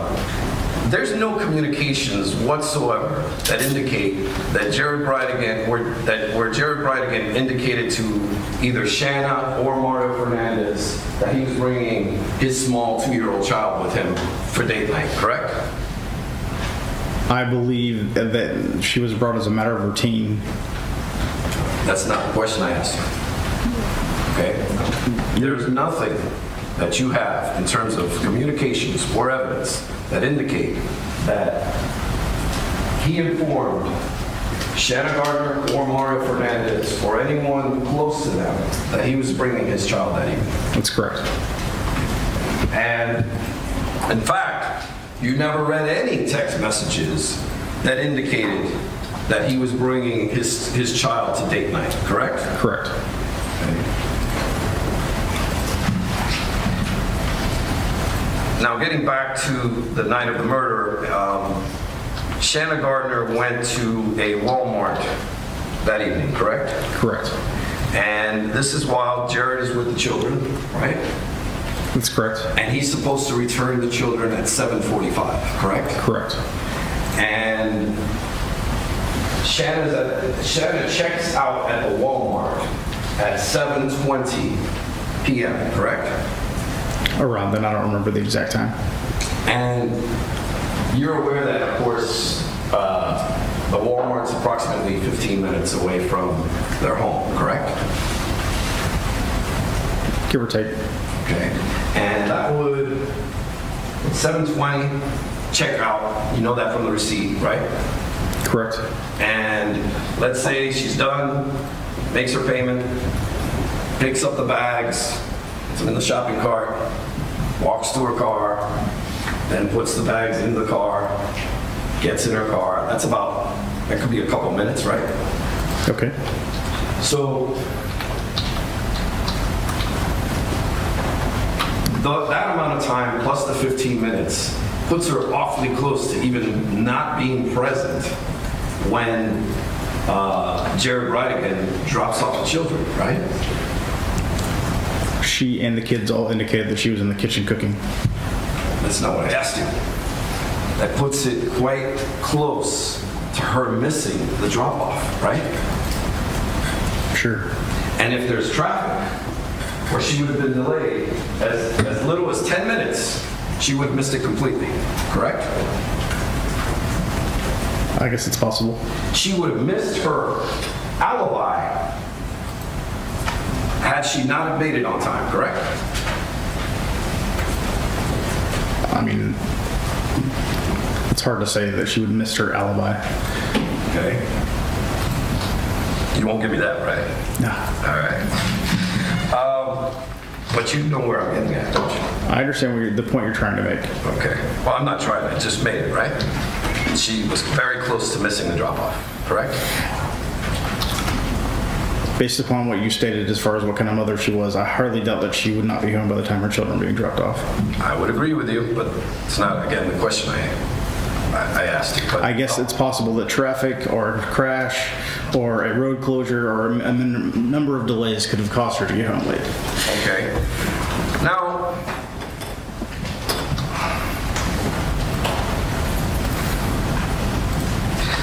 you testified that when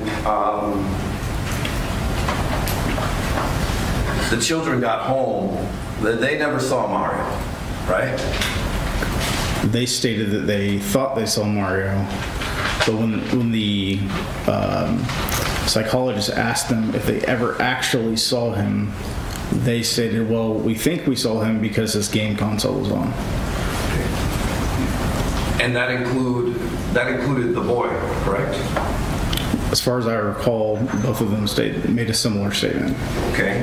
And the purpose of you telling Judge Kite that, of course, is to show that it's possible Mario wasn't even there, right? It is possible, yes. Okay. And in fact, that was the purpose of the statement, right? Yes. Okay. I want to play that portion of the child CPT interview so we can know exactly what he said. Okay? I can have just a moment, Judge.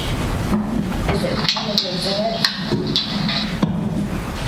Mr. Crody, is it one of the exhibits? Judge, it's not. We were unaware that Detective Johns would make this. I can burn it to a disk and bring it tomorrow to court for you.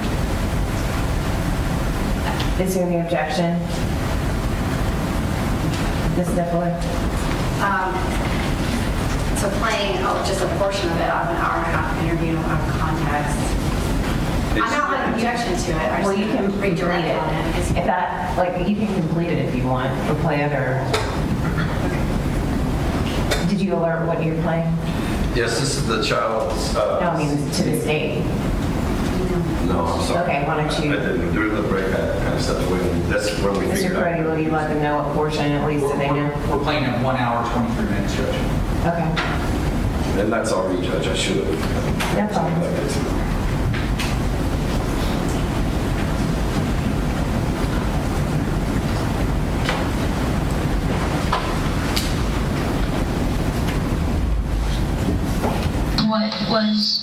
What did you eat? How was it? It was all fun and all that. And then we went to bed.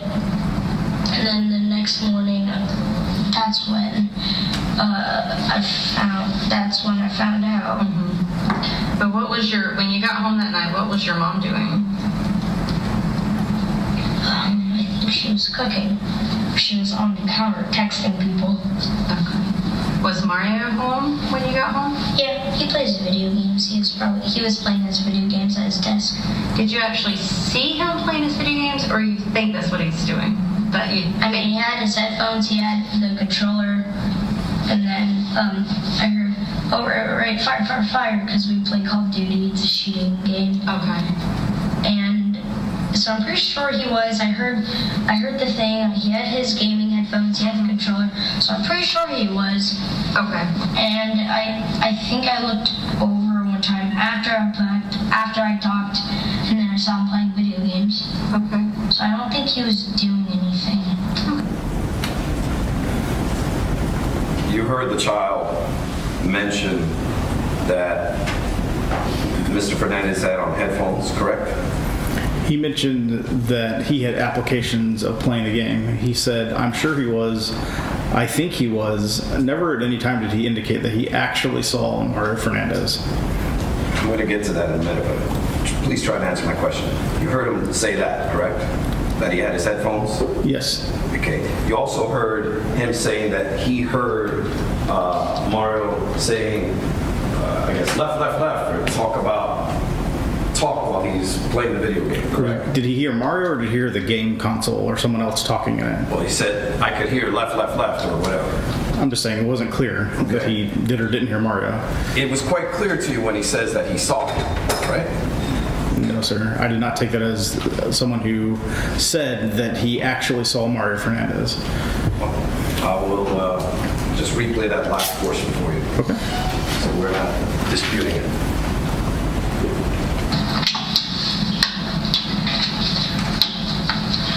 My name is Casey Lee of the Prosecutors Child Protection Team. Today I'll be interviewing Liam. Did you actually see him playing his video games, or you think that's what he's doing? I mean, he had his headphones, he had the controller, and then I heard, oh, right, fire, fire, fire, because we play Call of Duty. It's a shooting game. Okay. And So I'm pretty sure he was. I heard the thing. He had his gaming headphones. He had the controller. So I'm pretty sure he was. Okay. And I think I looked over one time after I talked, and then I saw him playing video games. Okay. You heard that, right? I saw him playing video games. He said, I'm pretty sure I looked over and saw him playing video games. You heard that, correct? Yes, I heard the statement. Okay. That's different than what you told Judge Keicher in the direct examination, correct? I don't believe it is. I don't think that he was sure whether Mario was there or not. All right. Now, sir, I want to talk about this arrest of Henry Tenon and the Intrepid, which is the PR firms, that whole testimony that you covered earlier. You recall that testimony? Yes, sir. Okay. So let's go back to the night of August 18, 2022. That was the night that you decided to arrest Henry Tenon, correct? Correct. Now, the way you did that was you knew he was a habitual traffic offender, correct? That's correct. Okay. And he was pulled over under a ruse that he was going to be arrested, and the reason you guys were interested in him was because he was a habitual traffic offender, right? That's correct. Okay. Then that was at 12 a.m. on August 18th of 2022, right about that time, right around midnight. No, it was early in the morning. Okay. It wasn't at night? No, sir. Okay. How early in the morning? It was like 5:30 in the morning, 5:30. Okay. I don't know the time. I don't remember the time of the exact traffic stop, but it was very early in the morning. I'll double check. Hold on a second.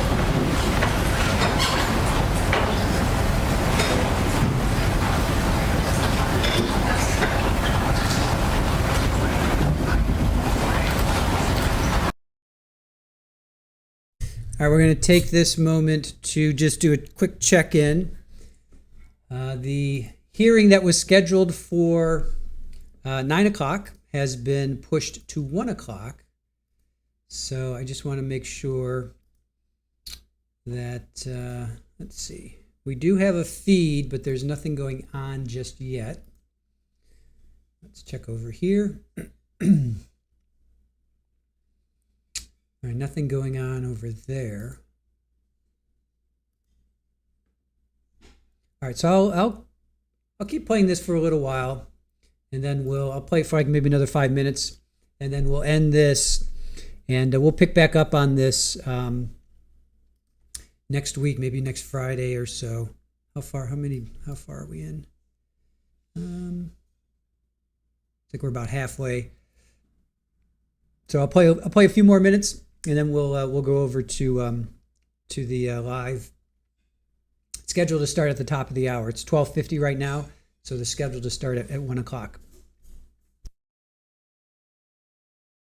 Okay.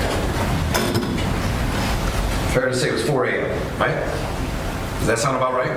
Like I said, I don't remember the exact time, but it was very early in the morning. I'll give you that. Okay. So about this time, you had already gone to several of Mr. Fernandez's tenants and questioned them, correct? You and other officers? We talked to one other tenant.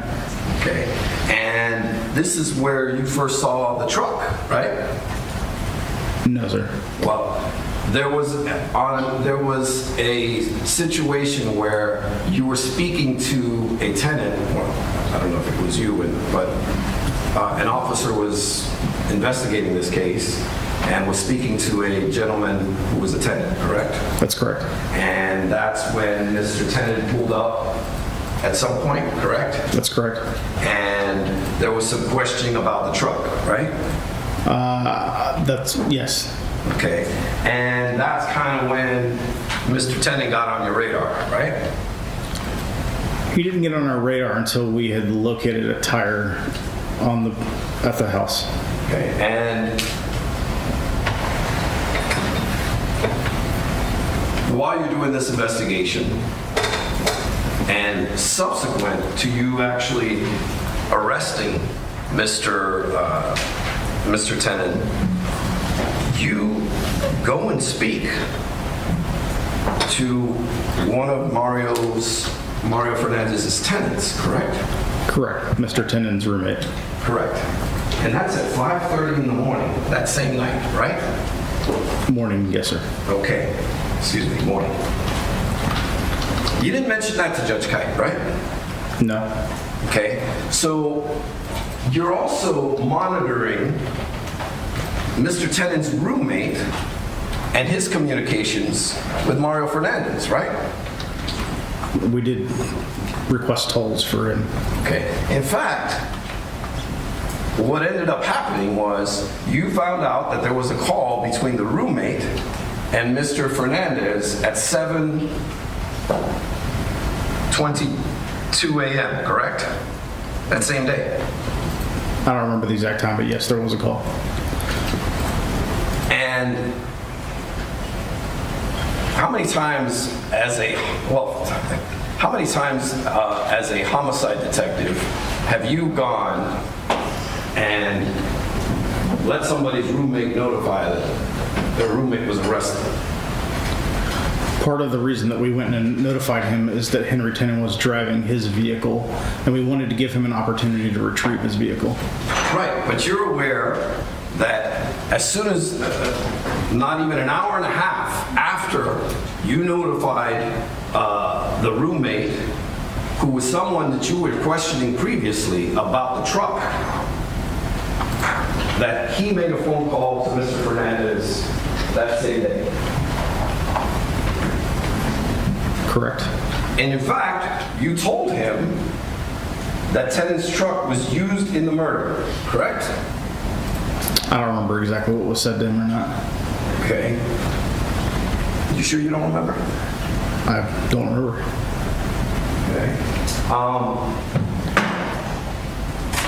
Fair to say the reason you did this to get them talking, right? To see where that takes you. We were not monitoring their communications at this time. But you were able to go back and check their phone records, right? Yes, but Mr. Ordway wasn't using his own phone. He was using someone else's phone to surreptitiously talk to Mario Fernandez. So I'm not sure. Right, and that's what you found out, right? That he was actually communicating with Mario Fernandez after you guys had gone there and told him that Tenon was arrested, right? Yes. And that the truck was used in the murder, right? I don't know the communication as far as that was concerned. I was not there for that. Okay, but the whole reason you told all of us, including Judge Kite, that Miss Gardner called the PR people, that they were concerned about the truck, that there's no way they would have known. You conveniently left out the fact that you had actually gone to this gentleman's house and told him that Tenon was arrested and that the truck was used in the murder, correct? There again, I don't know what was said to Mr. Ordway exactly.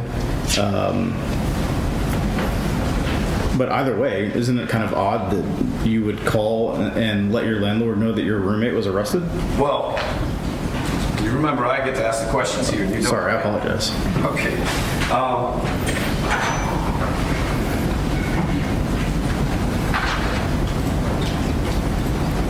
Okay. Now, as the detective, of course, you get to review all of the reports in this case, right? Yes, sir. Including those of your partner, Detective Lamont? Yes. Right? I want to clarify. I know you seemed a bit unsure about whether you guys had informed the roommate as to whether the truck was used in the murder. Remember, you seemed a little unsure of that? Yes, sir. Okay, would it refresh your recollection if I showed you Detective Lamont's report where it says, where it lays that out for you? Okay.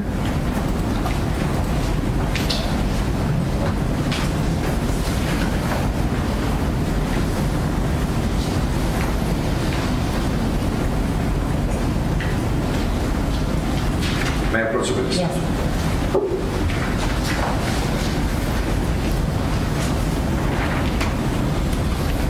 I want to direct your attention first to the date and time of the report, which is August 19th of 22. Is that correct? Yes, sir. And All right, I'm going to stop that because we actually have a live feed. So let's get us live. I'm sorry for the abrupt stop, you guys. I just don't want to miss anything over here. Sorry for the sorry for that.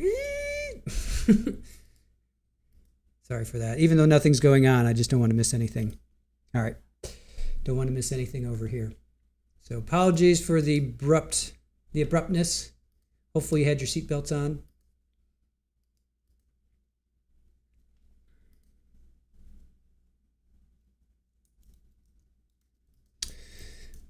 All right, so there is Shanna. There is Miss Nelson, Kirsten Nelson sitting to her left.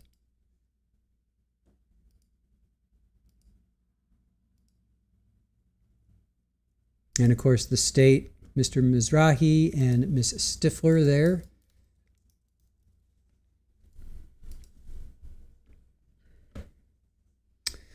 Welcome back, Pugs. Yes, you are just in time.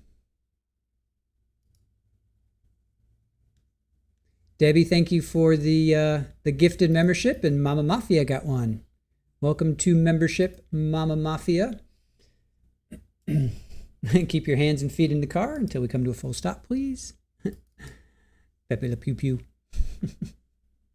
Hey, Debs, how are you?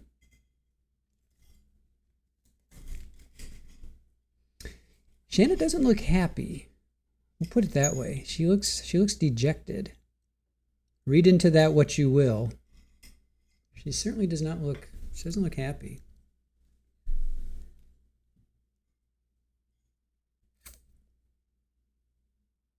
Right? She certainly doesn't look happy. Not that she really, should be happy or whatever, but she doesn't look happy. Oh, CDJ, you got one too. Awesome. Awesome. I'm sorry I missed that. I was eating some calzone and I was watching chat, but I didn't see you got one too. Fantastic. It's okay. That's the cats. That's the main cat. Main kitty eating. Very demure. Is that very demure?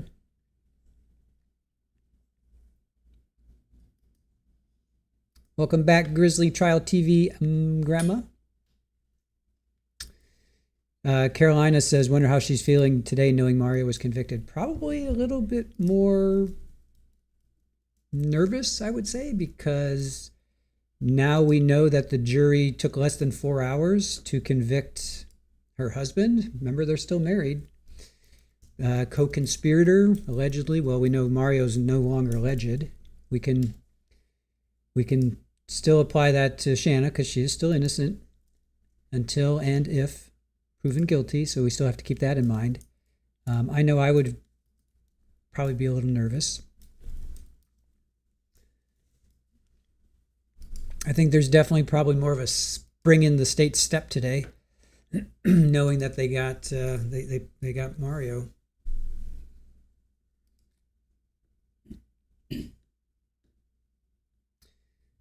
Miss Nelson making sure we can't read lips. They know that we watch them, just so you guys know. Miss Nelson, she knows that we watch. So just so you guys know. So that's why we ask you guys, just be respectful to everybody, because we have people on both teams, both sides of this equation, watching our chat and watching our channel. So I just ask that you guys be respectful to all parties in the courtroom. All parties in the courtroom.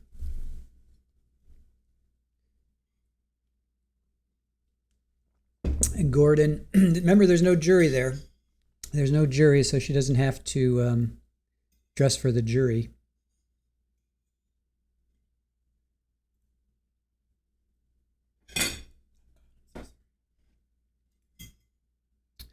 Me, she has to wear clothing that covers up all the tattoos. Remember, there's no jury, though.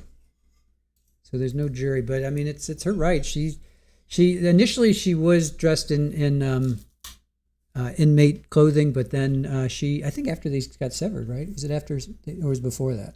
Before they got severed? Oh, there's Jose coming in via Zoom.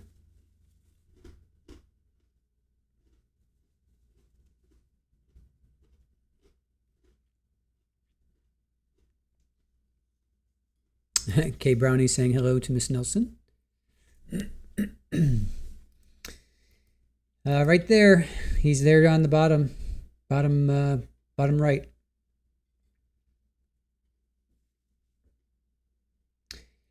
Bottom right.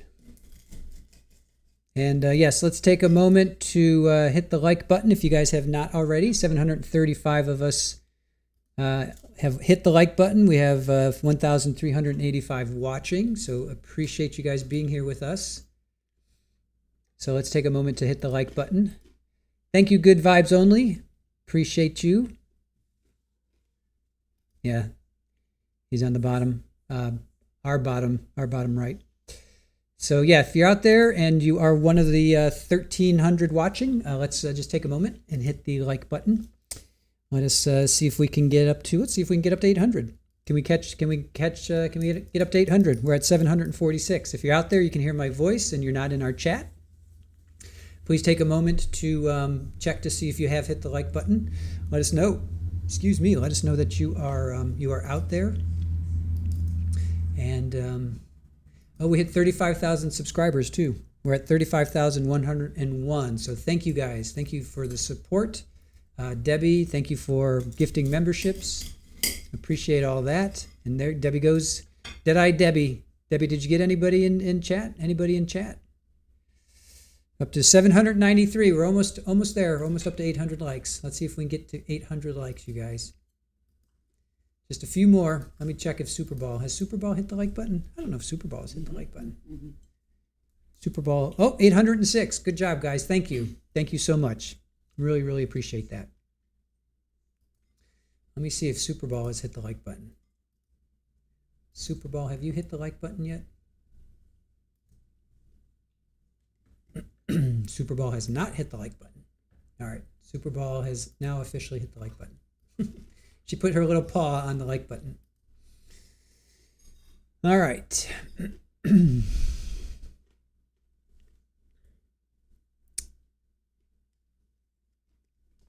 So this was supposed to be at 9 o'clock for those that are just coming in. This was supposed to be at 9 o'clock.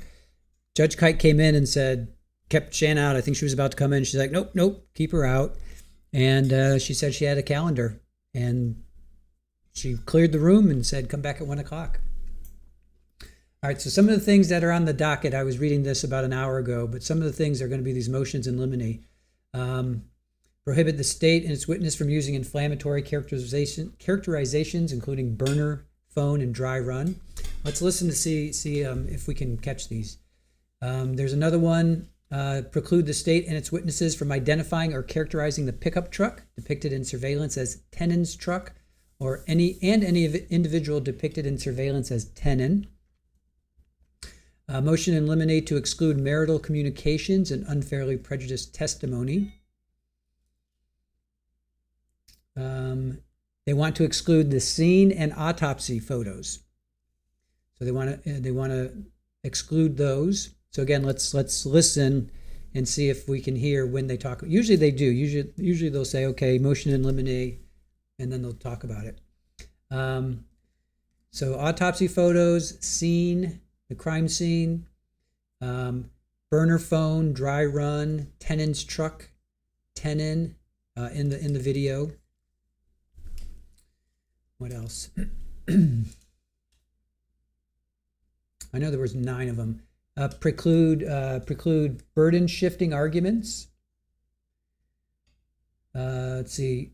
Motion in limine to preclude the state, its witnesses, and counsel from suggesting that defendant deleted, destroyed, concealed, or failed to preserve ring camera footage, absent of sufficient evidentiary predicate.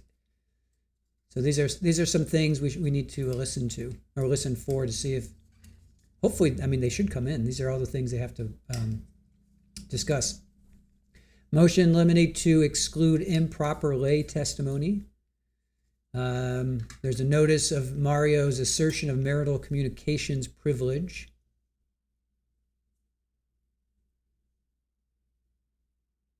So the big ones I think are going to be the, well, they're all big, but in my opinion, the autopsy photos, will those come in because they came in for Mario? The crime scene, they showed many photos of the crime scene and video. They even had video of it.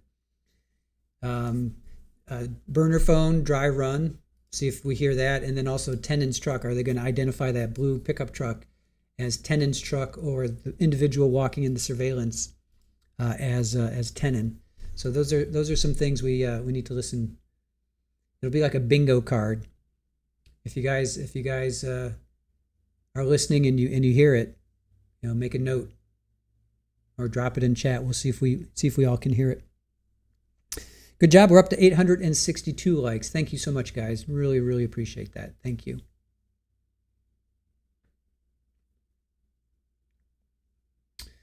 Debbie, no trial excludes autopsy pics. They always do. They always do. And the crime scene, how could they? I mean, you can ask. I guess you can ask pretty much anything. It's up then to the judge to say yay or nay. Yeah, the crime scene, they're not allowed to see the crime scene. I mean, they took video of it. If you guys remember Mario's trial, one of the... okay, here we got somebody coming in. Here we go.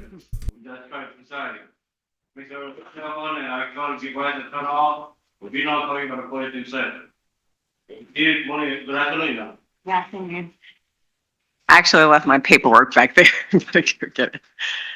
Give me just a second, okay?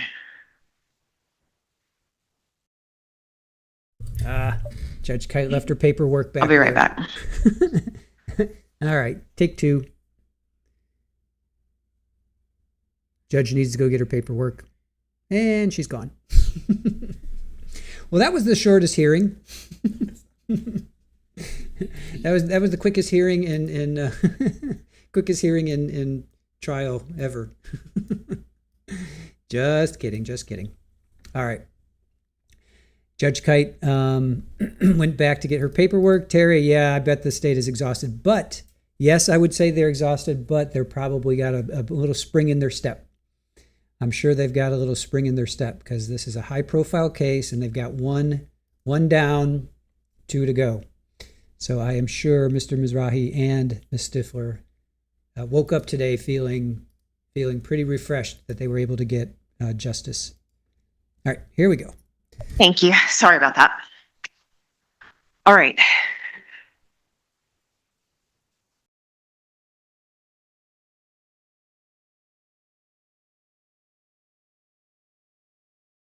So this is the final pretrial for Ms. Gardner. Is there any additional argument that you would like to make on the motion that was filed? Your Honor, for the record, Patrick Rody, Kirsten Nelson, Ronald Sullivan, and assisted by Sarah Baldwin, present with Ms. Gardner. Mr. Baez is present via Zoom. Your Honor, no additional argument unless the court so desires. I would ask the court and motion the court to strike what is on docket 841. There was an error in the initial motion we filed this afternoon, and we filed a amended corrected motion at docket number 842. And we would ask to strike 841 and remove it from the docket. Give me just a second. Yes, Your Honor.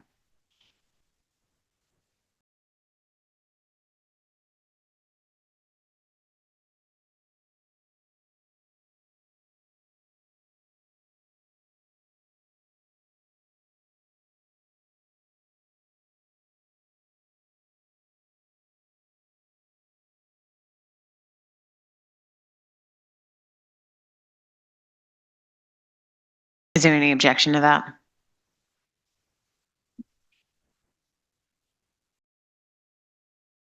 Good afternoon, Your Honor. Christina Stifler, Alan Mizrahi, and Stephen Siegel on behalf of the state. I reviewed the defense motion. The state does not oppose. No, I mean striking that. Oh, no, ma'am. Okay. I reviewed both motions. Okay. I don't oppose them striking it. So I'm going to direct the clerk to strike the document 841 from docket line 18. Yes, Your Honor. Give me a moment.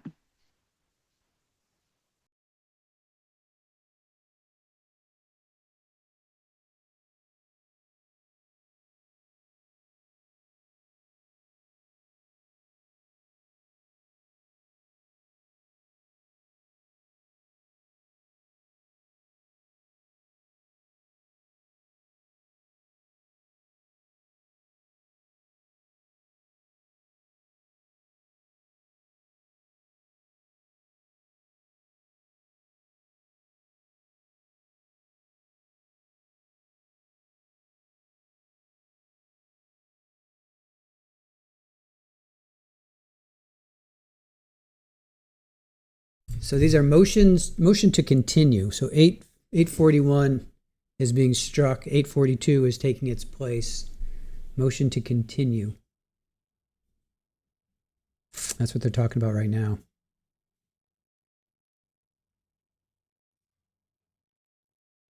Shanna is not out on bail, MMC. She's not out on bail.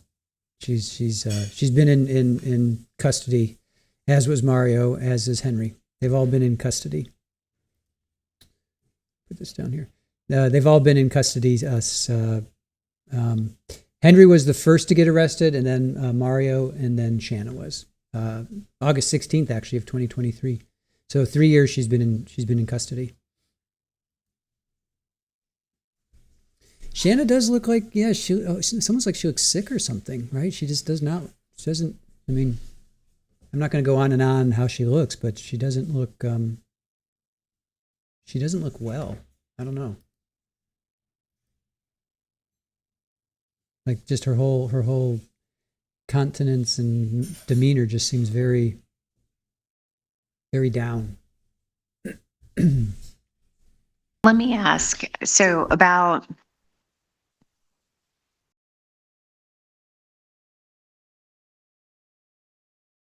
the argument that is contained on page 2,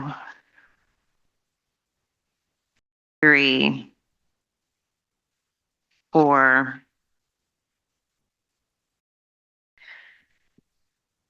related to, this is my question. So obviously what is argued by the defense is that this is a law enforcement created issue.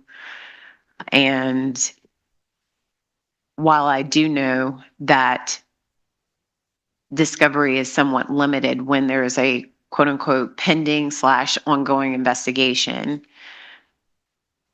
through the discovery process, how much access did the defense have to this information? Because I have a vague recollection that this came up at some point in time during the pendency of this litigation. Thank you, Your Honor. Kirsten Nelson on behalf of Ms. Gardner. Candidly, Your Honor, we had some understanding that there was an allegation against Mr. Fernandez. I believe it was as early as June 2025. However, it was our understanding as of June 2025 that these were unsubstantiated allegations, and we did not, my understanding based on representations of co-counsel, that we did not have any reason to believe that they were being followed up upon by law enforcement at that time. Which makes sense because why would they tell the defense that there's an ongoing investigation? So while this one portion of the allegations, I understand there are 2 separate counts. So we knew part of the story, not the full story, nor did we understand that there were forthcoming charges. Okay. So, and I'm just on this point, okay? From the defense perspective, I know the word investigate can mean many different things. To marshal what you believe you would need in order to defend your client, what are we talking about? I appreciate the court's question. Earnestly, Your Honor, I'm not sure I'm in a position to answer that since the information is still forthcoming. We don't actually know the charges yet. As I understand from the state, the charging document has not been made public. We do not have access to it. We would need a little bit of time in order to put a more precise point on that for the court.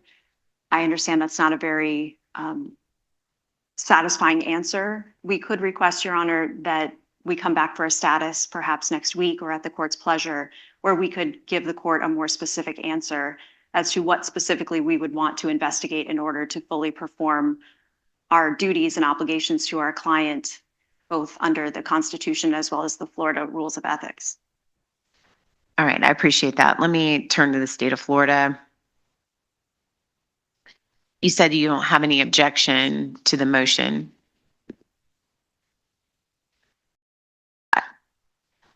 In order for me to gauge whether this is something that this court should entertain or not, I need to know what the position is of the state of Florida related to its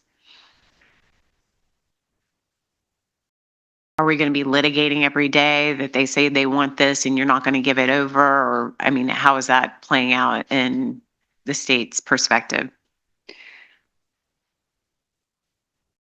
The access to documents, they say that they need to investigate it and they don't have anything to like really go on at this point in time based on the timing of this information to them. Yes, Your Honor.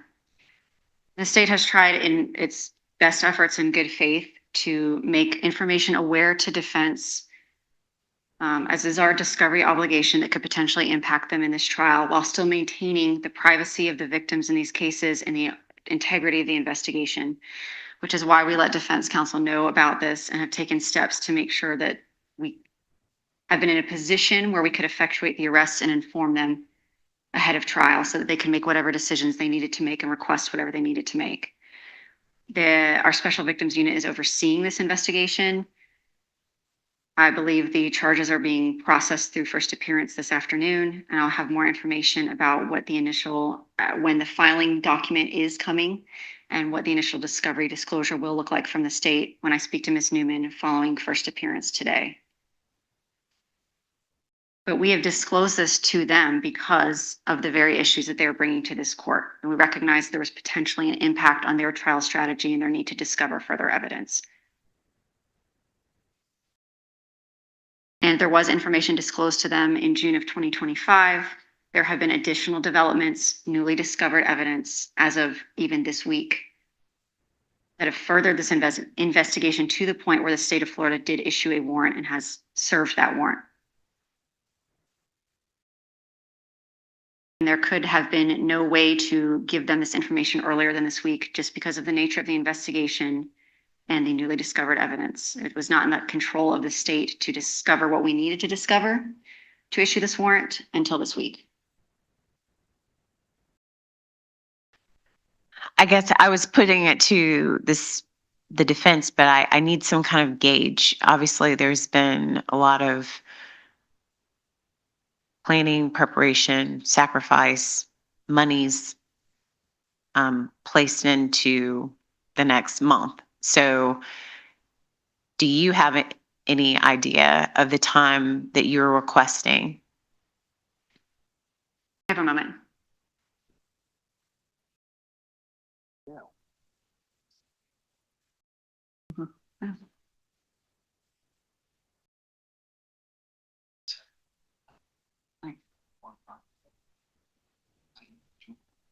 We have a plan. We've discussed it with defense in terms of timing. I will say that this lack of opposition from the state is not in a vacuum to their motion. The state also filed a motion to strike trial witnesses. I know we told Your Honor that this morning. It's been docketed this morning before 9 a.m.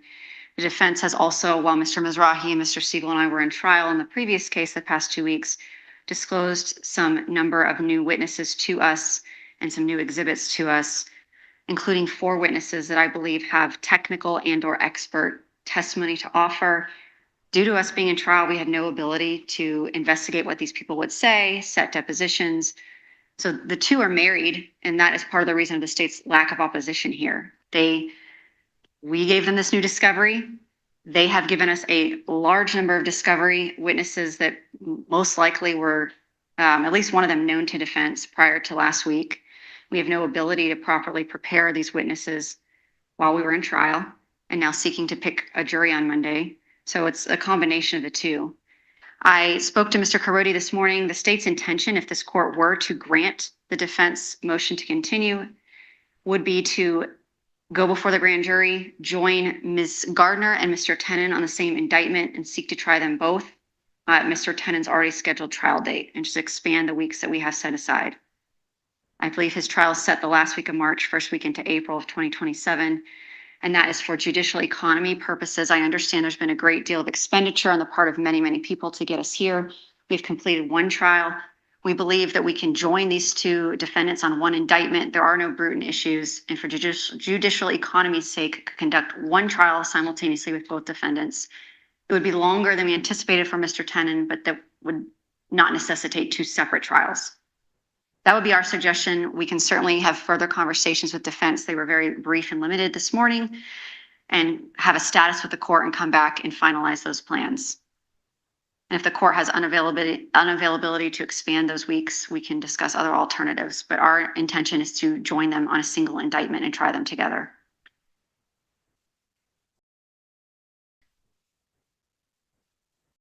All right. Your Honor, what we would propose also is that the parties meet and confer and propose a schedule to the court. Perhaps we could set a status for early next week. I do want to notify the court that Mr. Baez and myself are unavailable. We have another trial starting in March 2027, but I'm happy to meet with the state and we can propose a schedule to the court. If we join them in the indictment, we'll have to obviously coordinate with Ms. Schlacks as well and her trial availability.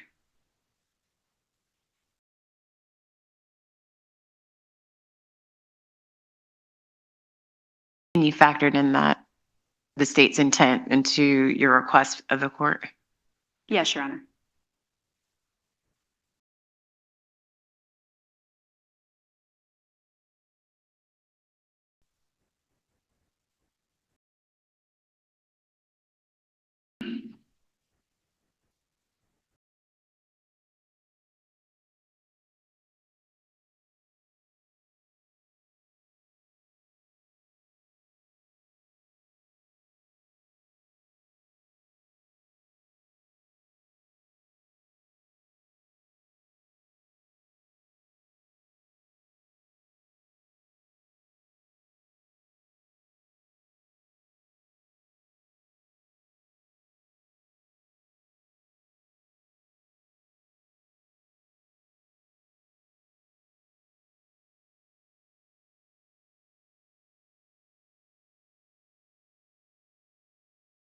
So I know Ms. Schlacks had a death penalty case with me. And I think she had something intervening. I just know that because I think I bumped another case for that case.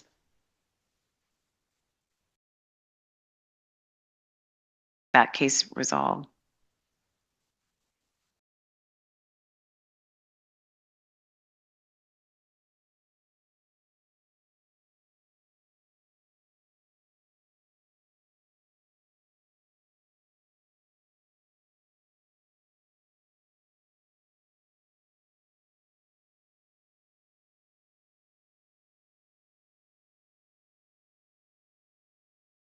You said those documents are going to be available when? In the case? In the other case, I need to speak with Ms. Newman with our office. Mr. Fernandez is going through first appearance as we speak to get an idea from her of the timeline for the filing of charges and the disclosure of discovery.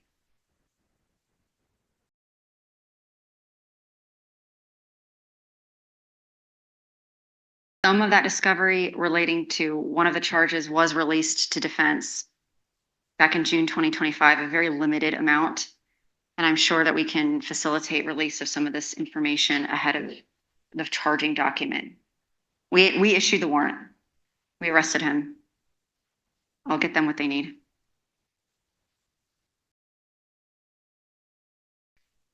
I'm going to be in recess. Let me see the lawyers in the side room.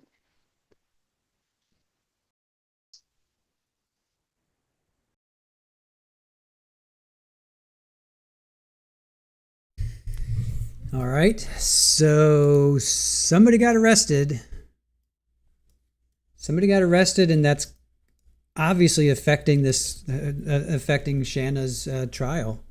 And now the state wants to join her with Henry Tenon. And his trial is like end of March, beginning of April. Just wow.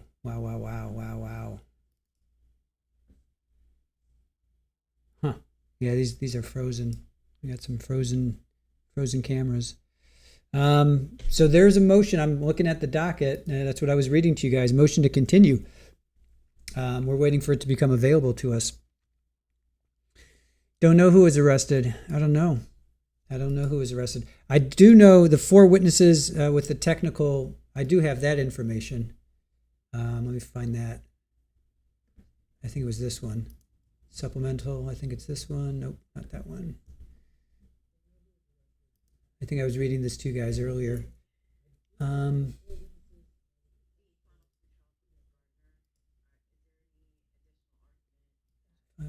Hold on, let me try and find that. Disclosure. Oh, here. Notice. So this is a notice of withdrawal. No, that was Kirsten. They're withdrawing Kirsten. Oh, heck, where was it?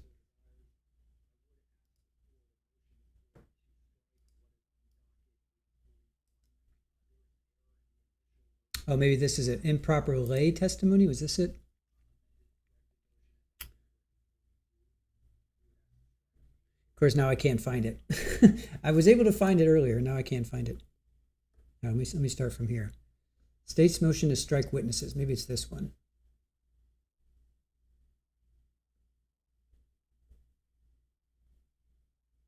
Okay, it might be this. Well, no, they're not married.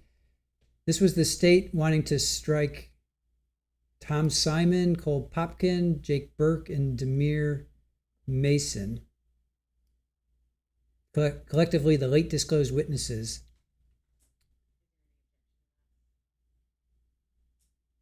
Defendant's discovery violation is willful and substantial and has created procedural prejudice that cannot be cured before the scheduled trial by any sanction short of exclusion.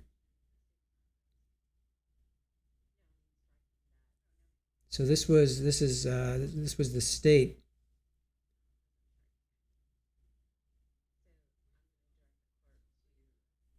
The Fernandez trial was live streamed by various local and national news and social media platforms. That's us.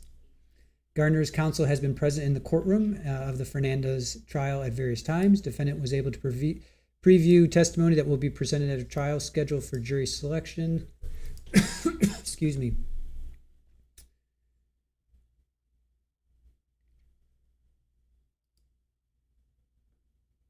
Reciprocal discovery is not a one-way street. After nearly 3 years of litigation, defendant waited until Saturday, August 22nd, after the first full week of testimony in her co-defendant's trial and only 9 days before jury selection in her own case, to disclose 4 witnesses who appear to be experts in financial analysis, video enhancement, digital forensics, and family law.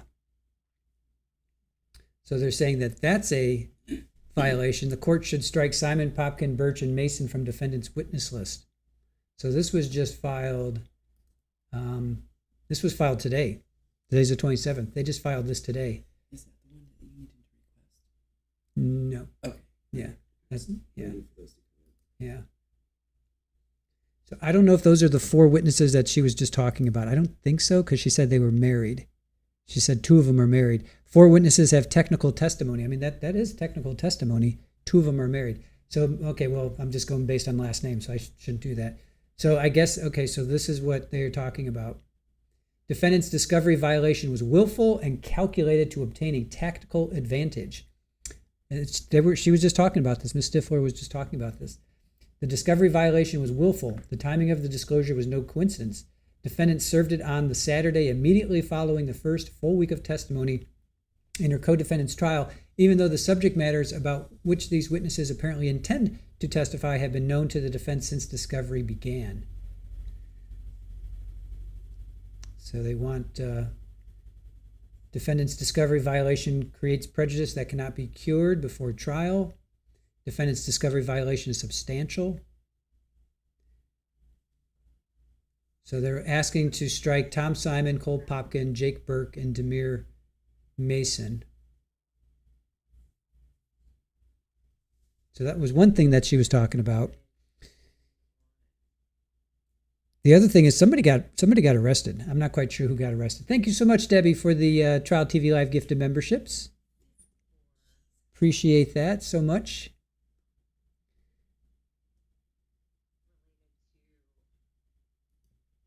Thank you, Debbie. I can't even scroll back enough to. I can't even scroll back enough, Debbie. Thank you. Really, really appreciate that. Appreciate your support. Biggerstaff, you think you guys are kicking around Biggerstaff's name, John Biggerstaff, and or Juan? Do you think they arrested Juan and John? Dad and father and son? Do you think that?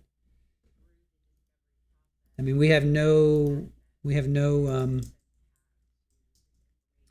verification that that's true. She did not say a name, did she? Sheila in New York, Chloe's mom. Oh, we know quite a few of these people. Good job, Debbie. Thank you so much for that.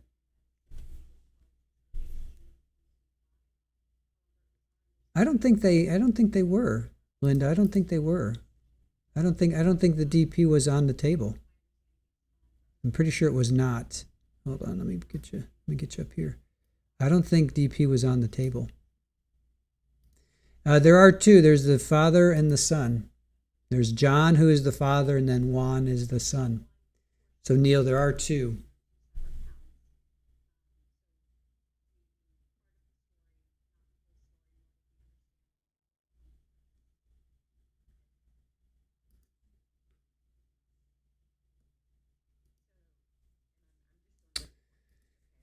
CDJ's looking, can't find any recent arrests. Yeah. Geez, you think it's the bigger staffs? Father and son or father? But he testified. Wait, did he? Hold on a sec. Did he accept his immunity or not? I forget now. Let me double check.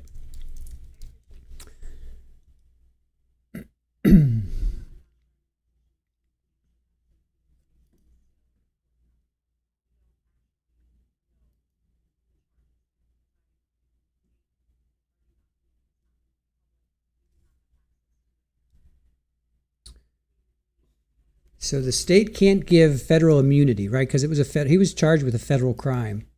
He was using a telephone or a cell phone or a phone for human trafficking.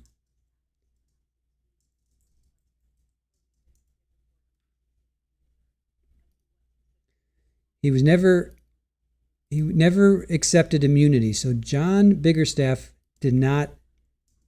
he never accepted immunity. So he did not have immunity. And Juan, I don't think they talked about Juan having immunity. So John Biggerstaff did not have immunity. So I guess theoretically he could have been arrested, but we're not gonna speculate until we hear names. I mean, I guess we could speculate. That's what we do here, but yeah, CDJ. Yep, that's what the state wants to do now. They want to, because of this arrest or arrests, they want to take it in front of a grand jury and they want to try Shanna and Henry together. You heard that correctly. You absolutely heard that correctly. Yeah, I didn't think it was on the table either. I didn't think it was.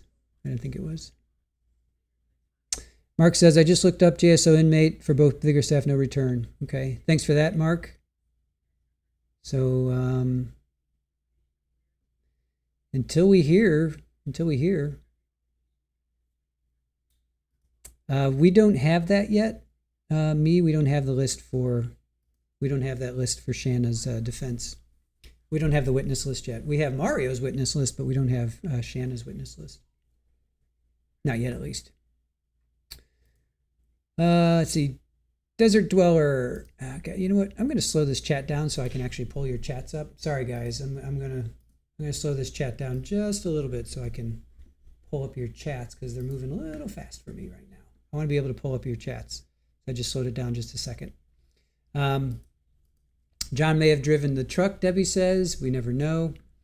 Soglo, yeah, we know. Well, I know for sure. I just looked it up. John did not. He was not offered immunity. This is the one I wanted to bring up. Desert Dweller. Married couple, could it be new charges for Shanna and Mario? No, it was specific to people testifying. It was specific to technical testimony, and that's what I just read. And it was their testimony was, I can tell you what their testimony was going to be.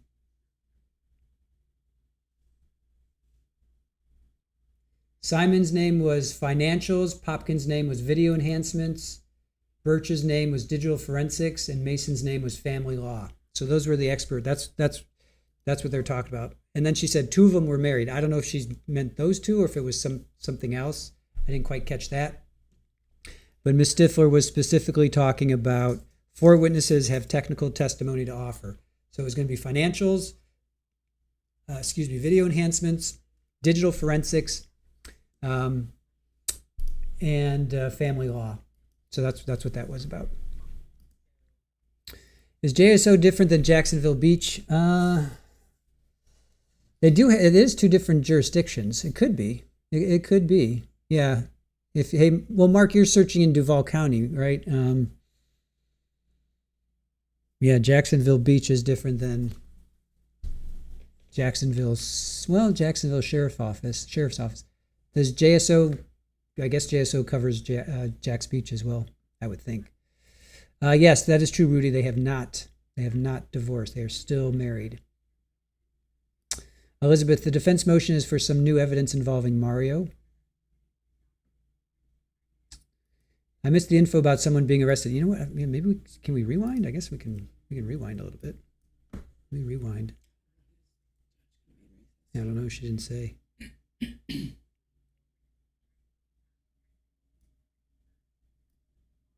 Positions. So enforcement at that time. Striking it. So I'm going to direct the clerk to strike the document 841. See if I can try and. The argument that is contained on page 2, 3, 4. Defense is that this is a law enforcement created issue. And while I do know that discovery is somewhat limited when there is a quote unquote pending / ongoing investigation, through the discovery process, how much access did the defense have to this information? Because I have a vague recollection that this came up at some point in time during the pendency of this litigation. Thank you, Your Honor. Kirsten Nelson on behalf of Ms. Gardner. Candidly, Your Honor, we had some understanding that there was an allegation against Mr. Fernandez. I believe it was as early as June 2025. However, it was our understanding as of June 2025 that these were unsubstantiated allegations, and we did not, my understanding based on representations of co-counsel, that we did not have any reason to believe that they were being followed up upon by law enforcement at that time, which makes sense because why would they tell the defense that there's an ongoing investigation? So while this one portion of the allegations, I understand there are 2 separate counts, so we knew part of the story, not the full story, nor did we understand that there were forthcoming charges. Okay. So, and I'm just on this point, okay?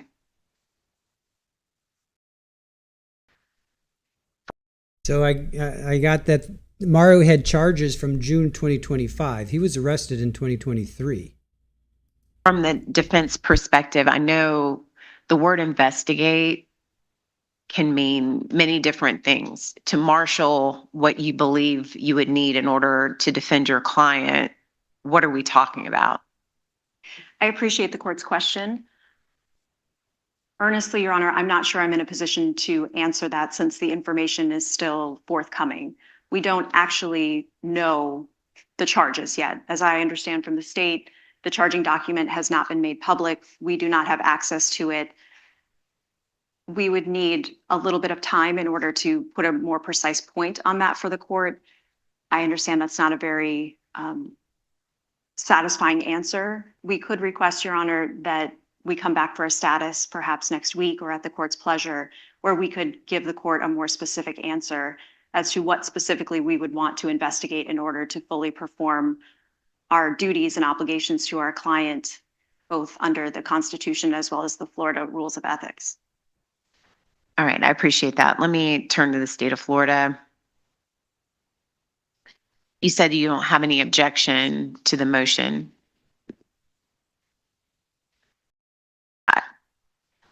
In order for me to gauge whether this is something that this court should entertain or not, I need to know what the position is of the state of Florida related to its. Are we going to be litigating every day that they say they want this and you're not going to give it over? Or, I mean, how is that playing out in the state's perspective. The access to documents, they say that they need to investigate it, and they don't have anything to like really go on at this point in time based on the timing of this information to them. Yes, Your Honor.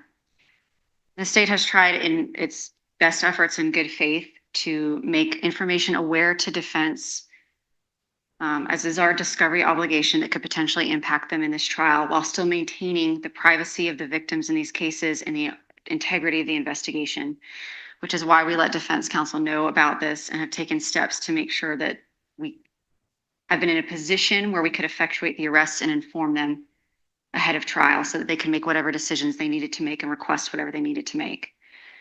Our Special Victims Unit is overseeing this investigation.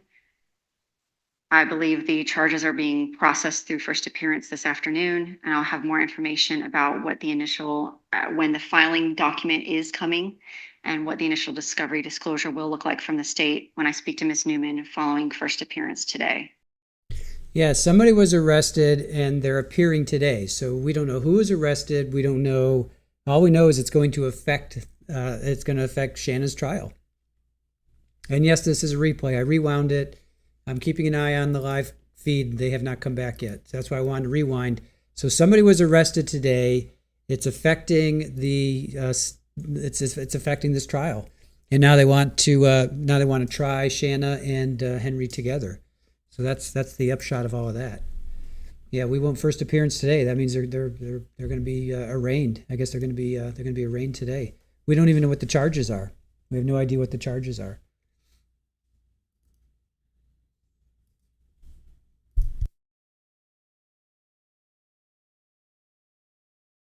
But we have disclosed this to them because of the very issues that they're bringing to this court. And we recognize there was potentially an impact on their trial strategy and their need to discover further evidence. And there was information disclosed to them in June of 2025. There have been additional developments, newly discovered evidence as of even this week that have furthered this investigation to the point where the state of Florida did issue a warrant and has served that warrant. And there could have been no way to give them this information earlier than this week just because of the nature of the investigation and the newly discovered evidence. It was not. All right, sorry, I just want to get back in here. Here we go. Now this is live. We're back to live.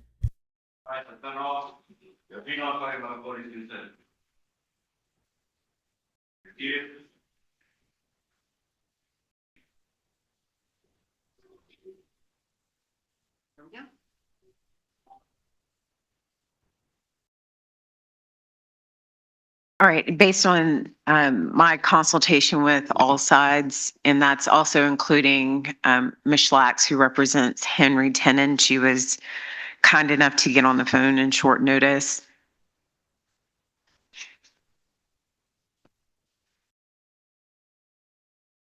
The unopposed motion to continue the trial date will be granted. Strike the dates that have been previously set. Yes, Your Honor. I'll add Mr. Tenon on with Ms. Schlax present.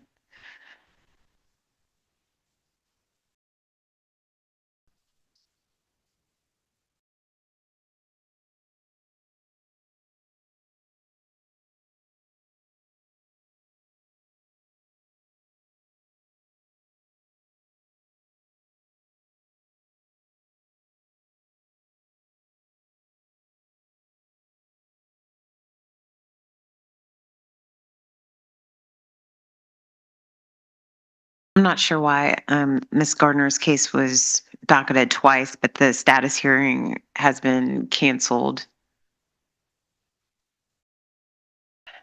We're only operating on the final pretrial, so I'll grant the motion to continue.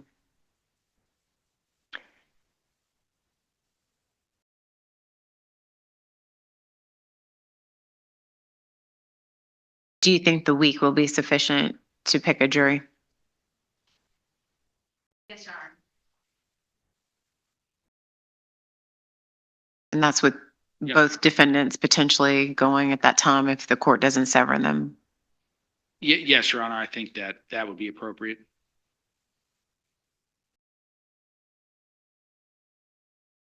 All right. Working backwards. The case will be, Ms. Gardner's case is continued to May 3rd, 2027, 9 a.m. Jury selection.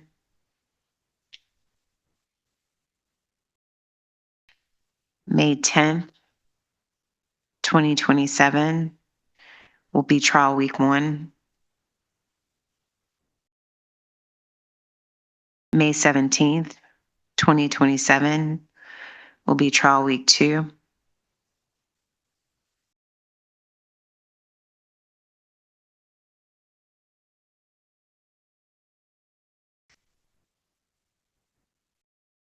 May 24th, 2027 will be trial week 3.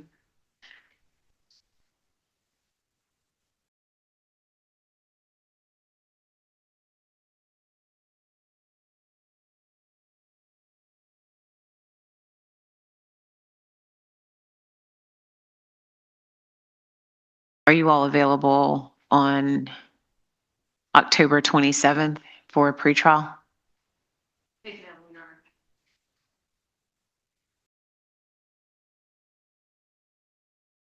Yes, Your Honor. Okay, I'll see you all then. October 27th, 9 a.m., and that's for pretrial. Thank you. Court's adjourned.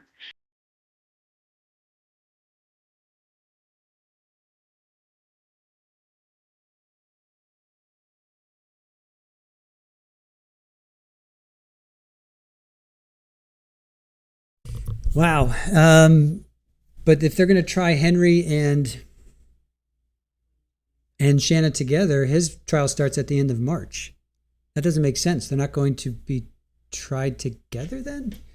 All right, so we have to figure out who was arrested. Who was it that got arrested? Was it John Biggerstaff? Was it somebody else? Whoever it was, it affected everything. It blew everything up. So her trial now has been kicked to May, with the next pretrial October 27th. So, oh man, wow. All right. Well, we could go back to this. We can go back to this. I'll go back to this hearing from the 2024, but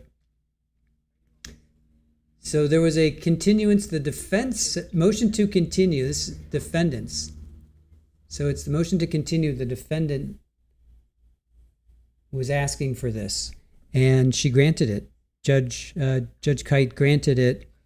Oh, and Miss Schlacks, that's Henry Tenon's attorney. So we heard that. So I heard something about Mario had charges in June 2025, and then they're like, we don't even know what the charges are, so we can't talk about it. That was, the state said we'll be speaking to the crime unit today. So we won't know. We don't know until we find out who was arrested. Once we find out who was arrested, we'll update you guys. You know. Do you know where they arrested? In Jacksonville? I would assume. I don't even know that. Yeah, I would assume. I would assume that they were arrested in Jacksonville or the area. We don't even know that. We don't even know that. So. You guys all think it's what's his name? Biggerstaff, but yeah, we don't even know. We don't know. So. And yeah, she said Special Victims Crime Unit. We did hear that. But how is it affecting this trial? I don't know. I do not know. So Kathy Rustin says Mario has a new arrest warrant. What is he doing in jail? He was in jail. He was arrested in 2023. I mean, you can get in fights. We've seen that before. Keefe D, you know.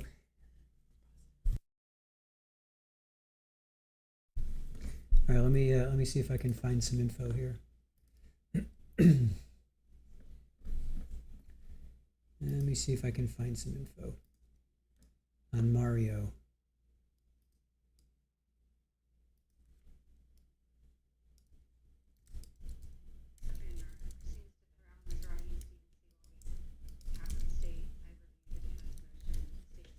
Let me see if there's anything here. See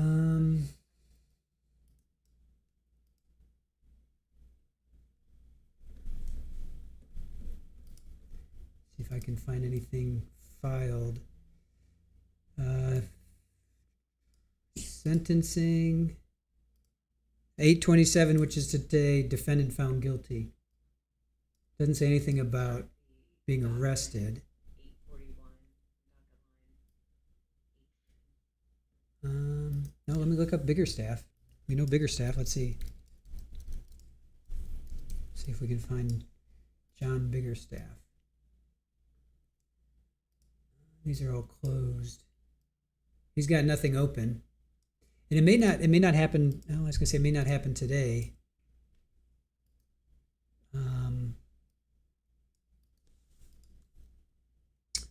Yeah, nothing about Mario being rearrested.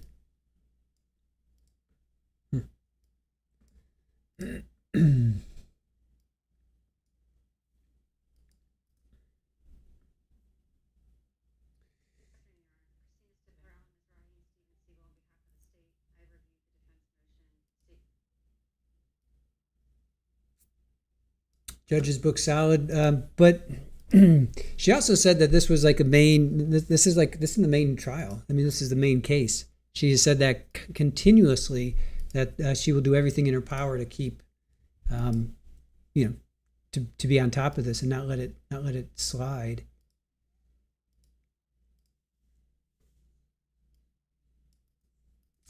Spicy sour. Yeah, Mario's been sitting in jail for 3 years. It's not like no one knew where he was, so I had to charge him yesterday or today. Yeah, and these changes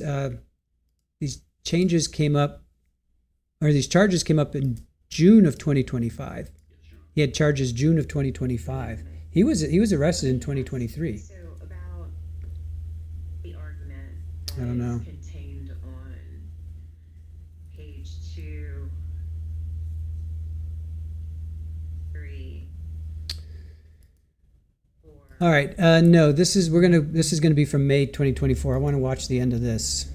Related to. Right. Let's watch the end of this. All right. We're gonna jump back over to here now that.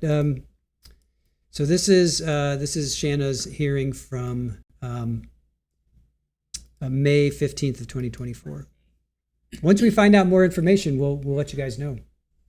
Page 2, where it states, the roommate's name was advised Tenon's truck was used in the murder of Jared Bridegan. Did I say that correctly? Yes, you did. Okay. Does that refresh your recollection as to whether the fact that you had informed the roommate the night of Mr. Tenon's arrest that his truck was used in the murder? Based upon the report you showed me, that yes, the officers did inform Ordway that the truck was used in the homicide. When you say the officer, you're referring to your partner, right? Yes. Detective Lamont, right? Yes. Basically, the second. I don't know how you guys do it. Are you guys equal, or he's second in command here? I'm the lead and he's the co. Okay. So, fair to say, he's going to tell you everything that he's doing in your case, right? Yes. Including something as important as telling a roommate that they just made an arrest on perhaps the biggest case in Jacksonville, right? It was a busy time for us right then, and I can't say we had just arrested Tenon, and I was not aware of his exact verbiage that he told to Mr. Ordway. And that's not something you normally do, right? To leak to potential witnesses critical information on a murder investigation, right? That's not something you do often. I mean, it was public knowledge that a truck was used in the murder. But it was public knowledge that Henry Tenon's truck was used in the murder, right? I think based upon the previous interactions that we had had with Mr. Ordway, he had a fairly good idea that truck was used. Okay, but my question again was, it wasn't public knowledge that Mr. Tenon's truck was used in the murder, correct? Correct. And that's not something you do. You would agree that that's not good police practice to go around telling witnesses what's going on in a murder case, right? I think at the time we were looking for cooperation from Mr. Ordway, and so we believed him to be involved in this. So I don't think it was from a perspective of we're just giving you, we're leaking information about our case. It was an effort to gain his cooperation. So now you remember, and now you have knowledge of not only the fact that you told him about the truck being used in the murder, but why? I didn't tell him I wasn't there. I told you that. Okay. But now you know why. Now you're kind of recalling why, right? I am saying why it's likely that the officers told him that. And you knew before you took the stand today that Mr. Ordway had called just an hour late. Well, actually, he made several calls immediately, right? Yes. And Mr. Fernandez didn't answer the phone, right? I don't remember exactly. But the third call, there was a, I think, 38-minute conversation, correct? Sure. Okay. And you knew that conversation occurred before you took the stand today and told us that there's no way that Shanna Gardner would have known, or Mario Fernandez would have known that the truck was used in the murder, when you, in fact, had advised a witness of such a fact, correct? You knew that before taking the stand today. Mr. Ordway was advised of the truck. No, I did not know that before today. You didn't know? I did not know that specific conversation had happened until you showed me the report. Okay. You just said a moment ago that it refreshed your recollection that that in fact occurred, correct? No, sir. You indicated that. I did not. And you agreed with me, sir? No, sir. So you said no, I don't. That doesn't refresh my recollection? I'm indicating you that Mr. Ordway had knowledge of this case, and that us telling him about the truck was not the same as their leaking information. I did not have specific knowledge of what you showed me, or did not remember what you showed me until you showed it to me.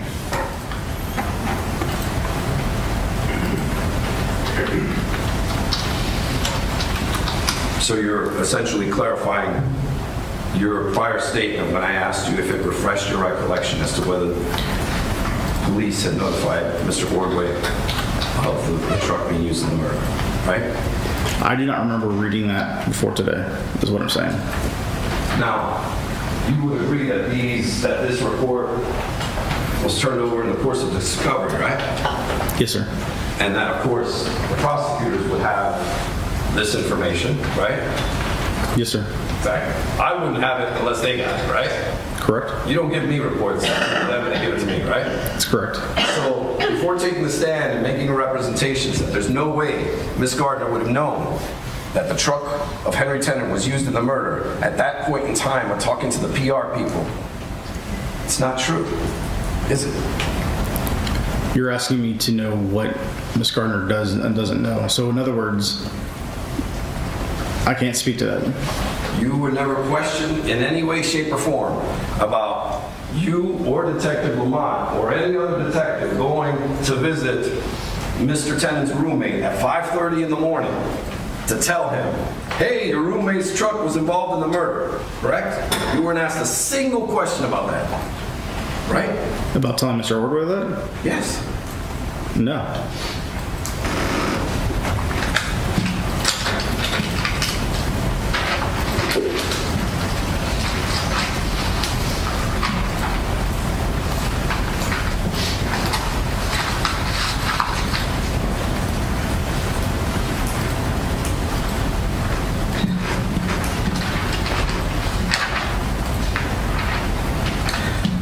Sir, you mentioned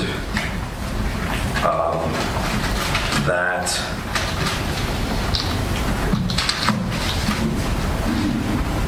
there was animosity between Jared Bridegan and Shanna Gardner because he wanted the children to be brought up in Mormon faith, but she did not, correct? That's correct. And that a source of contention was Miss Gardner not wanting to have one of the children baptized, correct? Correct. Is it a fact, sir, that Ms. Gardner, in fact, encouraged and was fine and was very supportive in terms of the child being baptized? I think on the surface she made that representation to her child. But it's also in the text messages that you reviewed in this investigation too, correct? There were some text messages between her and Kim Jensen where she basically stated that she did agree to it, yes. Okay. So that statement too is not exactly correct.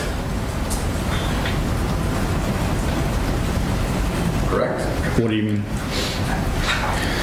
She was in support. She supported the child in getting baptized, correct? Yes, she gave her support, yes. Now, you also mentioned that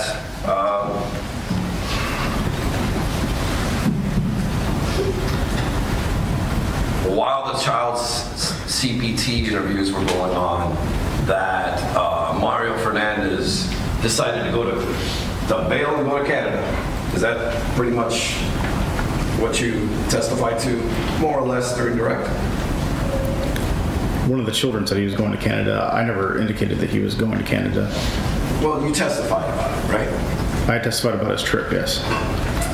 Now, Ms. Gardner wasn't allowed to participate in the CPT interview, correct? That's correct. And she, in fact, wasn't present and didn't get to see it, correct? Correct. You didn't get, like we just saw that video, you never showed her that video, right? That's correct. Okay. And she would have no idea whether the children would have told the CPT person that Mario was or was not present the evening of the murder, correct? I would assume that she discussed the interviews with them, but no, she would not have been present. She would not have acknowledged what they said. And she would have no idea what those children told CPT, correct? I'm sure she would by asking them. Well,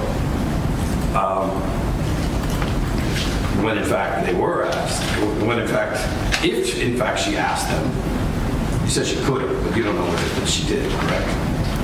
I do not know if she did or not. However, there were statements that were made by Mr. Bridegan that the children were often coached. So, Mr. Bridegan never told you that the children were coached what to do in a CPT interview, right? Correct. All right. Now, you also talked about this 5-month period where Ms. Gardner, you were concerned about her fleeing, that she was traveling around all over the place, right? That's correct. Okay. Sir, you're aware that after there was a gap between the arrest of Mr. Fernandez and Ms. Gardner, correct? Yes, sir. Okay. And this 5-month period is during that time, correct? That's correct. Okay. So what you represented to us was that she was moving around and staying at an Airbnb in Tallahassee and then going other places, correct? Like Orlando? I don't think you mentioned that, right? No, the only places that I know that she was at was Tallahassee and Savannah. Okay, and Savannah. Now, you're aware that Ms. Gardner's counsel at the time had in fact sent an email and had advised the state that Ms. Gardner was willing and able to surrender herself at any time should they decide to charge her, correct? I am aware that email was sent, yes. Okay. And at no time did either you or any other law enforcement officer or any prosecutors pick up the phone and call her counsel and say, hey, let's do without the TV show. Bring her in. Correct? I'm not aware of that now. Okay. And are you, well, you're not aware that that ever occurred, right? I'm not aware that a phone call like that was ever made. Right. No phone call was ever made, as far as you know. As far as I know, yes. Okay. And in fact, that was never a suggestion of yours, right? No, it was not. Okay. And in fact, you're aware as a police officer that when you do a takedown in someone's home, there are numerous officers that are armed, right? Yes, sir. And that's, in fact, occurred in this case? Yes, sir. And that there were children in that home? Yes, sir. And multiple officers stormed that home with assault rifles, correct? I don't think they stormed the home. They went inside, yelled police, all that kind of stuff, right? Yes, sir. And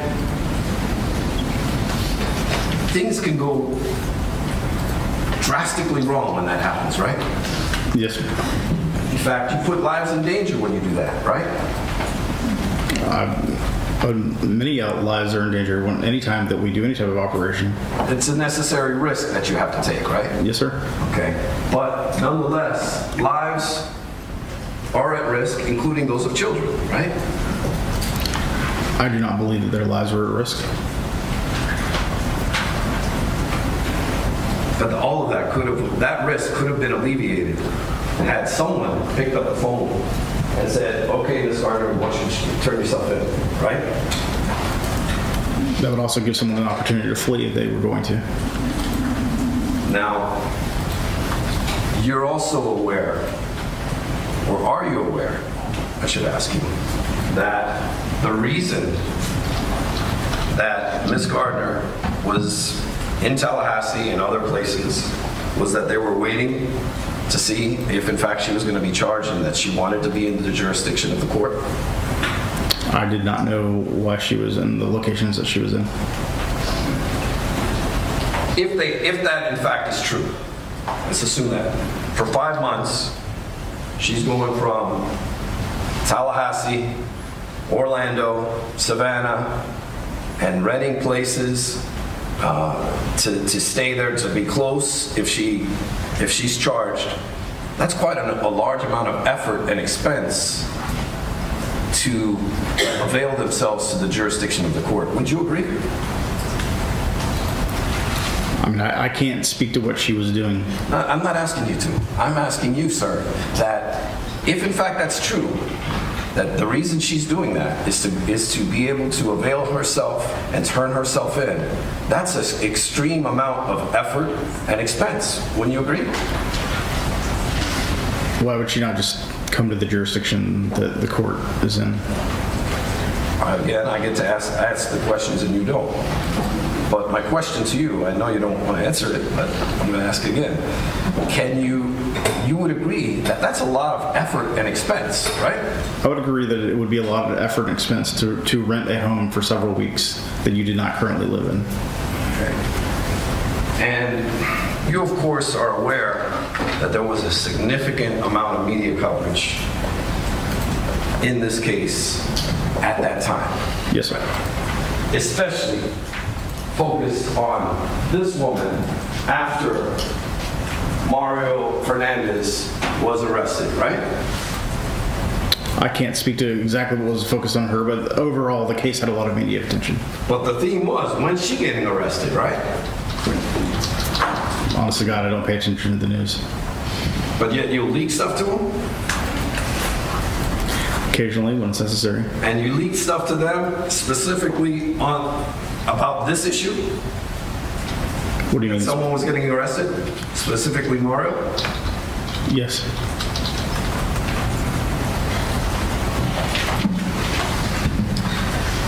Judge, can I have the court's indulgence for a moment? Let me see if I have any further questions.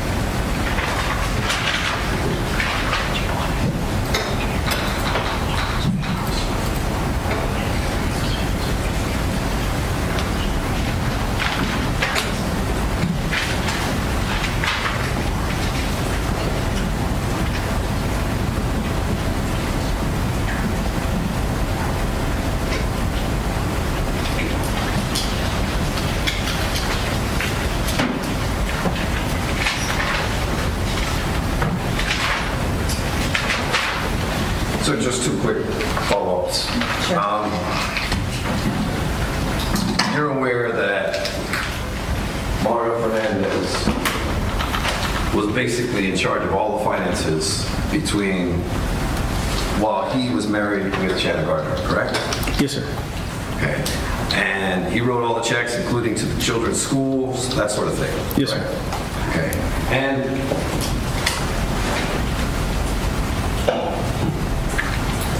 you talked about how this divorce was imminent, and that was something that Mr. Tenon said, that Mario Fernandez said that's why it has to go down right away, right? Yes, sir. Okay. But sir, you're aware that both Mario Fernandez and Shanna Gardner were planning on divorcing for months, correct? That was what they indicated to the school staff, yes. Right. In fact, they communicated that to the school because one of the concerns is disruption in the children's lives, correct? Correct. And that's something they wanted the school to monitor, right? Yes. Specifically Shanna, right? Yes.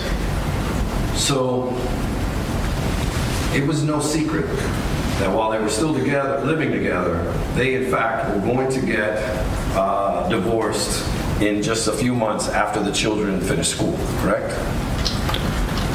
That is what Shanna had indicated to the school staff, yes.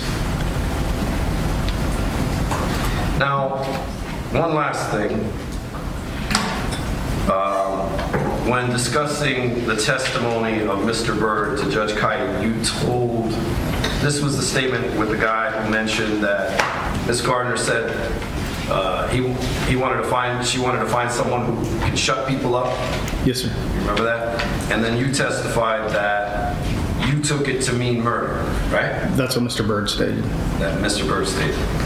But you, in fact, are aware that Mr. Byrd didn't state anything of the kind. In fact, to the contrary, he said, as to that point, he didn't take it to mean anything at the time, correct? My recollection of his statement was that he did, in fact, mean that she was looking for someone to kill Jared Bridegan. Well, would it refresh your recollection if I showed you the police report on this specific interview? Possibly. May I approach the witness, Judge? Yes, please show. Oh, sorry.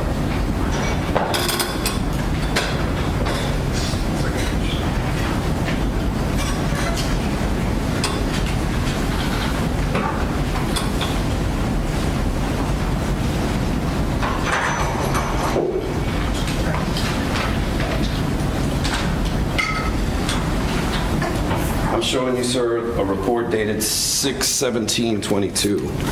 Is that correct? Yes, sir. Yeah, sure.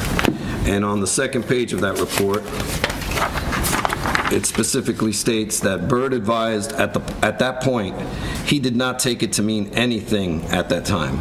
Correct? Did I read that correctly? Yes, you did. And do you see murder anywhere written in there in any way, shape, or form? No, I do not. I have no further questions. Thank you, Judge.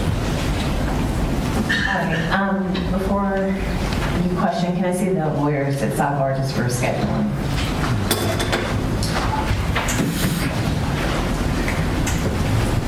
All right, so if you guys are just joining us, this is just a replay from May 2024. We started playing this while we were waiting for the 9 o'clock to be pushed to 1 o'clock, but then we watched the 1 o'clock, and that somebody got arrested. We think it was charges against Mario from June 2025, so we're still trying to sort that out, even though he was in jail at that time. So it's not 100% sure still, but it affected whoever that person was. So I guess it can't be Mario because he's in intake right now, right? He's in custody. So anyway, this person is going to make a first appearance sometime today. We don't think it's going to be streamed, but once we find out, we'll let you guys know. And that ultimately that pushed Shanna's trial to May of 2027. So the upshot of all of that is that Shanna's trial will not be next week. It got pushed to May of 2027. So in the meantime, we're going to continue to watch this pretrial hearing, and then we'll call it a day after this, because we haven't seen this yet. So I still want to see this.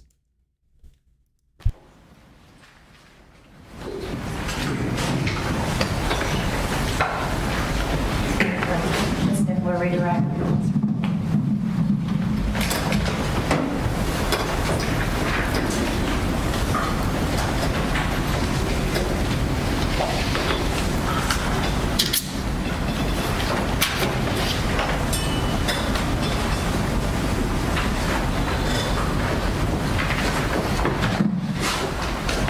Second Johnson. Ask you a few things that follow up on some things defense counsel asked you about. Kim Jensen's testimony, or her statements, KJ's statements that you were present for, she also gave testimony at a grand jury proceeding in February of 2023. That's correct. And you had the opportunity to review a transcript of that testimony, which was unsealed by defense counsel. And in that testimony, she made the same statements regarding Mario Fernandez Saldana's statements in Hawaii, correct? That's correct. And she also made statements to the grand jury under oath before being put in your car and taken to the state attorney's office that Mario Fernandez frequently spoke about taking care of Jared during times of trouble in their marriage, correct? That's correct. So the reason that no recorded sworn statement by the lawyers was taken of Ms. Jensen is because there was a discussion, and in your opinion, Ms. Jensen was still minimizing and withholding, correct? That's correct. As far as date night, All right. Yep, I got it. You guys are right. Yep. He's facing X charges. SEX. I don't know if I can say any of that. Mario Fernandez is now facing 2 charges of lewd and lascivious molestation that were filed this week after his conviction in the trial of Jared. He's facing, oh man. I hope it's not with the kids. Ugh. So there you go. So it is Mario. Mario is facing, oh man. Now facing 2 charges of lewd and lascivious molestation that were filed this week after his conviction. According to the Florida statute, it involves victims younger than 16. The age of the victim or victims has not been released.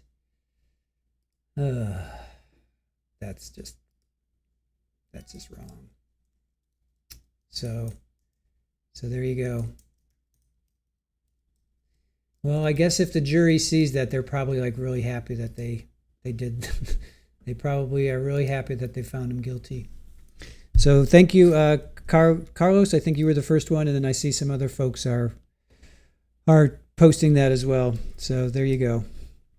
So Mario Fernandez has been charged lewd and lascivious molestation, not even just lewd and lascivious acts of like exposing himself. He's actually molesting them. And then, just wrong. Oh man, yeah, I'm sure if you're a juror right now and you hear this news, you'll be like, well, I'm glad we did what we did. That's pretty sick. All right, so there it's confirmed, Mario. It was Mario after all of this. So how is that going to play into Shanna's defense? I don't know. So it doesn't say P. Cooper. I don't have that information yet. All I know under 16. So that's all I have right now. That's all I have right now. Yeah, I would not expect them to give ages or anything like that. If you hear somebody saying it, somebody may have information, but I would think that would be really, really, really private stuff. All right, so we'll continue on with Shanna's hearing. This is from May 15th, 2024. You conducted interviews with Ms. Gardner, Mr. Fernandez Saldana, and Jared Bridegan's wife at the time, Kirsten Bridegan, and you were mentioning that as a matter of routine, all 4 of the children were at date night for the most part. That's correct. And on that particular night, the youngest child wasn't there, but BB had a very close relationship with LB and particularly AB, correct? That's correct. And she was always at date night for the most part. Correct. And there was some mention about the CPT interviews. That is an hour and 40-minute interview, and in that interview it would be fair to say that LB is inconsistent in the course of his own interview about the timeline of events that night, not only related to Mario Fernandez Saldana, but related to just the events of the night. That's correct. Objection, leading. Sustained. Did Ms. Gardner ever tell you that LB was not the most reliable witness?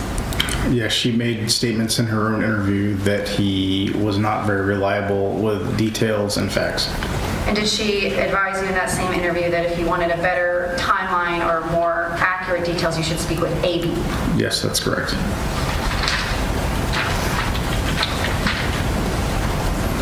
Detective Johns, when police are executing a warrant for first-degree murder, is it generally done with a takedown team and SWAT?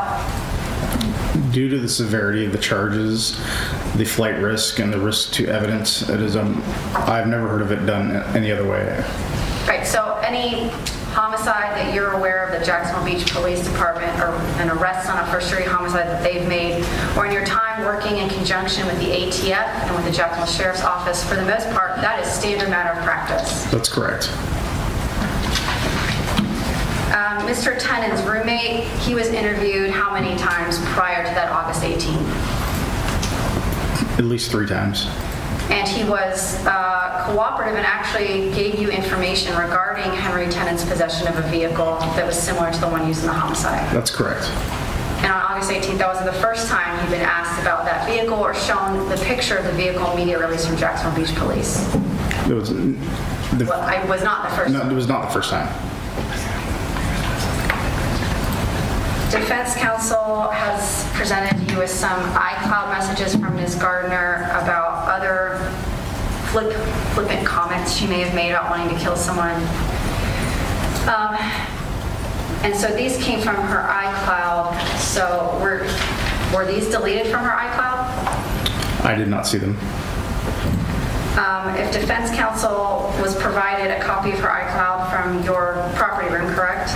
Correct. So if they got these from them, that means that Ms. Gardner most likely did not delete these flippant comments about killing people. Objection, calls for speculation and leading. Sustained on leading. You can be raised. The messages between Kim Jensen and Shanna Gardner about killing Jared Bridegan were deleted from her iCloud, were they not? Correct. And as far as you know, are her children still alive? They haven't been murdered? They're not murdered. The last 2 issues I want to speak about are the child custody issues, disputes regarding the baptism. Was there a dispute between Shanna Gardner and Jared Bridegan about which church or ward the baptism would take place at? Yes, Ms. Gardner wanted it to take place in the local ward where she was friends with the bishop and his wife. The Bishop Curry? Yes. The same ward where KJ is a member? That's correct. And Ms. Gardner was not actually a member of that church at the time? That's correct.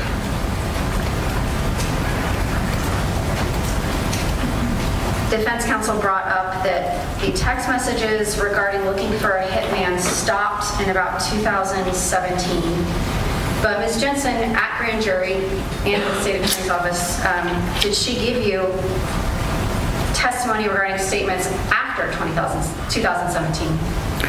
There were always, just because the statements weren't in their text messages, there were always continuous statements made about killing Jared or Mario taking care of Jared and meaning to murder Jared. Some of those statements referenced COVID, which obviously occurred after 2017. Right. Okay. And Ms. Gardner's attempts to reach out to other individuals, M or H or Thomas or Bradley Bird or Justin Bridegan, before 2017. They ceased after that point. She married Mario Fernandez in 2018, correct? That's correct.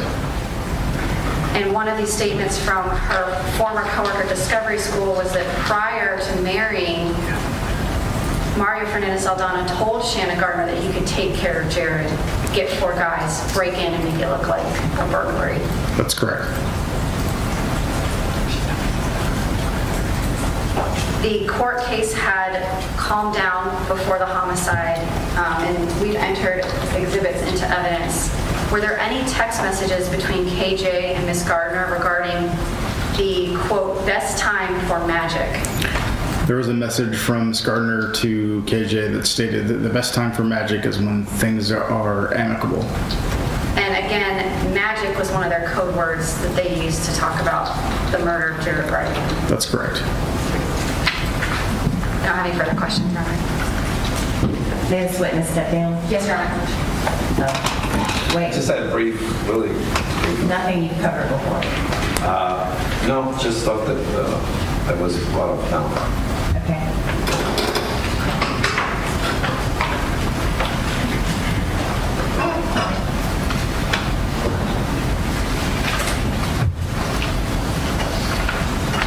Detective, you testified that just now during redirect that the child who gave the statement about Mario being home was not reliable, right?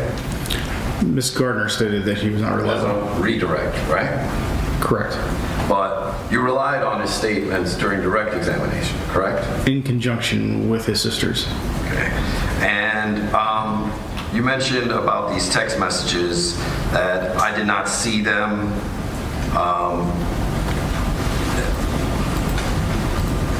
Well, your answer was in reference to these text messages of having not seen specific text messages. You have not reviewed all of the text messages as you... That's correct, I have not. Okay.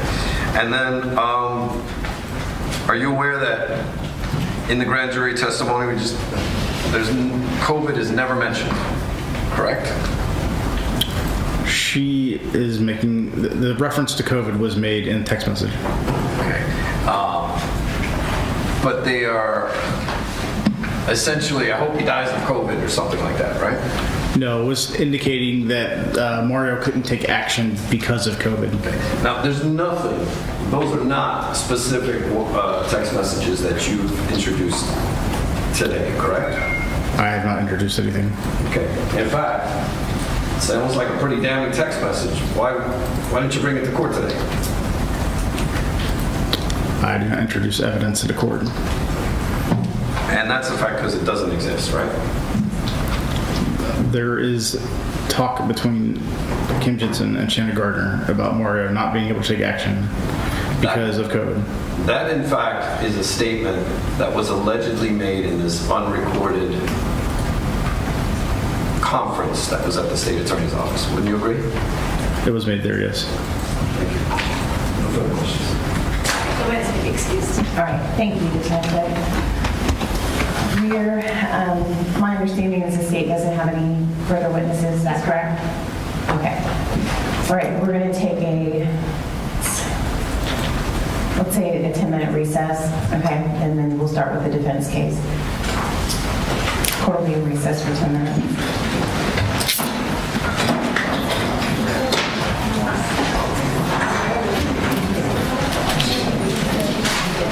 All right, so while they take a break, we obviously can fast forward. Deborah, does have DP for, I think so. I think so.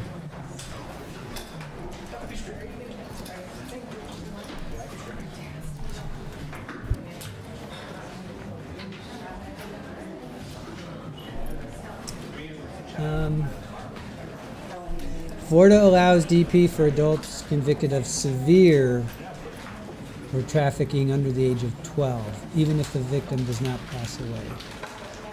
Really? Little bean? So it allows for it.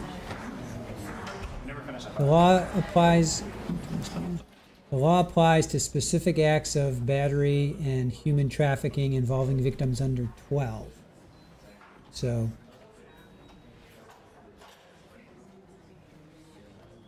it's for victims under 12.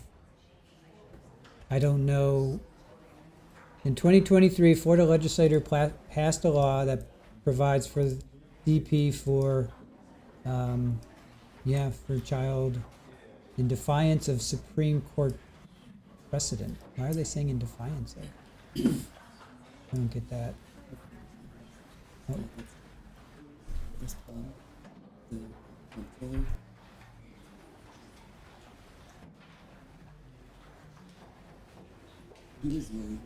Yeah, and so DeSantis's comptroller could face, because he got caught. So DeSantis's his comptroller could face the DP for what he did. So this is Florida statute 921.1425. Sentence of can I say that? Death? Sentence of death or life imprisonment for capital battery. Legislature finds that a person who commits this upon or in an attempt to commit under 12 carries a great risk of vulnerable members of the state. Such crimes destroy the innocence of a young child, violates all standards of decency held by civilized society. Yep.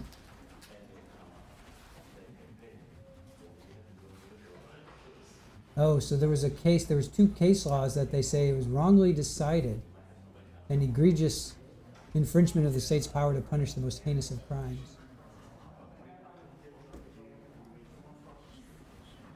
So upon conviction or adjudication of guilt of a defendant of the capital felony, the court shall conduct a separate sentencing proceeding to determine whether the defendant should be sentenced to death or life imprisonment. So I guess they can. Yeah, they can do that. So it is possible that he could now face. Oh, jeez, this is just a mess. This is just a freaking mess. All right, let me fast forward here. There's the woman that spoke yesterday, Melissa Nelson, I believe her name is.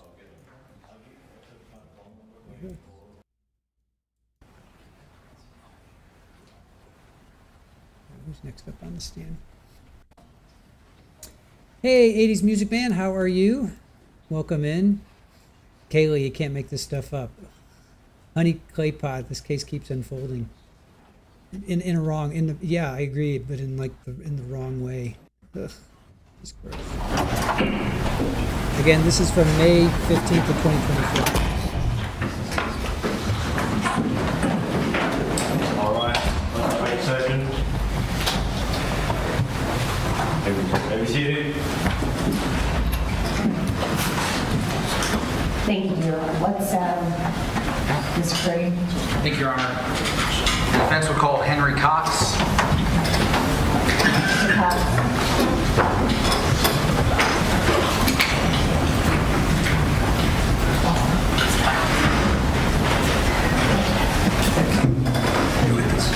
Please solemnly swear or affirm the testimony you give to the truth, the whole truth, and nothing but the truth, so help you God. Thank you. This was it. Watch step. Good afternoon. Good afternoon, Your Honor. Mr. Gray. Thank you, Your Honor. Mr. Cox, you're an attorney here in Jacksonville, Florida, correct? Correct. How long have you been a member of the Florida Bar? This is the 50th year. And your law firm, sir, was retained in April of 2022 by Shanna Gardner, is that correct? Correct. And that initially followed the publishing of photos of her children by the media. You did? Now, I want to fast forward to the fall of 2022. Were you aware that Miss Gardner moved to Washington State? Yes. Was that done in secrecy, sir? No, not at all. As a matter of fact, she notified the Duval County school system where her children would be enrolled in Washington. And, in fact, law enforcement executed a search warrant on her home in February of 2023 in West Richland, Washington, correct? That's correct. And did the state attorney's office know that you were representing Ms. Gardner by the end of 2022? Yes, they did. Had you had multiple conversations with them at many levels? I don't know that I had multiple conversations with them. They knew it. Did they ever reach out to you and ask you where Ms. Gardner was? No. Would you have told them? I would have. And did you know where she was? I knew exactly where she was. Now, after that warrant was executed on Ms. Gardner's home on February 6th of 2023, at that time, did you start to believe that Ms. Gardner may be a suspect in the murder of Jared Bridegan? I think a reading of the search warrants would have made it obvious. Now, later in February 17th of 2023, there was a hearing about the cell phones that were seized in February from Ms. Gardner's home, correct? Those were in front of Judge Carbula. And so you had more communication with the state about this case in February of 2023? Yes, I represented Ms. Gardner in front of Judge Carbula. Now, you became aware that Mr. Fernandez was arrested on March 16th of 2023 in Orlando, correct? Correct. Can I approach the witness? Yes. I'm now handing the witness what's defendants for.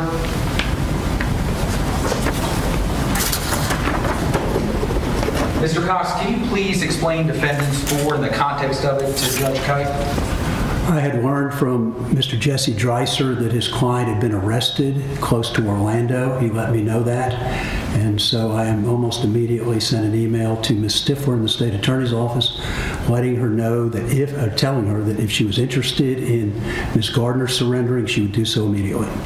Did you ever receive a response to that email? I did not. Now, after Mr. Fernandez was arrested,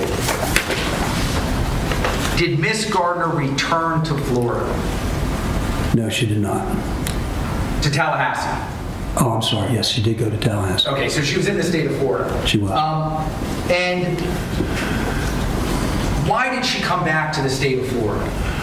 I was dealing with a lawyer in Salt Lake City named Tim Anderson, who represented Ms. Gardner's family there for many, many years. I told Mr. Anderson that I had already committed to the state of Florida, that I would surrender Ms. Gardner immediately upon their request, and that was meaningless if she were in the state of Washington. And I recommended she come to Florida and be somewhere in Florida so I could produce on the commitment I made. I talked to an attorney in Tallahassee named Richard Doran, that's D-O-R-A-N, and I said, look, if I have a client come to Tallahassee and live there temporarily, would you be available in case some problems arose, meaning if police came to arrest her or whatever? And he agreed to do that. I talked to an attorney in West Palm Beach named Scott Richardson. I knew Mr. Richardson had previously had experience with Airbnbs in Tallahassee when he was chair of the Board of Bar Examiners. I asked him if he had a recommendation. He did. I made arrangements with Tim Anderson that Ms. Gardner would come to Tallahassee and stay there, and we would wait to hear from the state of Florida. Did you ever hear from the state of Florida? Never. And at some point, she also went to Savannah, Georgia, which was also in striking distance of Jacksonville. She went to Savannah, Georgia because her parents determined to visit her when they could. Travel between Salt Lake City and Tallahassee was very, very difficult. Savannah was much easier than Tallahassee. So I called a lawyer named, I'm trying to remember her name, Amy Copeland, who was recommended to me by John Osick in Georgia. She's in Savannah. I said the same thing to her that I said to Richard Doran.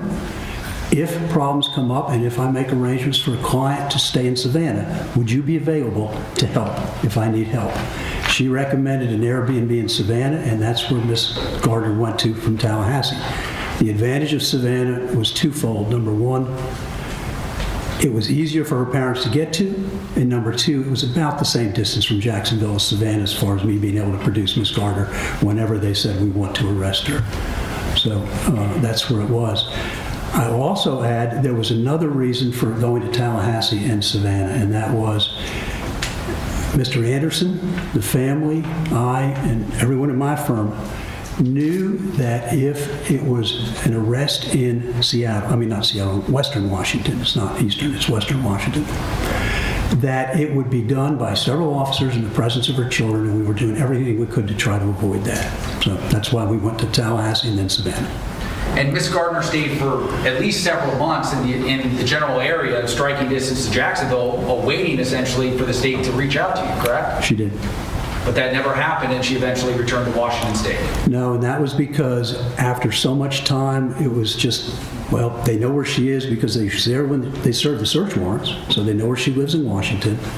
And now so much time had passed, she wanted to be with her children. It was understandable. They were having with their anxieties from being away from their mother, so we said, well, let's just gamble and let her go back and see what happens. Thank you, Mr. Cox. Thank you. Mr. Cox, why not Jacksonville? Primarily because of the media attention, and anywhere she went, someone would say that's Shanna Gardner. That was the only reason why she didn't pick Jacksonville? No, there's no fear of her being arrested. We're willing to surrender. Why else? Why would we be here to be on TV all the time? As a matter of fact, local television went to Western Washington to her home. You would agree that it is common for defense lawyers to let the state of Florida know that they can turn in their clients? Depending on the circumstances, certainly, yeah. It's not uncommon. Obviously, if you've already been retained. I was representing her, yes. So you would agree that typically, the more violent the charge, the less likely the state takes you up on an offer? Not necessarily. I think it's a matter of evaluating all the circumstances. Well, you would agree if it were a warrant for a DUI or domestic violence or something like that, the state of Florida would be more likely to take you up on a voluntary surrender as opposed to a murder or an armed robbery.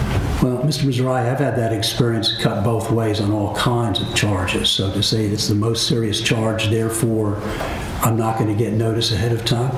I would have been perfectly willing to say she is at such and such an address in Tallahassee, Florida, waiting for you. Such and such address in Savannah, Georgia, waiting for you.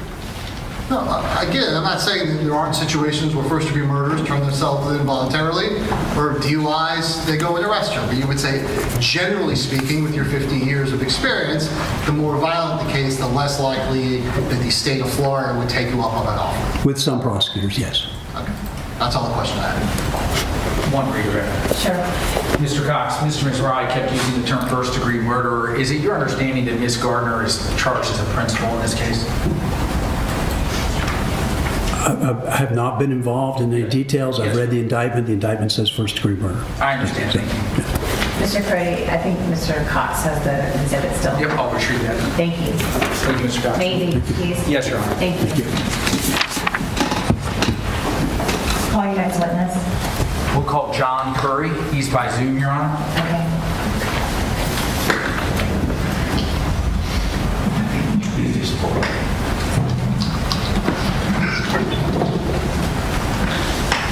Do you have another microphone? Yes, ma'am. Okay. Mr. Curry, can you hear us? I can hear you. How can you hear me? Yes, thank you. All right, if you'll raise your right hand to be sworn in, please. Do you solemnly swear or affirm the testimony you shall give the truth, the whole truth, and nothing but the truth, so help you God? I do. Yes, you may proceed. Mr. Curry, thank you for your patience. Sir, you're a retired naval aviator, is that correct? That's correct. And you're now an airline pilot, is that correct? That's correct, yes. And also, until recently, you were a lay clergy member in the Church of Jesus Christ of the Latter-day Saints, is that right? That's correct. And we'll just refer to it to the church as we go through the questioning, okay? Sure. What is a ward in the church? A ward is the name that we call a local congregation that's a division of the church that's set by a geographic boundary. So that's just the name of a congregation. And is there a bishop over the ward? Yes. And what are bishop's responsibilities over a ward? A bishop's responsibilities generally are pretty broad, but they're administrative in nature, in charge of the record keeping, finances, ensuring the ward is properly staffed to serve the congregation, as well as providing counseling and spiritual guidance to its members. And were you bishop of a ward until recently? I was. Which ward? The Jacksonville Beach ward. And from what years to what years were you the bishop of the Jacksonville Beach ward? I began bishop in the spring, April of 2018. I was most recently released in March of this year. Sir, do you know Shanna Gardner? I do.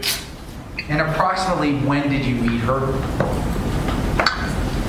It was in the spring of 2018 when I became bishop is the first time I met her. And was she a member of your ward in 2018 when you took over?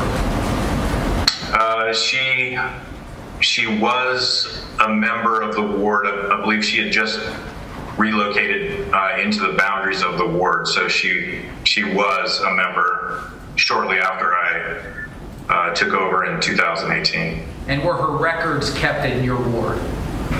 They were. And did she ever officially resign from the church during your time as bishop of that ward?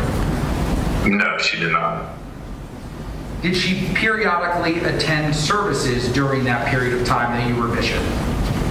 Yes, she did. Did she attend with her daughter at times?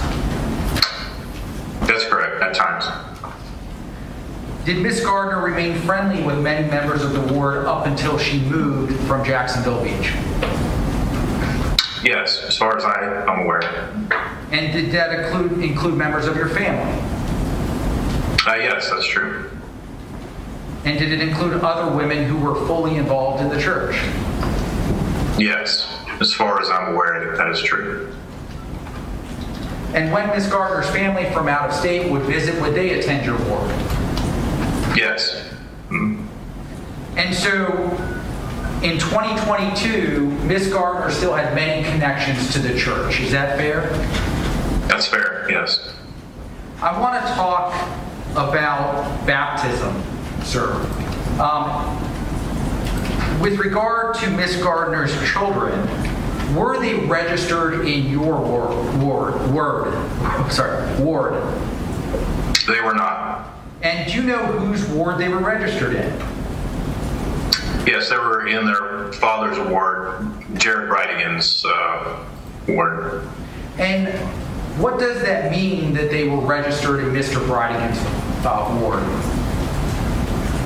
It meant that their progression in the church would be under the purview of that ward and not their mother's. So the record, I would have very little purview over anything related to their membership. And with respect to baptism in the church, do both parents need to consent to baptism? Under some circumstances, I believe they do not. It's an administrative matter that I'm not up to right now. I'm not familiar with it enough, but generally it's not necessary from my recollection. Now, at some point, did you become aware that Miss Gardner's daughter desired to get baptized? Yes. And is it also part of church policy that a child should understand the blessing of baptism before they are baptized? Yes, I would say that there is a minimal level of understanding that would be expected, yes. And what, if anything, did Miss Gardner ask you to do with respect to the child's baptism? She asked if it would be okay if we went ahead with some discussions to help her prepare to better understand and answer those questions. And when you say questions, are those questions that relate to the blessing? Just general questions about understanding what you're doing and the commitment. It's a covenant, so it's just an understanding of the covenant that you're going to be making. And as a result of that conversation, did you arrange to have the daughter meet with missionaries? Yes. And did that occur? It did. And did that occur during the weeks that the child was living at Miss Gardner's home in Jacksonville Beach? Yes. And are you aware of whether or not Miss Gardner brought the child to these meetings? I am aware that she did. And did she make any attempt in any way to obstruct her child from receiving the education from the missionaries, to your knowledge? She did not. Did she ever show opposition to the child being educated by the missionaries in the church? I saw no indication of that at all. And sir, did you ever reach out to Mr. Bridegan's bishop to make that bishop aware of what you were doing with respect to providing education to the daughter? I did. And would you say that this was a coordinated effort? I would say that, yes. That would culminate in the child being baptized in the church? Yes. Thank you, sir. Cross. No questions. All right. May this witness be excused? Yes, Your Honor. All right. Thank you. Thank you both very much. Yeah, thank you, Judge. All right, so it did just pop up on the docket. This is all Mario. September 17th. It's going to have an arraignment. September 17th. Defendant declared indigent. Order appoint public defender. So he's going to be indigent. He's appearing today. They said something about he was going to be coming up today, but then this says this is on the docket, September 17th, arraignment. Mario, defendant declared indigent, order appointed public defender, order setting bond and placing defendant on home detention. He's been convicted. No contact with minor, victim, witness, co-defendant. Bond was set at $75,003. Lewd or lascivious molestation, arrested and booking. So there's no documents yet. No documents. So, all right. So he's officially on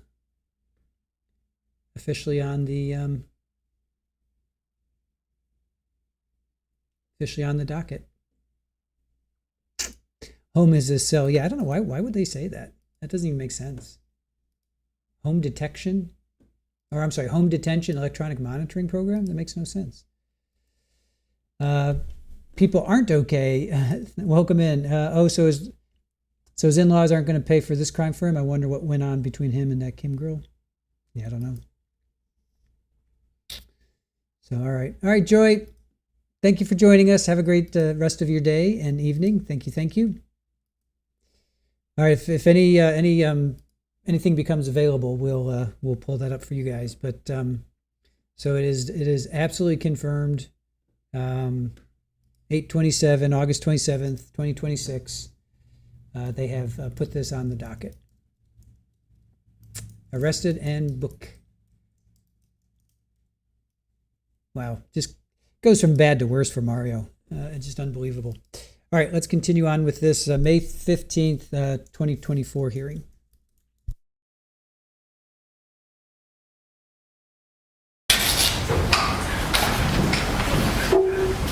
Mr. Pretty. Judge, we would call Marla Rogers.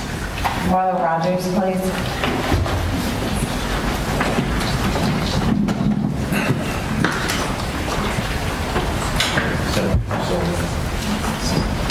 You promise to affirm the testimony you give should be the truth, the whole truth, and nothing but the truth, so help you God?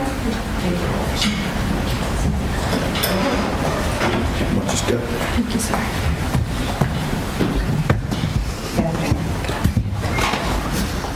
Make sure you're talking to the mic. Can you hear me? Yes. All right. Mr. Pretty. Ms. Rogers, can you tell Judge Kite what city and state you live in? I I live in West Richland, Washington. And up until she was arrested in August of 2023 in West Richland, Washington, how far away from you did Shanna Gardner live? Other side of the country. No, prior, at the time of her arrest in August of 2020. Oh, sorry, next door. Mr. Crody, the microphone. Sorry. It's okay. Next door to you? Yes, sir. Ma'am, what do you do for a living? I am a self-employed baker. Is that the same type of business that Miss Gardner ran in Jacksonville Beach, Florida, until she moved to Washington? Yes. When did you meet, do you know Shanna Gardner? Do you know her? Yes. All right, when did you first meet her? I met her in February of 2020. Can you tell Judge Kite how you met her? We both attended solo at a cookie convention. Is that called CookieCon? It is. All right, and what is CookieCon generally? It is a place for cookie artists to go and learn and be creative within the cookie world. And did that help facilitate your business as well as Miss Gardner's business? It did.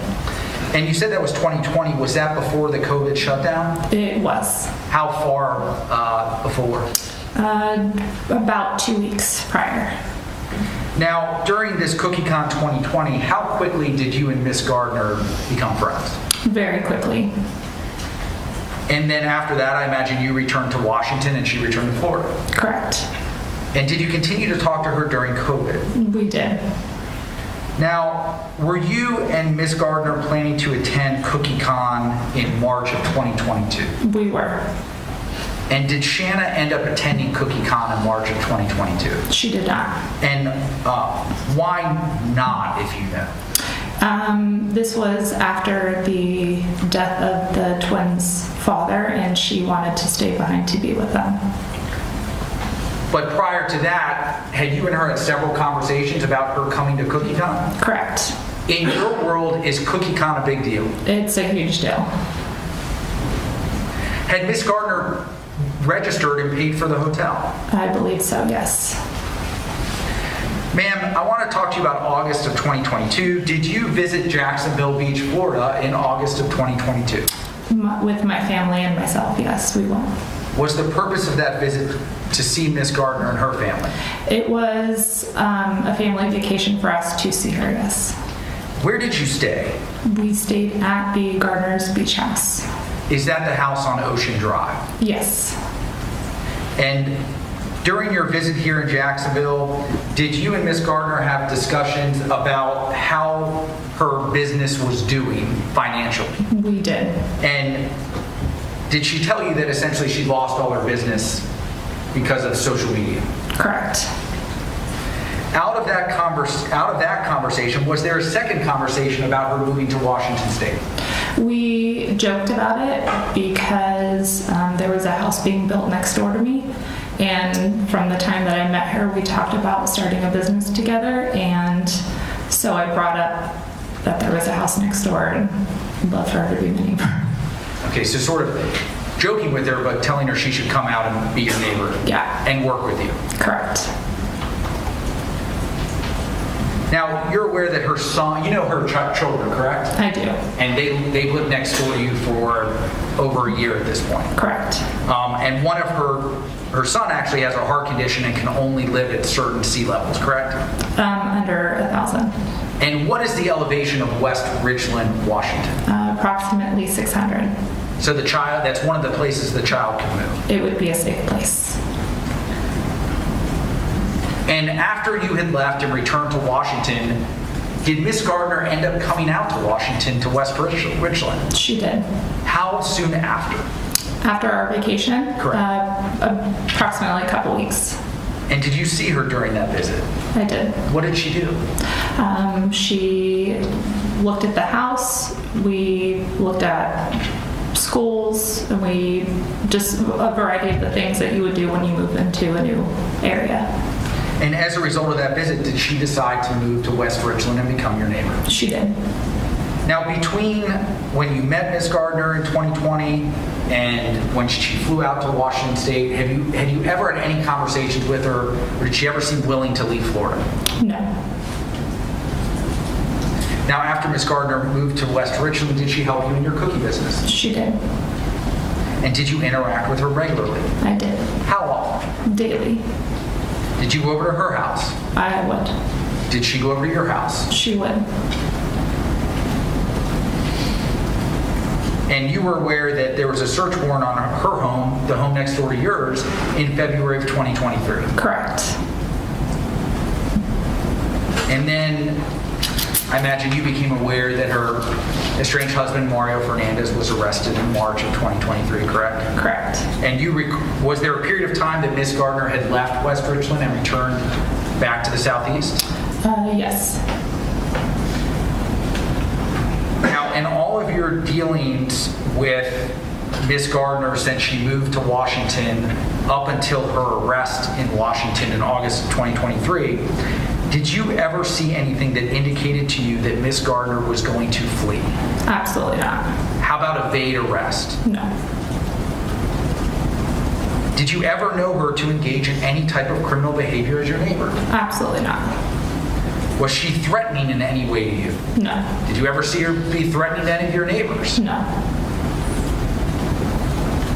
Had she established herself in the Washington community? She had. And can you tell the judge how some of the things she did to establish herself? She always put her kids first, and one of those being in her children's activities, particularly AB, who loves gymnastics, and so she was very involved in that community. And as far as your street, where you all live, did she have a reputation among the neighbors? A good reputation. Ma'am, have you had an opportunity to see Ms. Gardner parent her children? I have. And with regard to her son, for lack of a better term, at times can be challenging, correct? Most preteens can. And have you been able to observe that Ms. Gardner has been able to connect with her son better than other people? Absolutely. Would you say they share a special bond? They do. Thank you, Ms. Rogers. Thank you.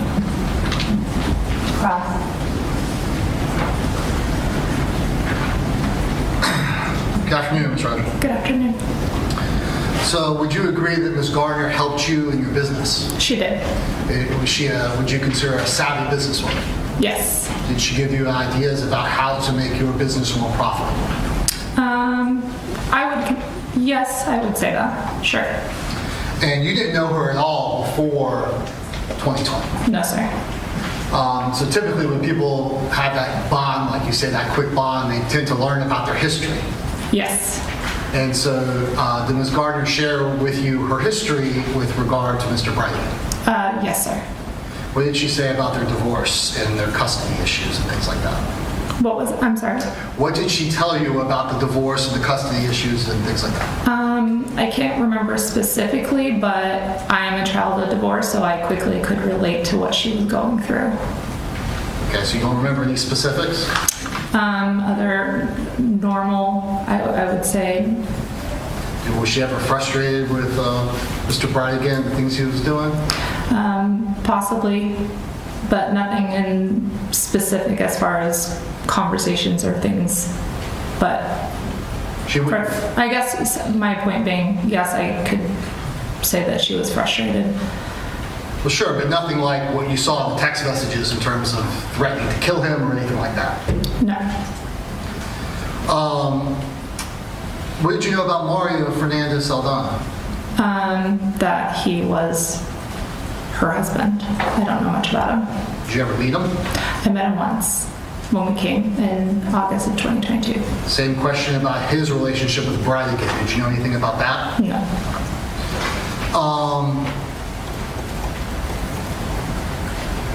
When you heard about the death of Jared Bridegan, did you hear that from the defendant?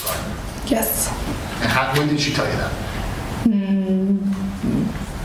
Maybe the day after it happened, or a couple days later. I couldn't be certain. And no one's going to hold you to the specific time. It was relatively close. Yes. It wasn't like weeks or months later. No, sir. And what did she tell you? I'm sorry? What did she tell you? That she would not be attending CookieCon, that she would be staying home because of the event had happened. Did she tell you any details about the event? No, she did not. Did you ask? No, I did not. Did you ever, in subsequent discussions with Ms. Gardner, ask about what she thought had happened? Maybe months later, but not right after it happened. So tell me about the months later. She just mentioned that she wouldn't have known what had happened, that they didn't talk to the same people, maybe just theories, but nothing that I could recall specifically. Did she ever utter a word about suspecting that Mario was involved? No, sir. Did she ever utter a word to you suspecting that Kirsten Bridegan, the current wife, was involved? No, sir. Did she ever utter anything about drug dealers or gangs or anything like that? No, sir. She basically said, I have no idea. No, sir. That's what I mean. Yes. Yes, okay. Did she ever mention Henry Tenon? No. Did you have any discussions with her after Mr. Tenon's arrest for driving on a suspended license? No. Did you ask her why she had a PR firm? We did talk about that because of the harassment that she had received from social media. And how is the PR firm going to help her with harassment from the social media? I didn't ask specific questions to that.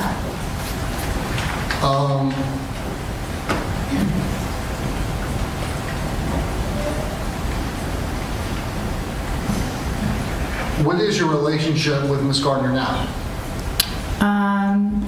In my eyes, she's still my neighbor and still a friend.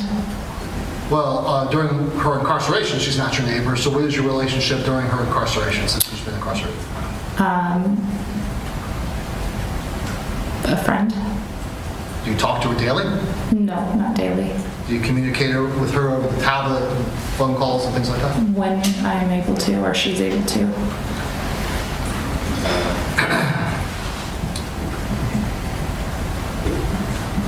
That's all the question I have. Okay.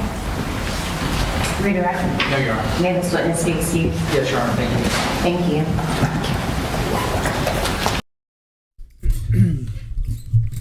All right, I wanted to pull this up, sent to us by Mark. Thank you, Mark, for sending this over. This is a news report. We're gonna pull up this document. We're in the process of requesting this document ourselves, so I can read through it. But according to court records, one of the alleged offenses occurred a month after Bridegan was taken out, while the other allegedly happened in 2020.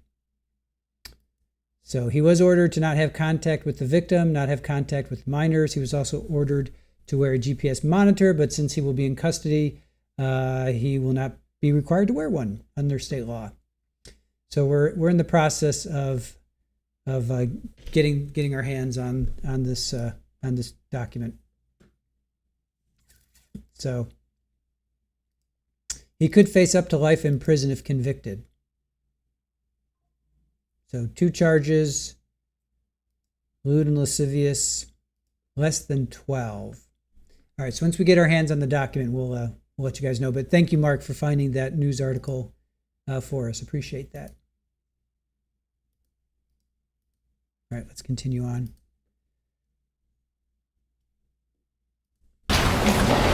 Call your next witness. Your Honor, we would call Megan White. Megan White, please.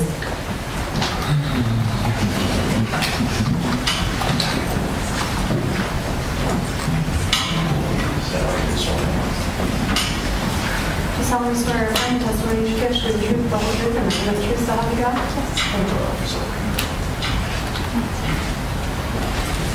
Just do it. Seat right here. Mr. Creddy. Thank you, Your Honor. Ms. White, where do you live? I live in Alpine, Utah.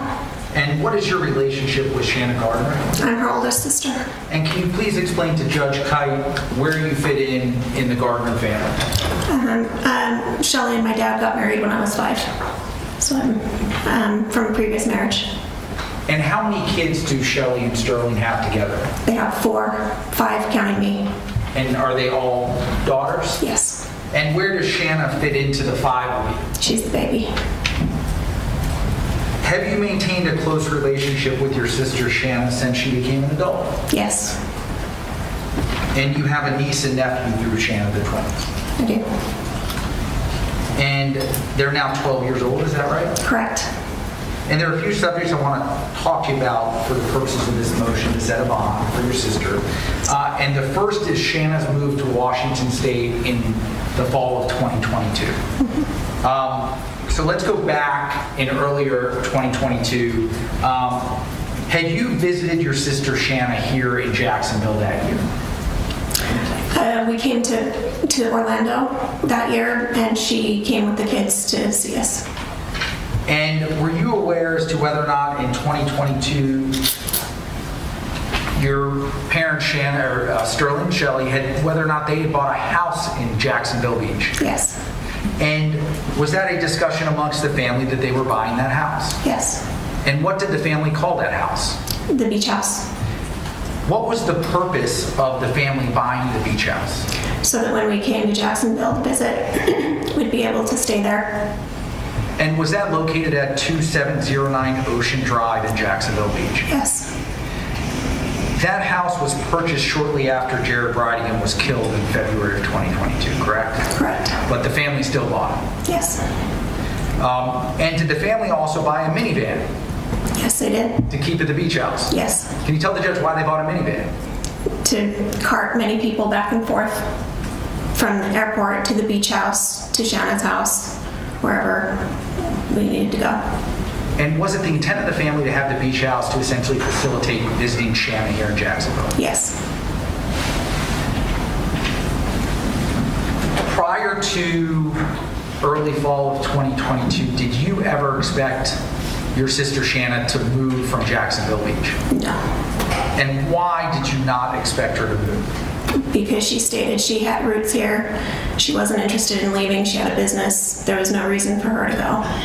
And did that hold true even shortly after Jared Bridegan had been killed? Yes.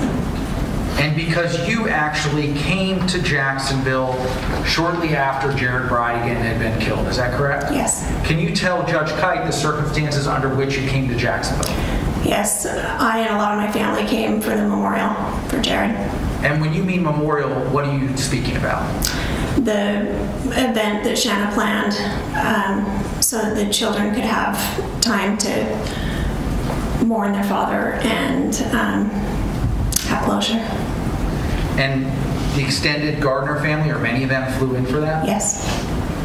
And was it organized? It was very organized. Who organized it? Shanna. Where did it take place? At the beach house. Was there a photographer there? Yes. Why was there a photographer there? Because Shanna felt because the kids were so young, she wanted them to remember that day. She wanted them to have a reference of that day. About their father? About their father.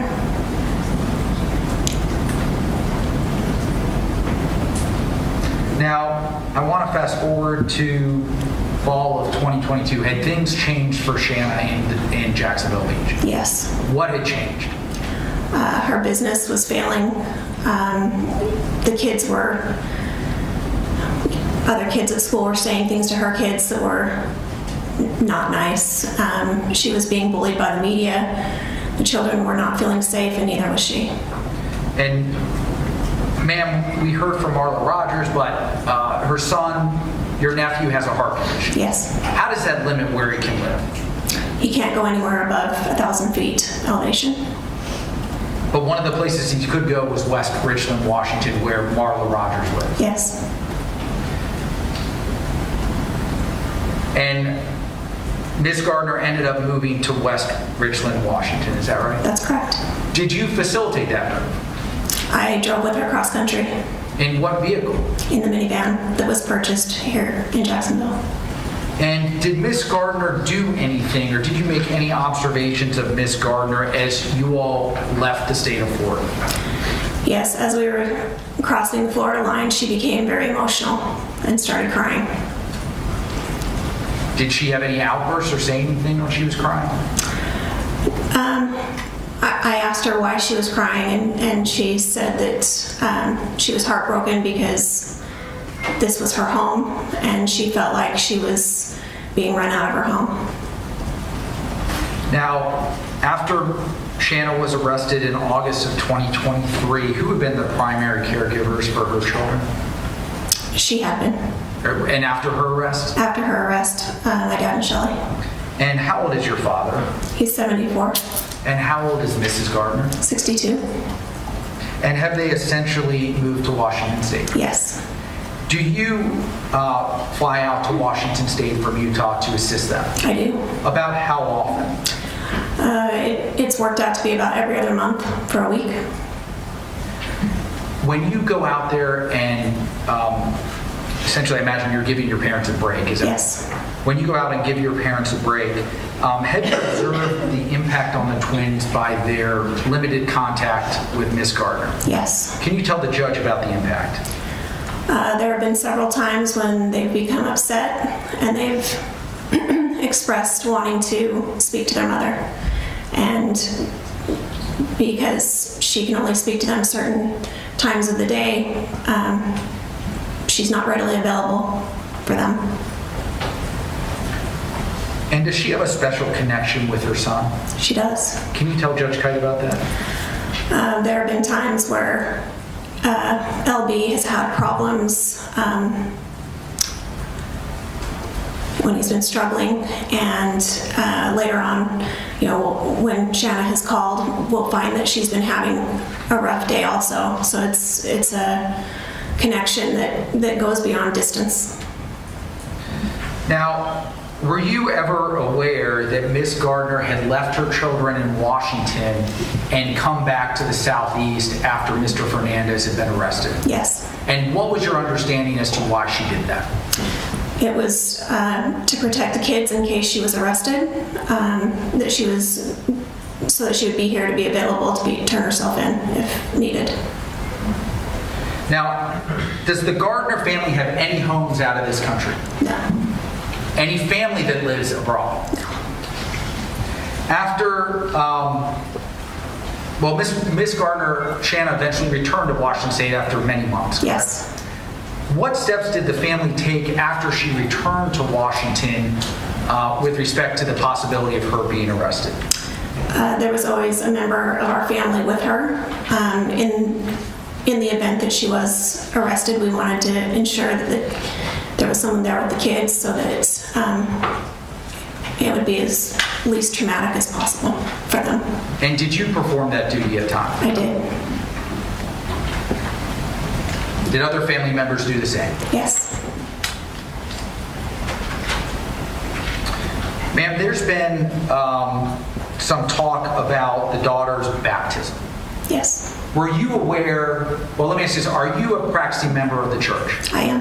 And is most of the Gardner family a practicing member of the church? Most of us, yes. And Shanna still communicated with you at all times, right? All times.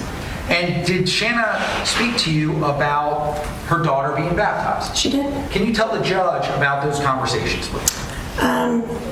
She sent a text to us saying that AB had chosen to be baptized. And when I spoke to her personally, we were talking about that, and she said that she just wanted to make sure that AB was conscious of the choice that she was making, that she was informed, and that she supported her 100%. And, as long as she had that knowledge, as long as Shanna felt like she had that knowledge, she was 100% on board, and even ended up buying a baptism dress for her. As in Miss Gardner did? Yes. One moment, Your Honor. Yes.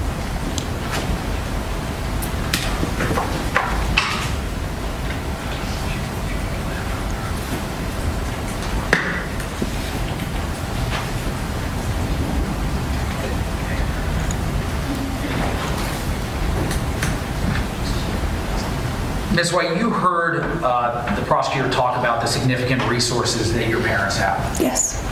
Are those the same resources that they used to fly Shanna here after Mario had been arrested? Yes. And who paid for her to stay in all these Airbnbs and hotels for months? My dad, Shelley. And who paid to fly the kids down to see Ms. Gardner during that period of time? My dad and Shelly.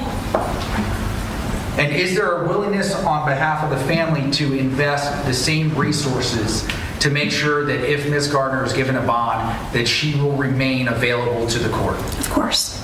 Thank you. No further questions. All right, thank you. Cross.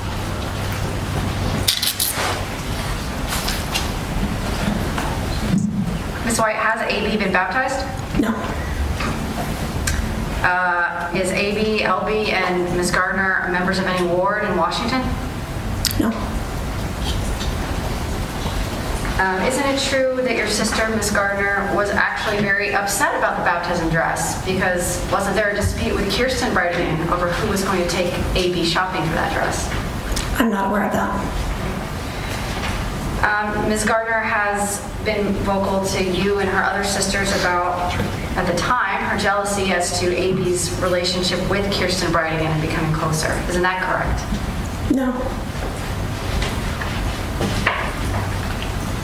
Ms. Gardner was upset and annoyed that AB's baptism was going to take place at Jared Bridegan's ward instead of her own. Isn't that correct? I'm not aware of that. But over the years, obviously, you were around when Shanna and Jared got divorced, and you would agree with me that it was a very acrimonious divorce. Sure. Your parents, in fact, don't like and did not like Jared Bridegan, correct? Are you speaking which tense? Both, either. Well, I don't think they cared for the way that he treated their daughter. And there was a lot of litigation, and your family was greatly involved in the litigation with Shanna Gardner about protecting her money from Jared Bridegan during their divorce, correct? I would not say that, no. Ms. Gardner and Mario Fernandez are still married to this day, aren't they? Sure. Well, are they or are they not married? I believe they are. And Mario Fernandez was married to Shanna from 2018 till present, so he was in AB and LB's life for a while. Correct. And after Mr. Fernandez and Ms. Gardner separated sometime in the summer of 2022, he has not seen the children since then. Isn't that correct? To my knowledge, no. He hasn't been to the home in West Richland, Washington? Not to my knowledge. And you and your family members haven't spoken to him since then? No.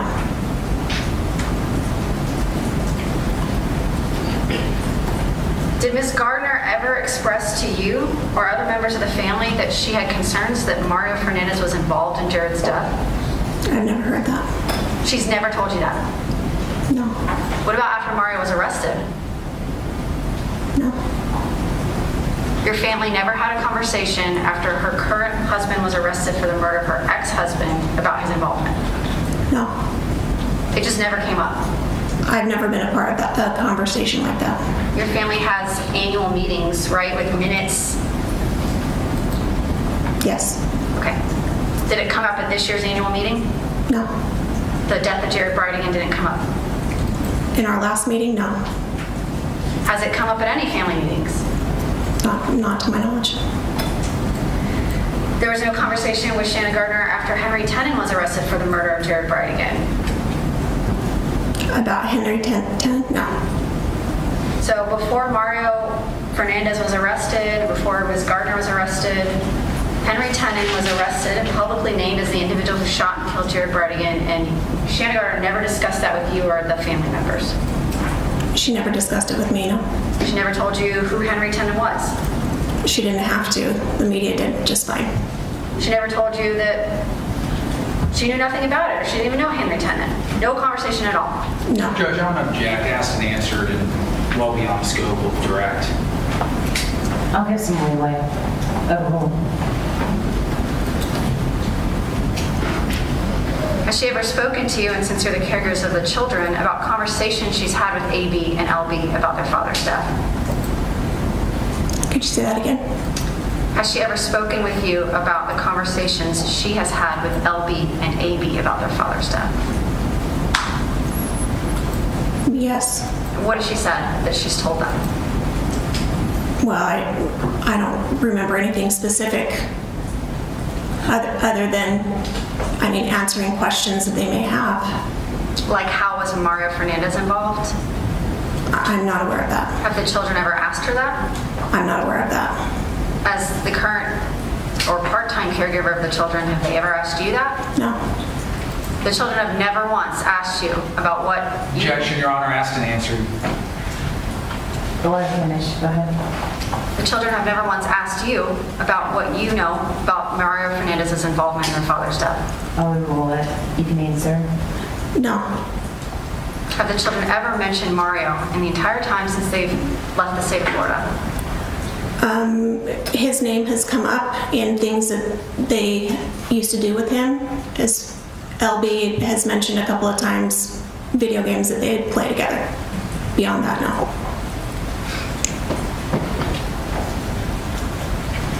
You mentioned a memorial that Shanna Gardner and Mario Fernandez had for Jared Bridegan at your parents' beach house.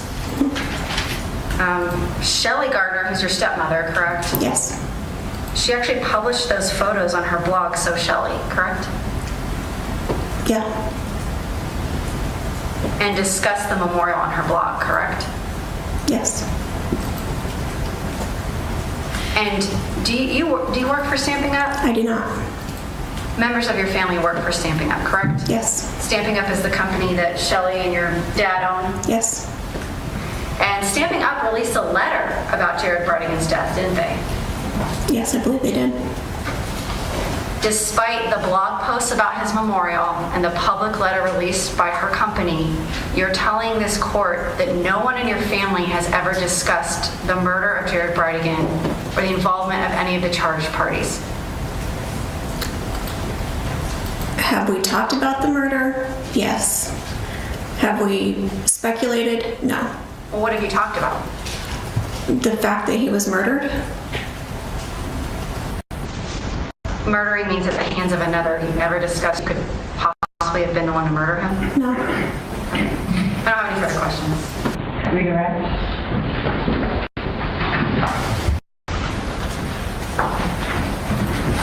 Ms. White, was it a conscious effort by the family not to ask Shanna Gardner questions about her case? Yes. Were you aware that she had retained an attorney in 2022? I was. And was the entire family aware that this was going on? Yes. And was the family told not to discuss the case with Shanna Gardner? We were told. Thank you, Judge. No further questions. Thank you, Ms. White. They should be excused. Yes, Your Honor. All right, thank you. Thank you.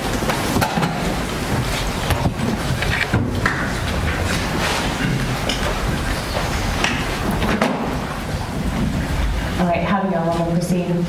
Going with argument? Yes, Your Honor. Yes, Your Honor. Okay.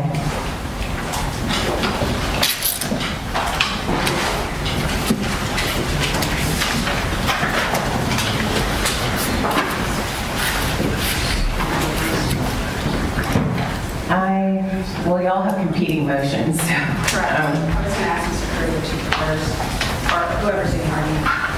I am, Your Honor. I'll defer to the state. I think. All right, we'll have the state go first. Okay. And I do think it's their burden with respect to the Arthur hearing, because if they don't meet their burden, or if they do meet their burden, it's open. Okay. Please, court. Yes. Jared Bridegan was brutally murdered, ambushed on a dark, desolate road with his 2-year-old child, strapped in her car seat, her face still sticky with ice cream after dropping his children off at this woman's house. Murder. The words used by defense witnesses have been died, his death, not for a robbery, not for road rage, not any action he did, but solely because he was an inconvenience to this woman. This was a cold, calculated, premeditated murder following years of plotting and planning, manifesting, hoping, wishing, making it happen, seeking, enticing, inciting, encouraging. Shanna Gardner was not present on the scene. Nobody is saying that. She went to Walmart, she went home. There are no direct text messages that the state can find or ever will find because she planned this murder with her current husband whom she lived with. The circumstances and the circumstantial evidence in this case weighs so heavily in pointing the finger at her as the person who set this entire event into motion over years, based on this idea that she was fixated on, that she wanted freedom from Jared Bridegan, freedom to do what she wanted with the children, freedom to be in charge of her own trust, freedom to make decisions about their therapy, their medications, their religion, where they would live, what they would do, when they would do it. Despite the myriad of other alternatives available to Shanna Gardner, a woman of her resources, her education, her influence, and her power, she chose murder instead of the court system, instead of the legal system.